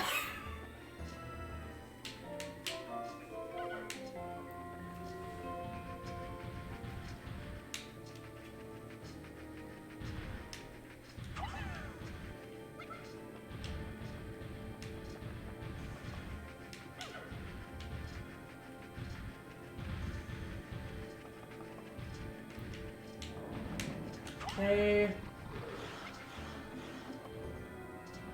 Yep, that unfortunately missed. Yeah, thank goodness his boss doesn't regenerate his health during the day, because otherwise that would suck.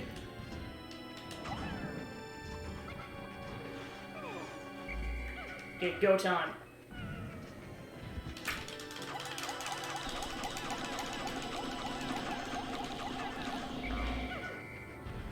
Yeah, and this is why I recommend, like, getting them off of him before he's done, because he jumps almost faster than you can react otherwise.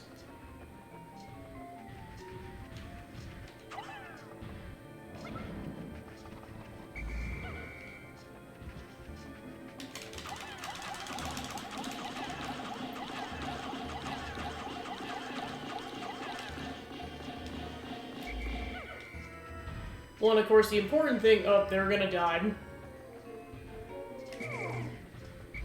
Come on, get out of there, get out of there! Wow, they somehow survived that, jeez. Alright, one more, two or more go-arounds, and that should do it.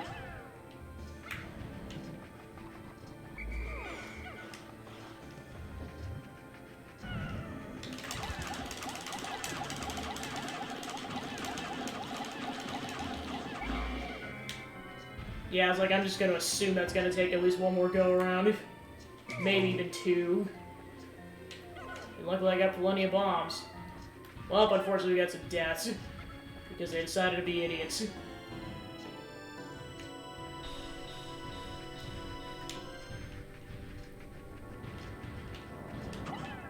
Oh, shit. Sorry, dude.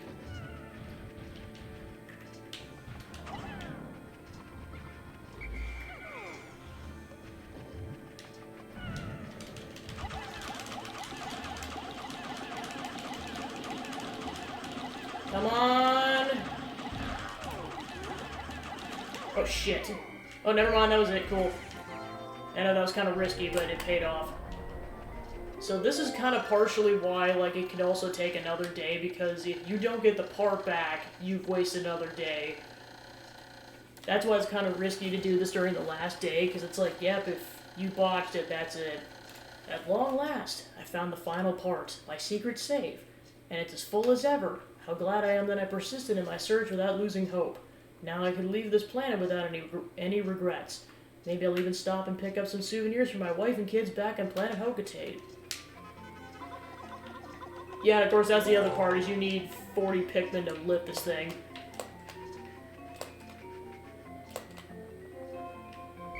Yeah, I was like, 14 isn't too bad.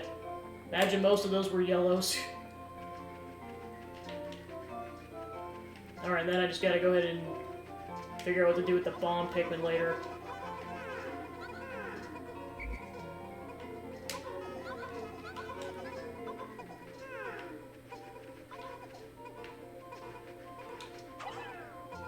Alright, they're likely not gonna get back to the ship, I just want them to be able to do something. Alright, so yeah, 3 bombs were left.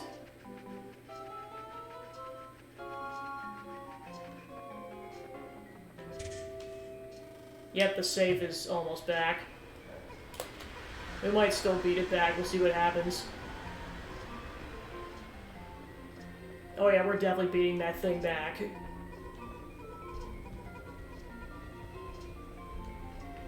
Yeah, I know what kind of made that boss fight easier was playing Pikmin 2 and just knowing how that fight goes. Because when you don't, it's so much harder.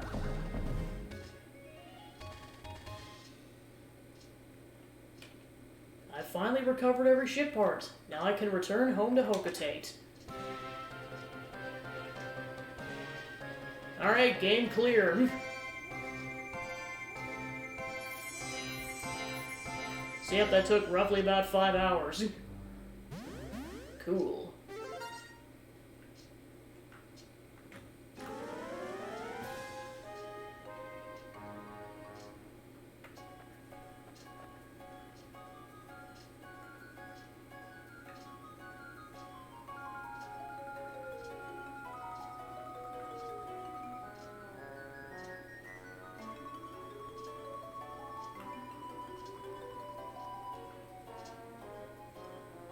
Poor Olimar.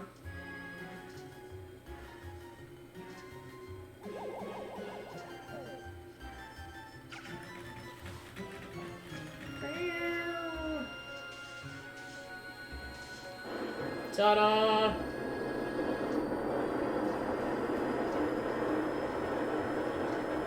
Yeah, that's my game cleared list for the year.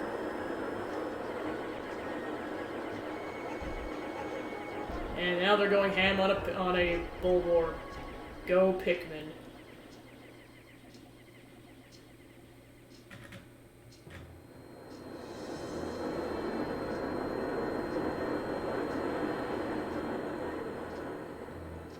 Alright. Roll credits.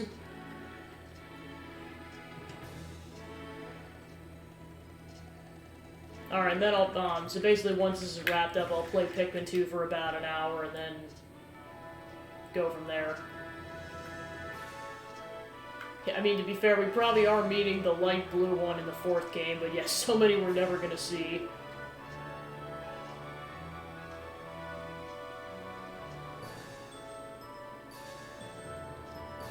Yeah, like yeah, definitely that green onion. Brr, brr.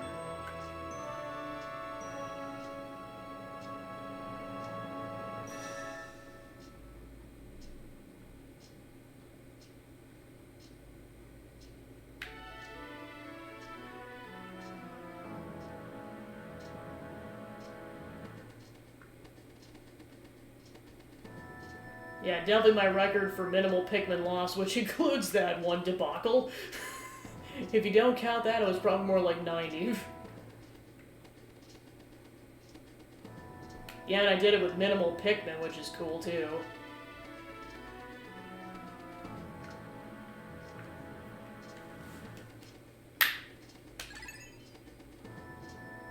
So yep, there's the list of all the ship parts, the 5 which are in blue are optional.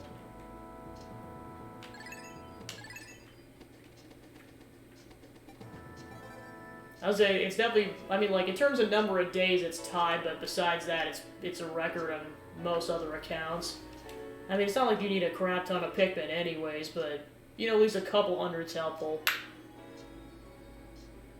Alright, now actually roll credits. So, yep, still as fun as I remember, and I can't wait to play 2 and 3. And let the marathon commence!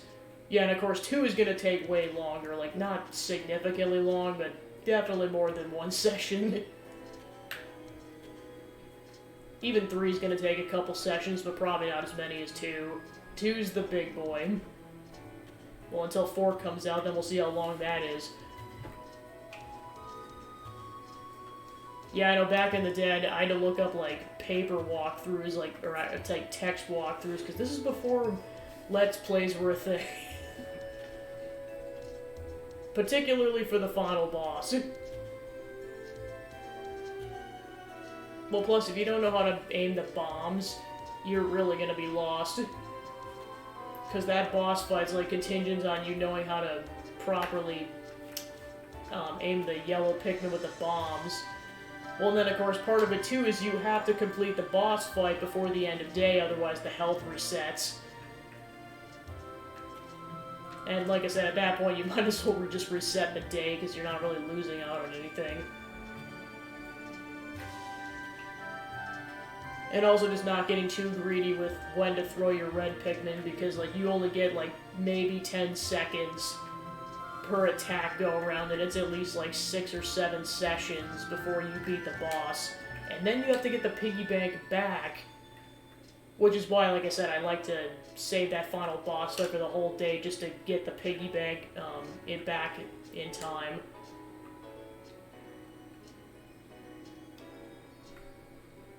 Yeah, I know, it's insane. Between the tongue and the stomping thing, and then also just the homing attack. That's why I try to keep the Pikmin the heck out of dodge if possible. Because it's only, like I said, it's only restricted to the sand area. If they're outside of the sand area, they're safe. And then you get the Pikmin Compendium. Or the enemy Compendium. Armored Cannon Beetle. This migrant lithopod has developed a stronger carpins than its relatives.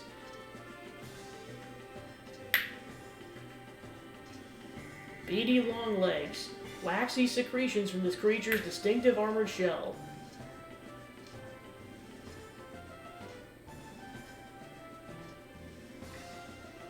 Bread bug. This creature's thick hide protects it from most attackers.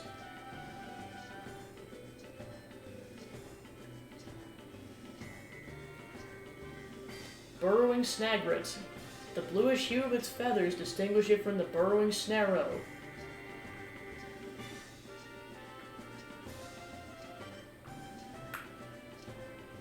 Candy Pop Buds.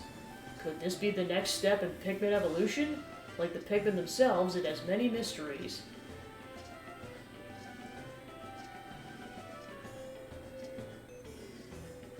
Dwarf Bull Bear. A bull bear at an early stage of development in its life cycle, the specimen appears to be nearly fully developed. I mean, let's be honest, this Pikmin playthrough is kind of just my warm-up for Pikmin 2. Dwarf Bulborb. Although similar in appearance to Bulborb, just belongs to a totally different species. Like, it's gonna be a ride and a half during some sections, but especially during the Water Wraith. Just... it's gonna be a time. Emperor Bulblax. This massive grub dog buries itself when hunting.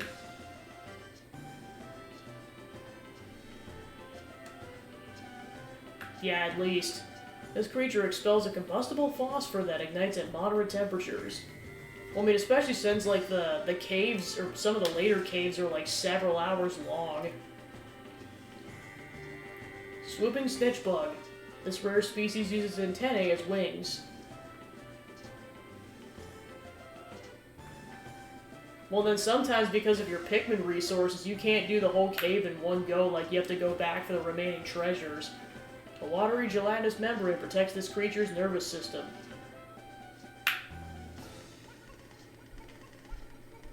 Honeywisp. This creature collects nectar for the larvae waiting in its nest.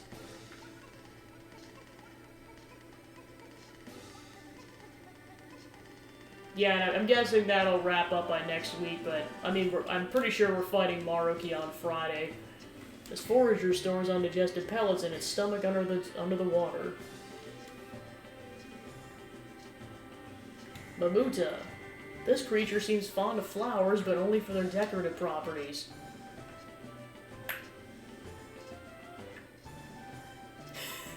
I'm looking forward to it. Pearly Clam Clamp. Though beautiful, the smallest pearls are thin and fragile.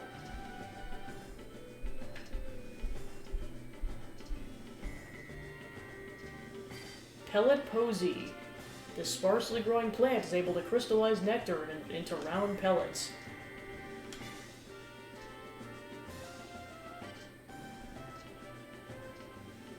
Puffstool. Many consider this walking fungus a delicacy.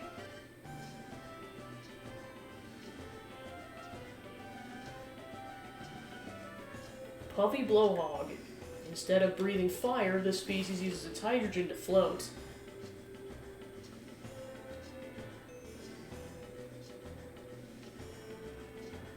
Shear Grubs.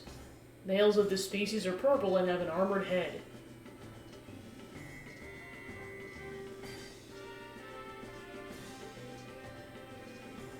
Shearwing.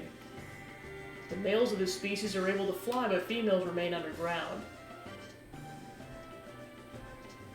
Yep, and there's essentially one of the... I guess I probably would say it's the super boss of this game. Though thought to be a malformed larval Mamuta.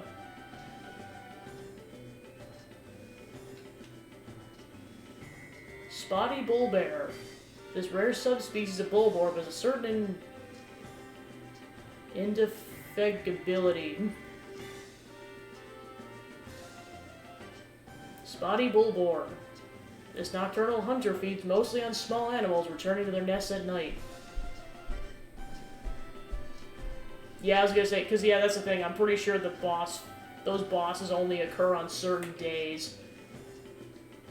Water Jumble. This aquatic creature is a close relative of the Bulborb.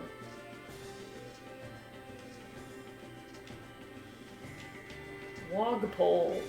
This creature appears to be a newborn yellow wollywog in tadpole form.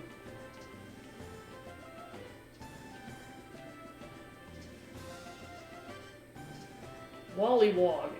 This creature's coloration results from remaining sheltered in its cavernous dwelling.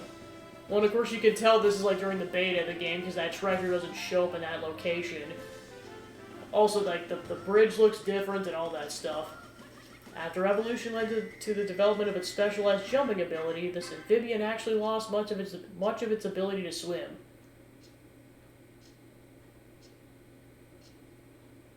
The happy end.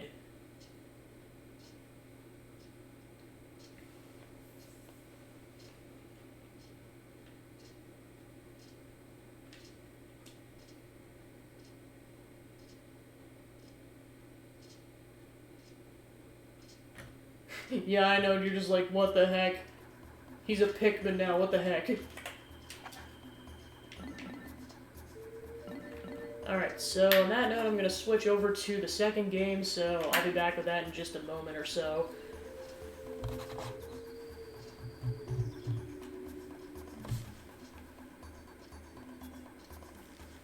Alright, thank you for tuning in, Dominic. Have a good night.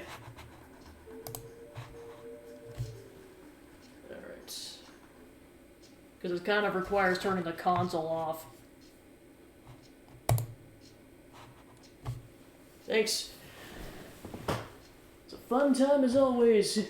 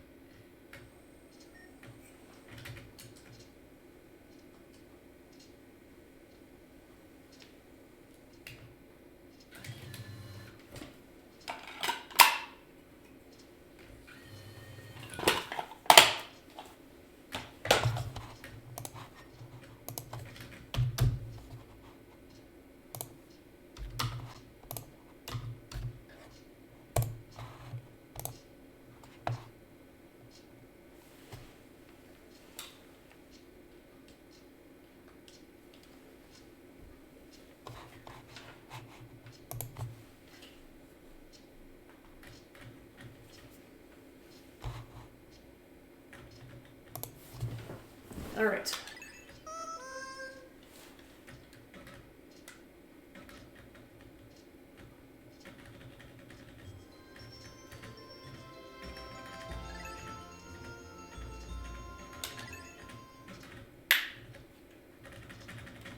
Yeah, we're moving right into the sequel.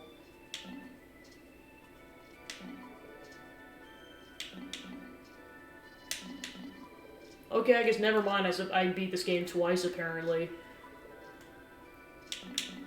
Yeah, this was definitely my... It's hard to say which one was my first one. I'm assuming it was this one because I didn't know what I was doing, but who knows. Might have been this one because it took more days. So yeah, this will be full playthrough number 3 then.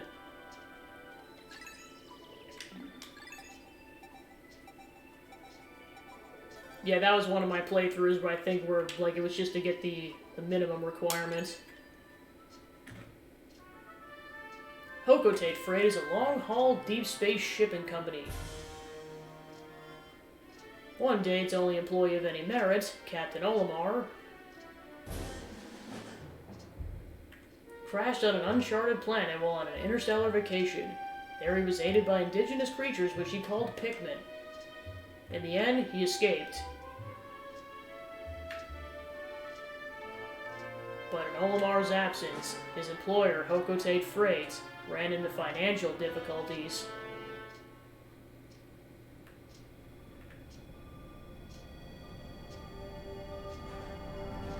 Victory lap!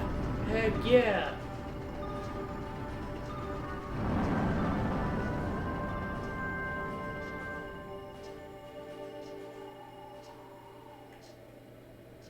Yikes.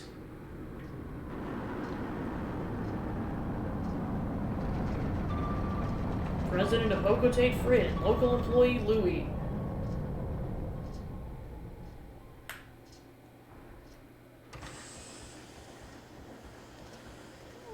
Olimar, I'm so glad you're safe. Yes, very glad. Quite glad. But sadly, I have an announcement that is not so glad. Our company is going under. Yes, we're finished. On his first mission, Louis here met a ravenous space bunny. And his entire load of golden pick brand carrots were eaten. I took out an enormous loan to repay the debt from this loss. I decided to sell off corporate assets to repay the loan.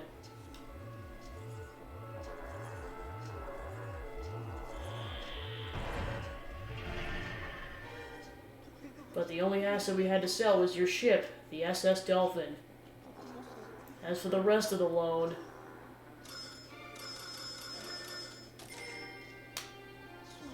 we have no means to repay it. You almost wonder how much the ship was worth. Olimar, what is that? You brought back that as a souvenir for your kid?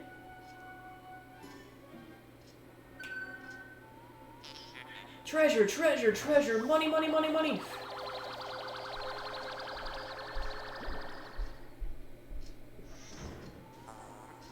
Initiating valuation of recovered treasure. The artifact is worth 100 pokos. Things more than 100 pokos? That's more than a year's salary. What? There's more on the planet? They can repay our debt. Louis, you dolt, look alive. You must depart immediately. With Captain Olimar. Poor Olimar. He gets no break at all. I mean, he could just quit. It's not his problem if he doesn't want it to be his problem. He's just too selfless.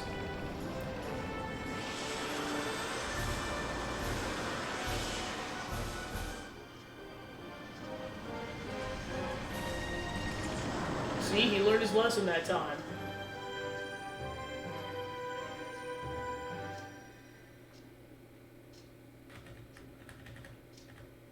Valley of Repose.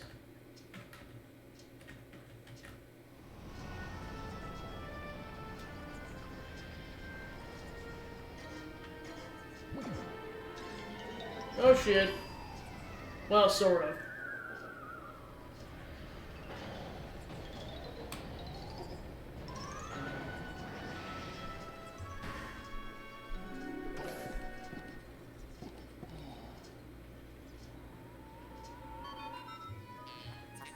Berserk!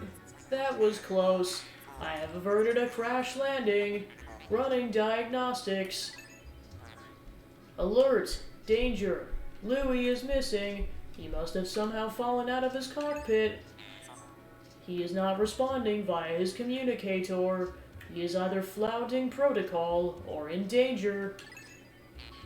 Olimar, you must find Louis before he freezes to death in the cold of this planet. Wait a moment. Look!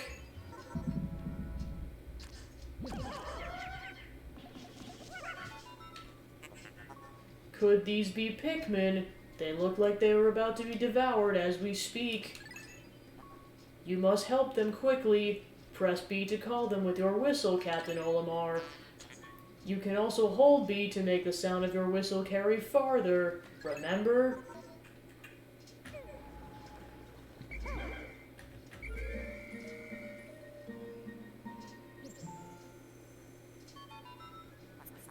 The Pikmin ran to your side. They seem to remember you, Captain Olimar. How fascinating. Give them instructions and do not delay. Hold A to grab a Pikmin and release to throw it.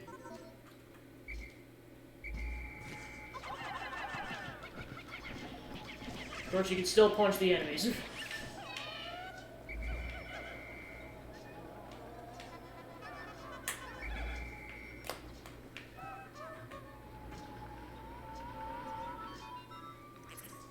Attention, Captain Olimar. I have just re-established my communication link with Louis. It is fortunate we have managed to confirm his safety. Press Y to communicate with him. I am quite interested in the details of his condition.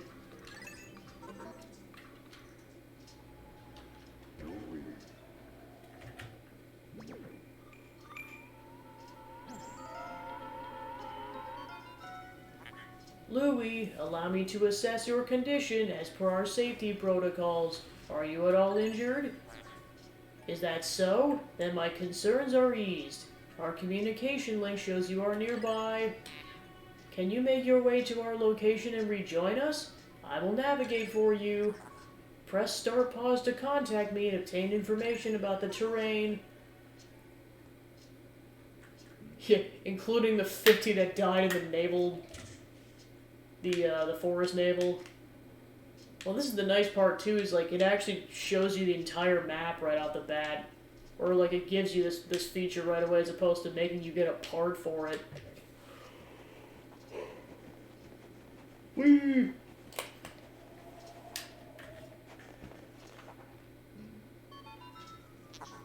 Louis, the odd object before you appears to be one of the onions mentioned in Olimar's reports.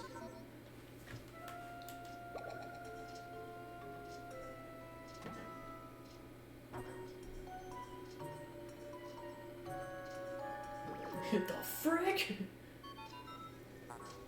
The seed the onion ejected just sprouted. According to Olimar's report, it can be plucked with a...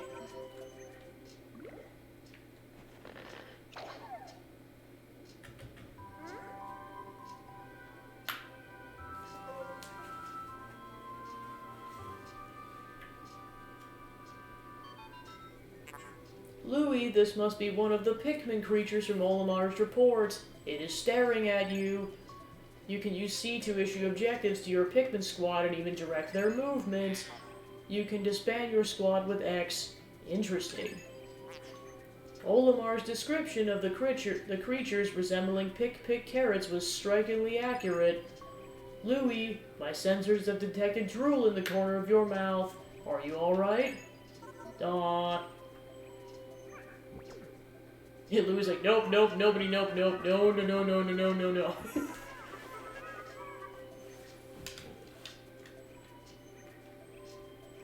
Please save me. Alright, so this day doesn't have a timer, so pretty much just try to get your levels up, your numbers up as much as possible. Although I think in order to clear an obstacle, I think you have to have at least 20 or 25 Pikmin, I forget.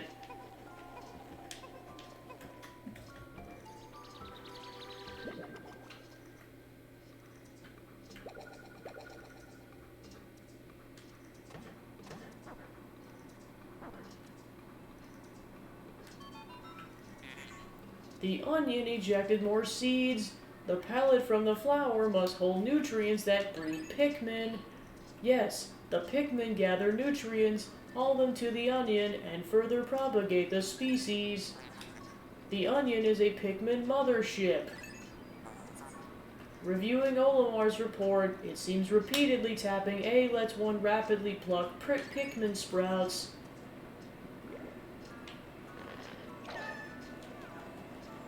Yeah, it's like, I forget if the ship canonically has a name. So I'm just gonna give it a name.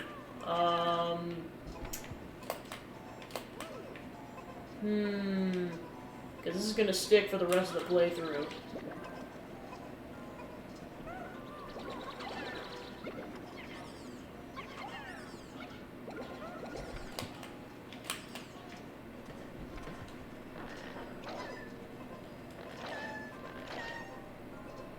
Yeah, I know, it's nice the plucking goes a lot faster in this game as in comparison to the first game.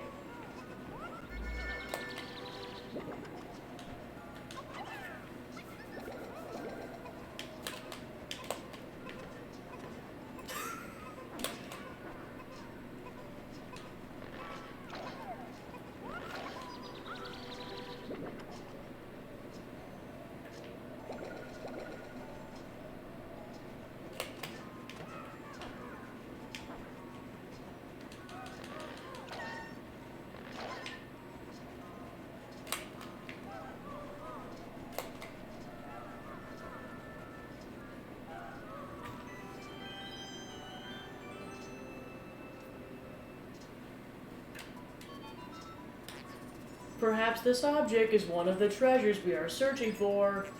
The only reason we found it here is because this is where you crash landed. How fortunate. I would like to appraise it, but you must regroup with Olimar first. Can you see him?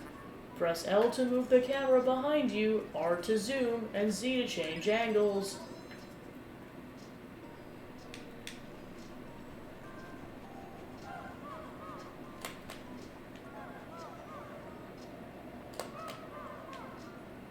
And I was like, how about this? In the spirit of breakfast food, I know with Persona, I called the main character Pancake Lord. The ship will for henceforth be named Waffles. Waffles the spaceship.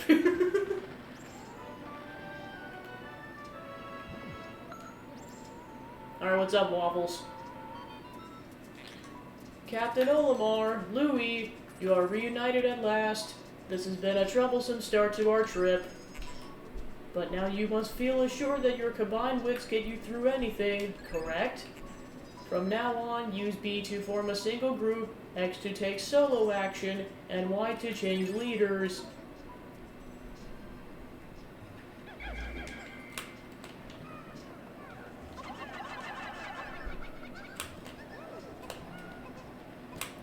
Yeah, and the nice part about this game, too, is that, when your Pikmin lifted, it color codes to which onion it's gonna go to, so you don't have to guess.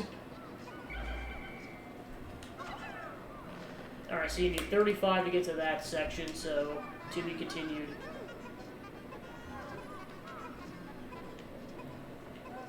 What's nice, too, is the whistle actually sounds different depending on who's in your party.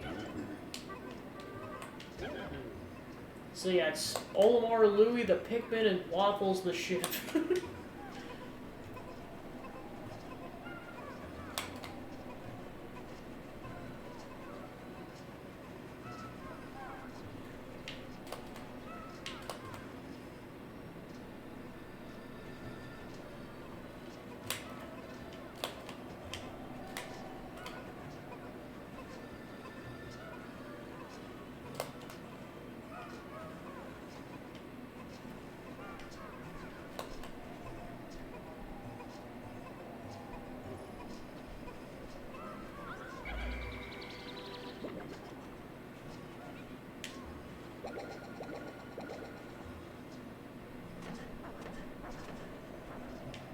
So yeah, I think that treasure must be 20.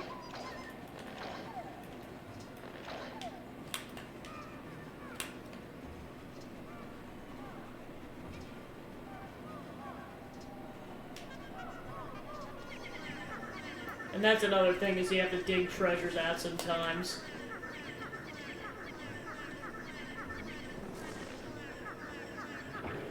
Yeah, now they're actually treasures in this game as opposed to ship parts.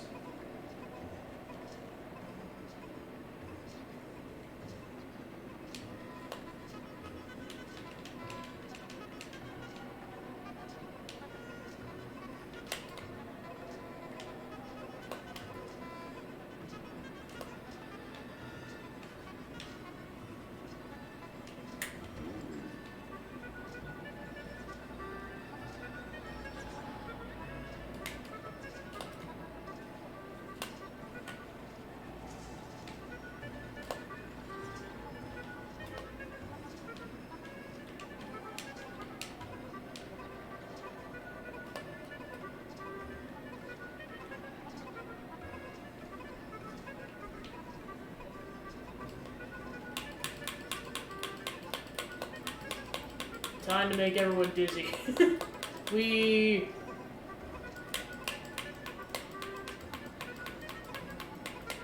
That's what happens when you have to kill time waiting for them to get the treasures to the ship. Or, excuse me, Waffles.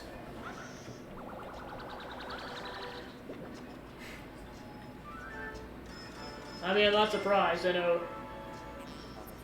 I mean, it's definitely like a thing that's like would really catch a kid's attention with how much they move and stuff. Courage reactor. Our first day of exploration has yielded our first treasure. We will be done in record time. I took the liberty of naming it when I appraised it. The name reflects my current thinking. Leave it to me to think of catchy names for hit products. God, now I just want to give it a Spamton voice. I kind of want to.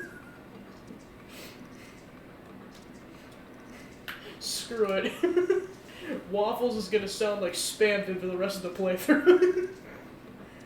Leave it to me to think of catchy names for our hit products. but one of my many talents. We shall, in our first day here, report back to our president. His face will surely be joyous. However, to communicate with Hokote, we must fly into low orbit above the planet. We will not return to the surface until morning, so as to avoid the indigenous nocturnal creatures.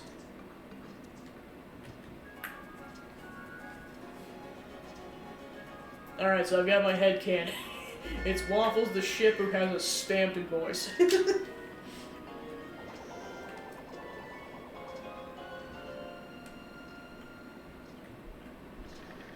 Time to make some Cromer, losers.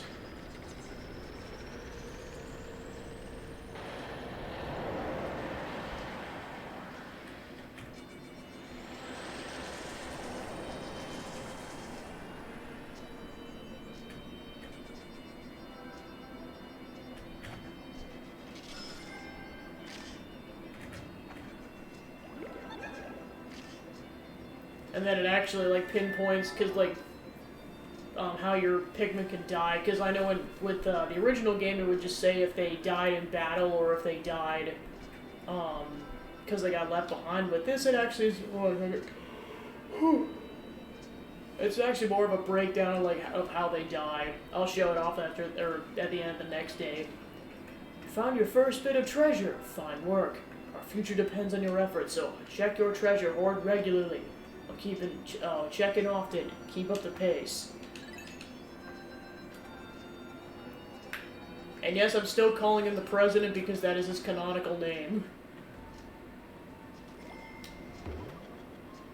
Just Waffles doesn't have a canonical name, so I'm just calling him Waffles.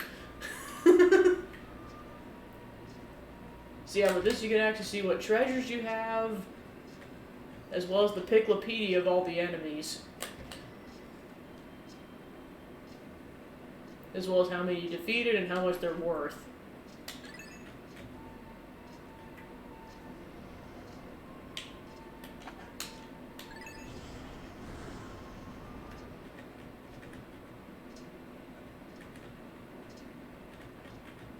Alright, Waffles, take us back to the surface.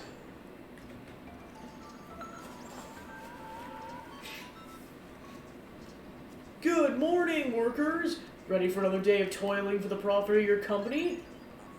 The Pikmin seem to be still asleep inside their onion. What lazy creatures! No wonder they lack survival skills. Stand beneath the onion and press A to call them out.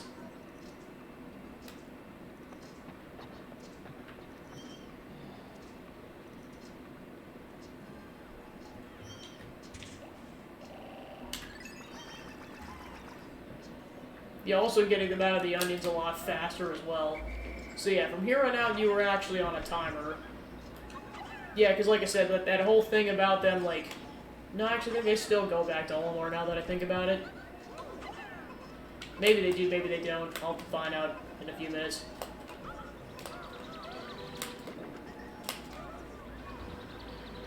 Alright, so at this point, you're just trying to progress to the other past that bag, so you need 35 Pikmin.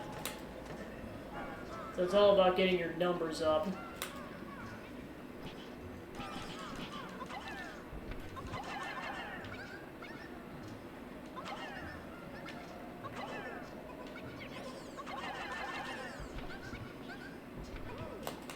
So yeah, they actually they don't go back to you, they just grab it right away, which is definitely a massive improvement.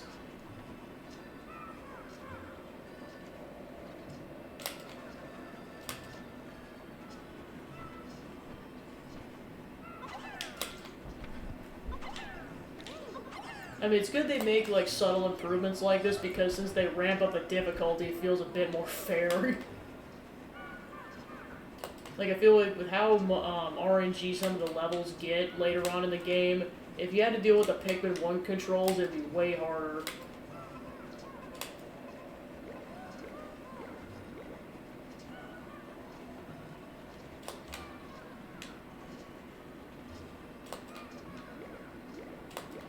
So yep, that easily gets us past the minimum of what we need of 35, so... Cool beans. Well, and of course, this is another reason why it goes faster, because you have two captains, you can pluck twice as fast.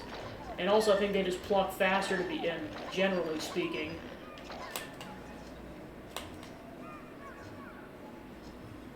Alright, so we're still waiting for some of them to get back.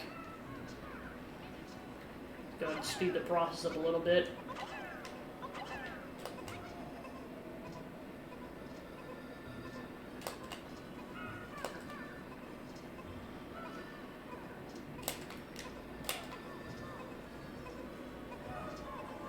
Yep, now we got a 5 counter.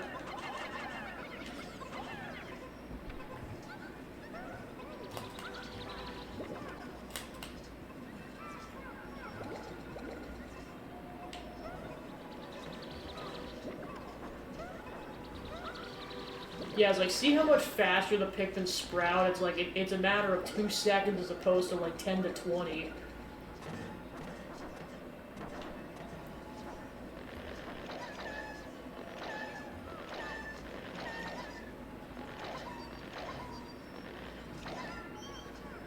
Alright, so now we can progress.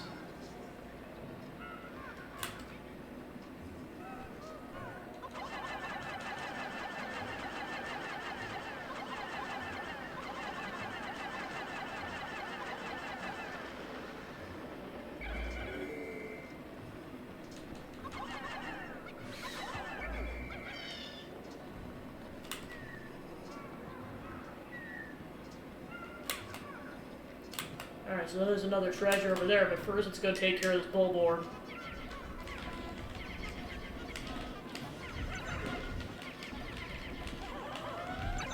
Yeah, it's not as insta-kill as it is in the original game.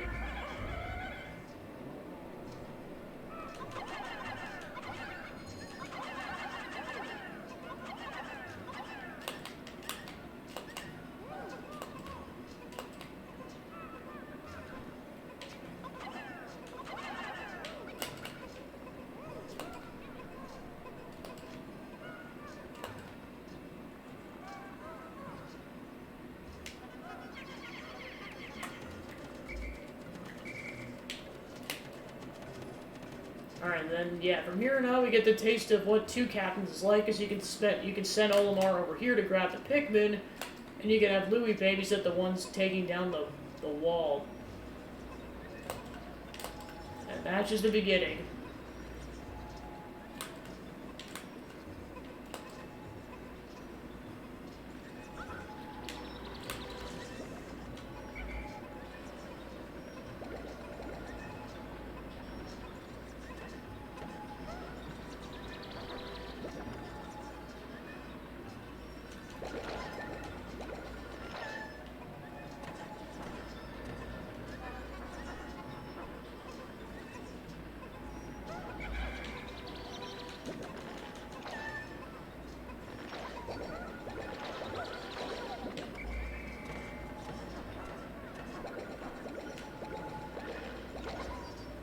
Alright, so that brings our total up to 65. Out of a total of 70.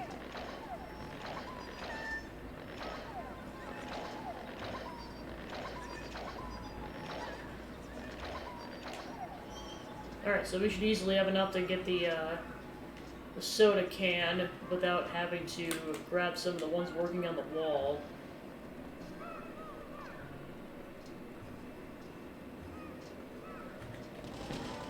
Yep, and they're done. Cool. How could Pikmin destroy such a massive wall? When massed, their might is ferocious. Louie, did Olimar instruct you on proper Pikmin commanding protocol? Apparently not. Olimar, you are failing your duty as superior. Allow me to explain. Press A to grab Pikmin and release to throw them. Call them in a group with B. Press X to disband the group. Use C to issue orders and objectives of the group. C is useful for swarming Pikmin around treasure and enemies, or making them march in a line.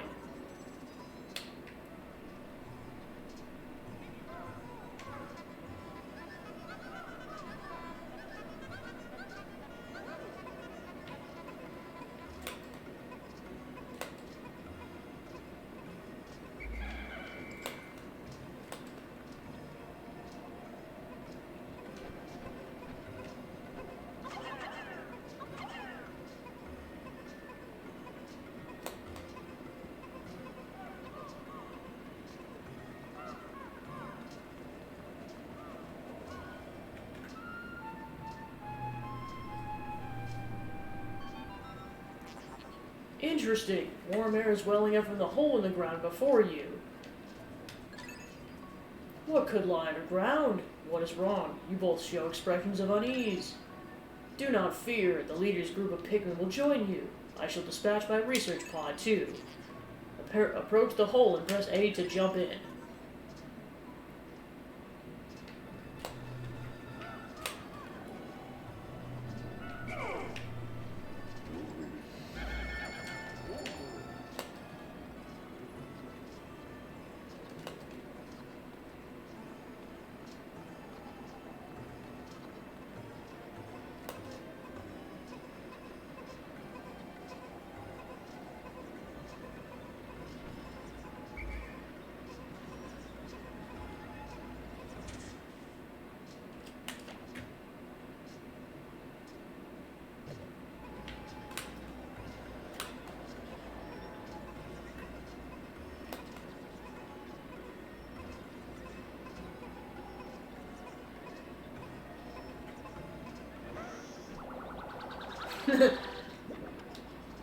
I mean, I've heard a lot of people say that.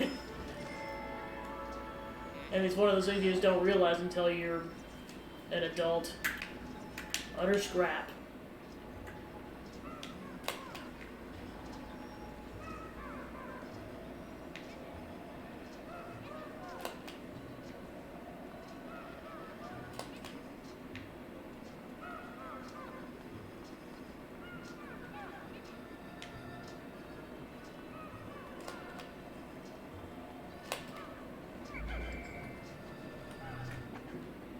Emergence Cave.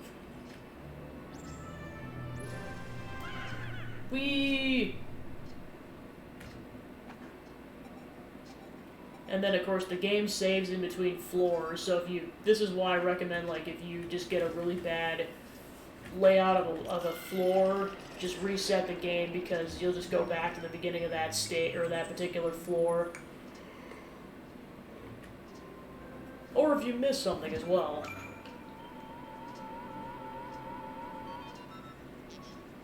Intriguing! My heat sensors indicate that this hole's interior is warmer than on the surface. Analysis suggests subterranean areas may support different life forms in the surface. If you wish to check underground terrain, press start pause to communicate with me. I'm not just a ship, I'm an all-purpose support pod. So yeah, this is how you get treasures from the caves. They're essentially the dungeons of this game.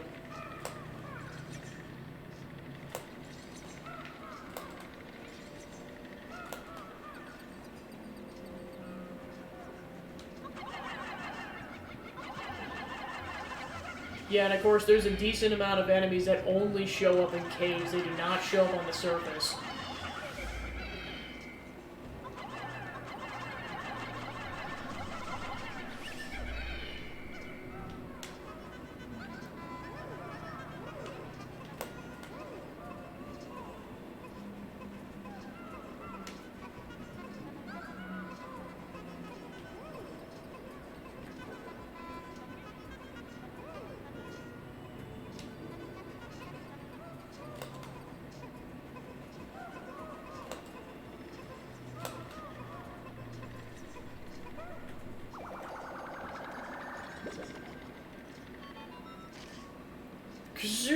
Zerg. How could you possibly consider this beast a treasure? Beasts are incompatible with my circuitry. I suppose I will store your finds in my hold, but I do not think beasts will be worth much.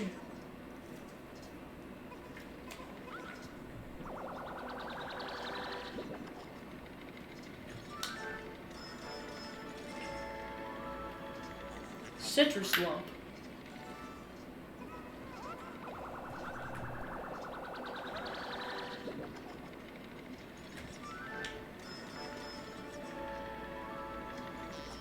Quenching emblem.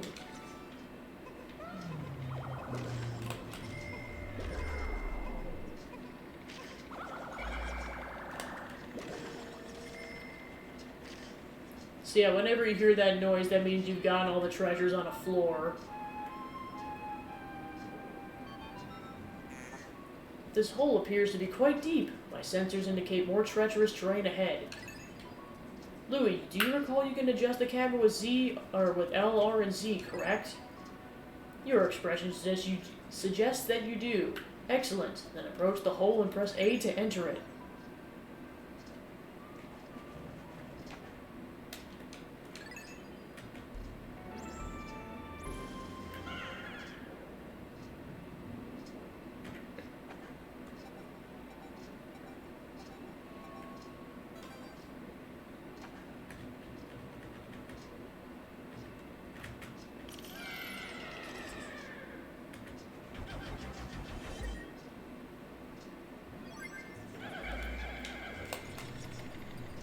So yeah, the game, like, straight up just tells you, like, this is the final floor, you're going back up to the surface after this.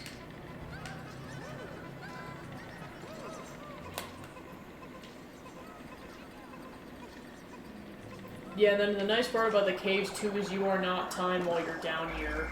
And whatever time it was when you went into the cave is the time that it'll be when you return, so that's the nice part.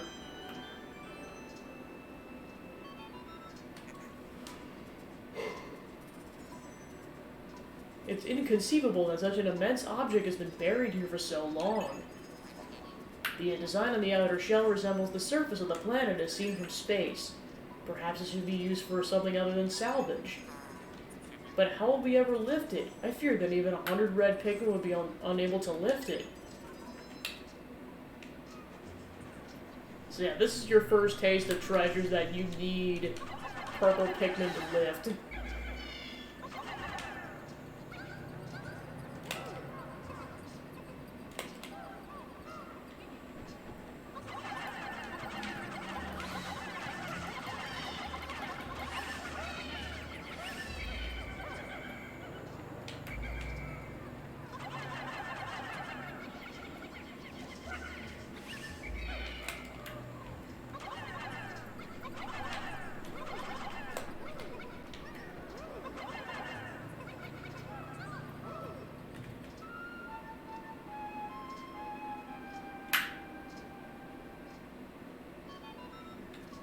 Astounding! A flower blooms in a cave deep beneath the snowy landscape.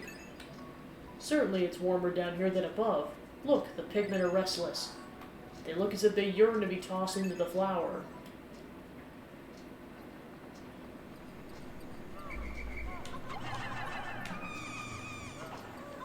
So yeah, generally speaking, the whole thing with Candy Pop Buds, you can only toss 5 in, and then they go away.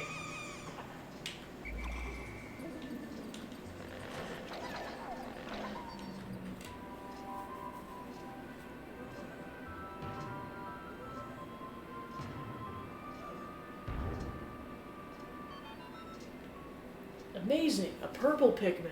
It has hair and is quite stocky. Seems very heavy and strong. This kind of Pikmin was not mentioned in your report, Olimar. Must be an entirely new type. Transforming Pikmin by tossing them into flowers. Intriguing. Perhaps there are others? So yeah, as that suggests, Pikmin, or purple Pikmin, can only be propagated by flowers in these caves. You cannot get them on the surface.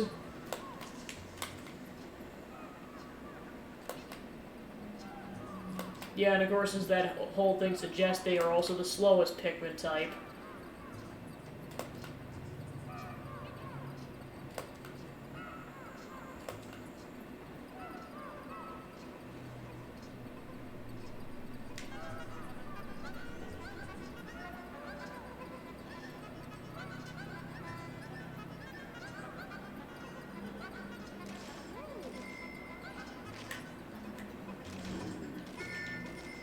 Yeah, and of course, this is the nice part about having 2 captains, too, is you can, like, keep one of your captains towards your Pikmin, towards the entrance of where your ship's at, and then you can have the other one go towards the exit or the next level, or the entrance to the next level. Just saves you a lot of time.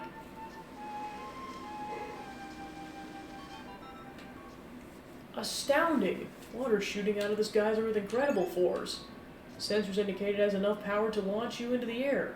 Approach and press A to try. Yeah, and of course, as long as you have all your Pikmin collectively between both captains, you're good to go. It doesn't have to be from one captain specifically. Of course, I gotta wait for them to bring that over. Because, yeah, yes, they can lift it, but they go so slow.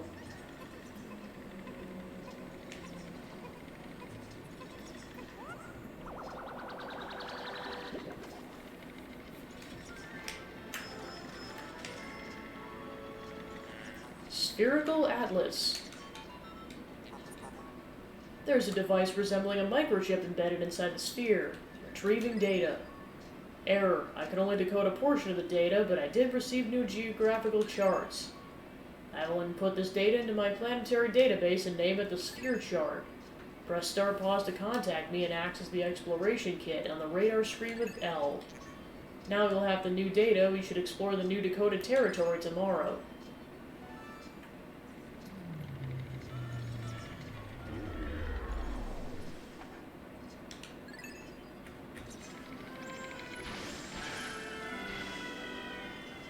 Whee!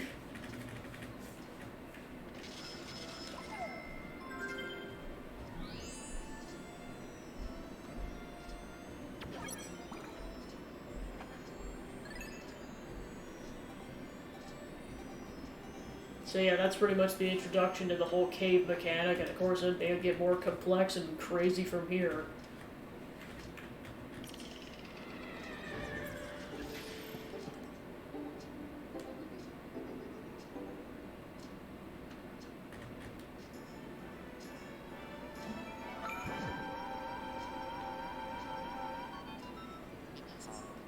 You have successfully returned to the planet's surface. Excellent decision-making, gentlemen. We must celebrate your first successful spelunking expedition. You've gathered a large amount of data that needs in-depth analysis. I shall send a report back to the President tonight detailing your progress.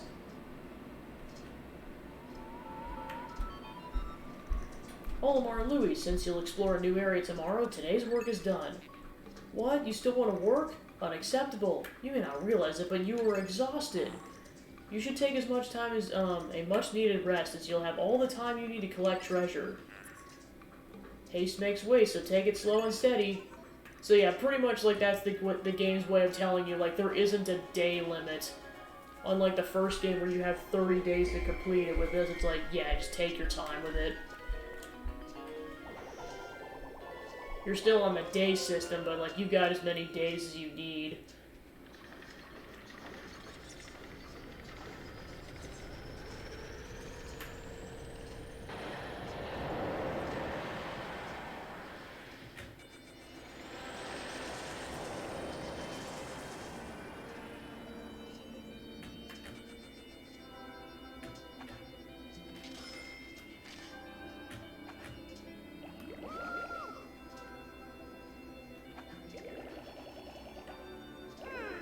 So yeah, this tells you how they die. So battle, sunset, and then fire, water, electricity, explosions, and poisons.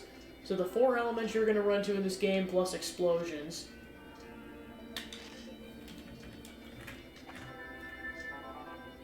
Baby steps first, Olimar. Plan well and don't worry about me. Our debt is with Happy Hocotate's savings and loans, after all.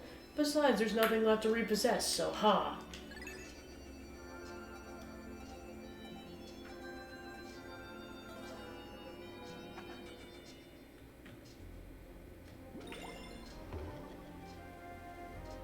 So yeah, like it'll track basically where what your above ground treasures are.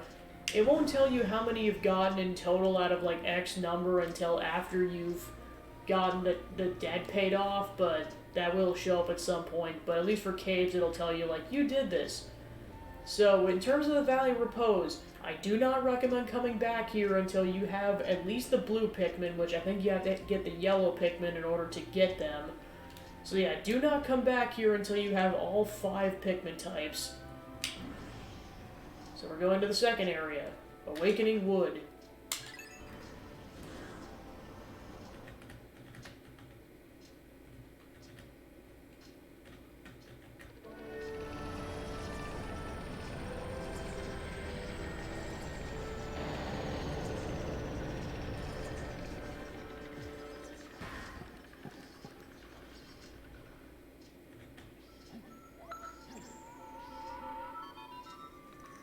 Good morning. It should please you to know the purple Pikmin are lodged safely in my hall. The confines of my interior seem to suit them perfectly, though they do occasionally tickle me. Stand in the ring of light below and press A to call the purple Pikmin out.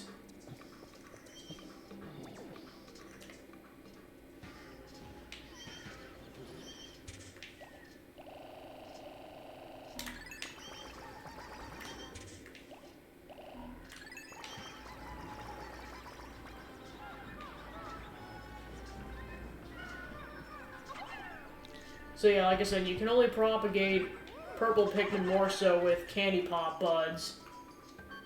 What the heck? Louis, has Olimar instructed you on the peculiarities of the Pikmin creatures? The Pikmin form groups based on color when disbanded with X. Grabbing Pikmin with A will also cause them to group by color. Now for the bonus lesson. After grabbing a Pikmin with A, you can press left or right on the D-pad to swap it for another color. This is the first time you have heard this? Olimar, remember to properly train new employees. So yeah, one died during a cutscene, yippee. So yeah, that's one feature they added in this game. Like, you don't have to get any upgrades or power-ups to do this. You can just do that automatically.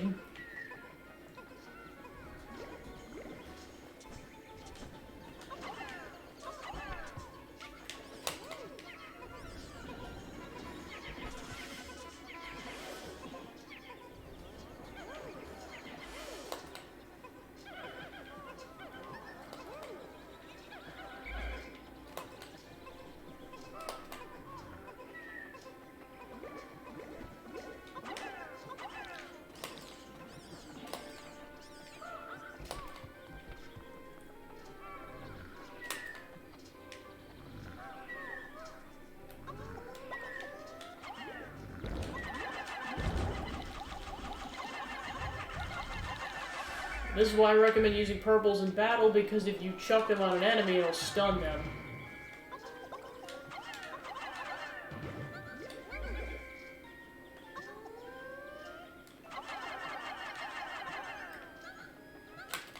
Like, this definitely comes in clutch after a while. Especially if you want to keep your Pikmin casualties to a minimum.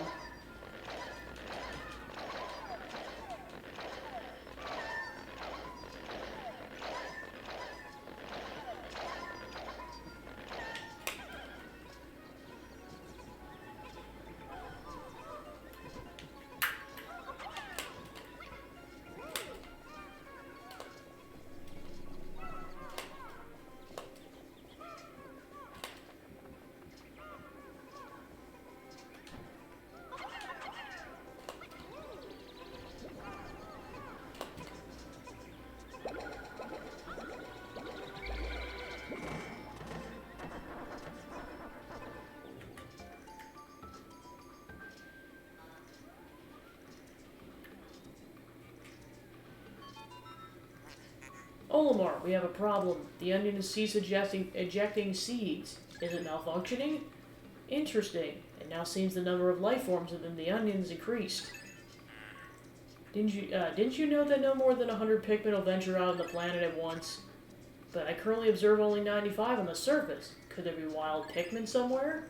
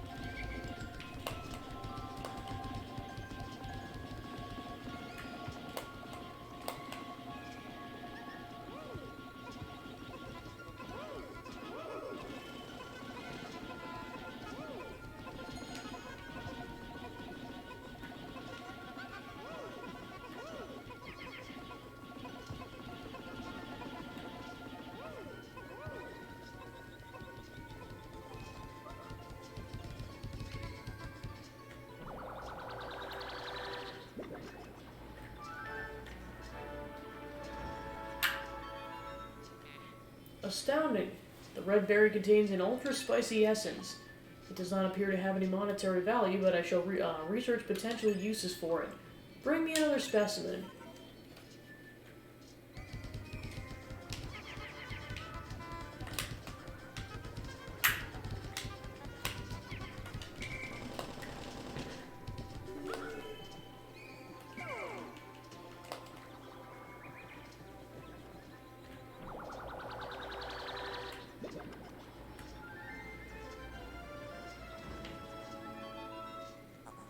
Captain Olmar, my research on the red berries you discovered has yielded a powerful potion.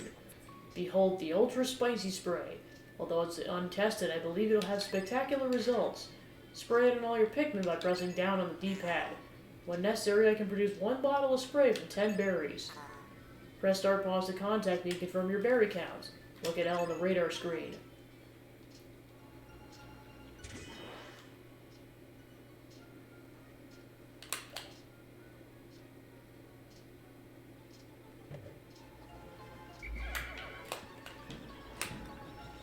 Yeah, basically the berry sprays are your power-up, so yeah, this basically enhances your Pikmin abilities.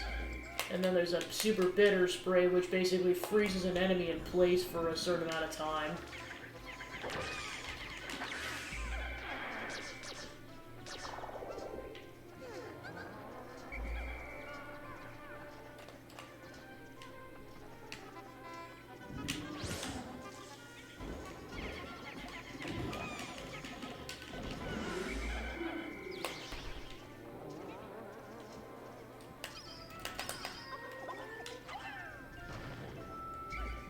So yeah, you need more purple Pikmin to progress.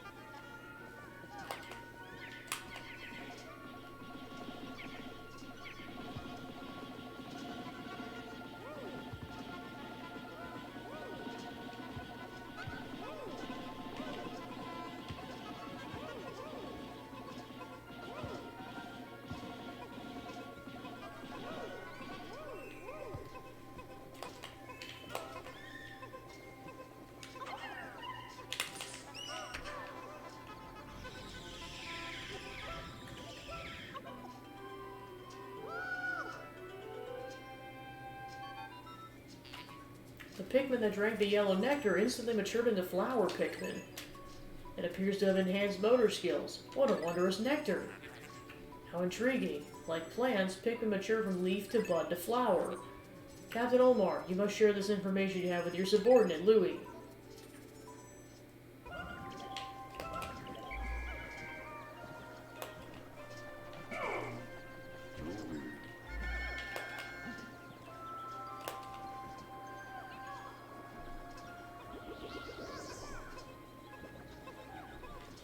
Alright, so we got another spray in the tank.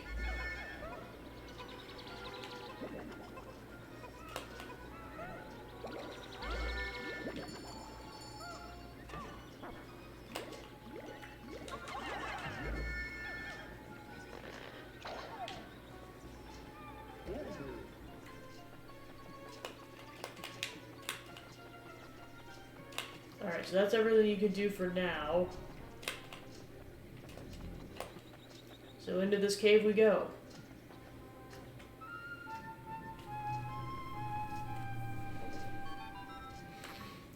Zerb, biological sensors are reacting violently. The readings are ominous. A beast of unknown power lurks in these depths. A large Pikmin group would be reassuring. My source sensors are picking up hostile roars of many beasts. Expect dangerous encounters. Sensors are also showing extreme heat pockets. You may need flame-resistant Pikmin. But my records indicate no such data. Are my records incomplete? Yeah, totally. So yeah, of course this is another feature of the caves, that it basically tells you, like, there will be X hazards in this particular cave, so try to bring Pikmin of that element in so that your Pikmin don't get insta-killed. Okay, I guess Louis does have to go over here. Alright.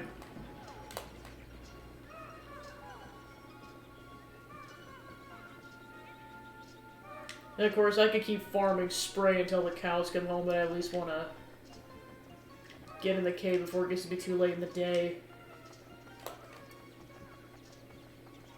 And to fully preface, this is where we're starting next time. I'm just getting in the cave just so I can get a save point going.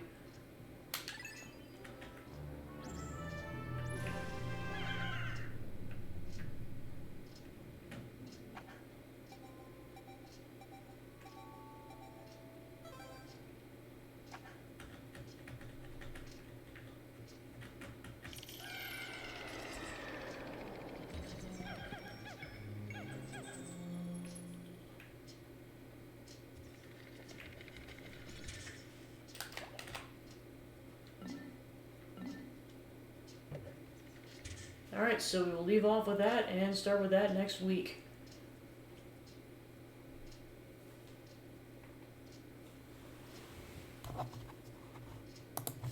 Alright, so thanks for tuning into the stream. I was able to finish Pikmin 1, and we're off to the races with Pikmin 2. And then we'll continue that next week. So in terms of the schedule for the rest of the week, we'll be starting up Super Mario 3D World tomorrow, and then, like I said, likely fighting Maruki in Persona 5 on Friday. Definitely not finishing it until next week, because there is content that happens after the final boss fight, but I can't imagine it would go significantly past next week, but we'll see what happens. And that wraps that up, so I know I'm probably just going to get used to the fact that there's... Oh, Zach is still alive, we're going. We're doing it live!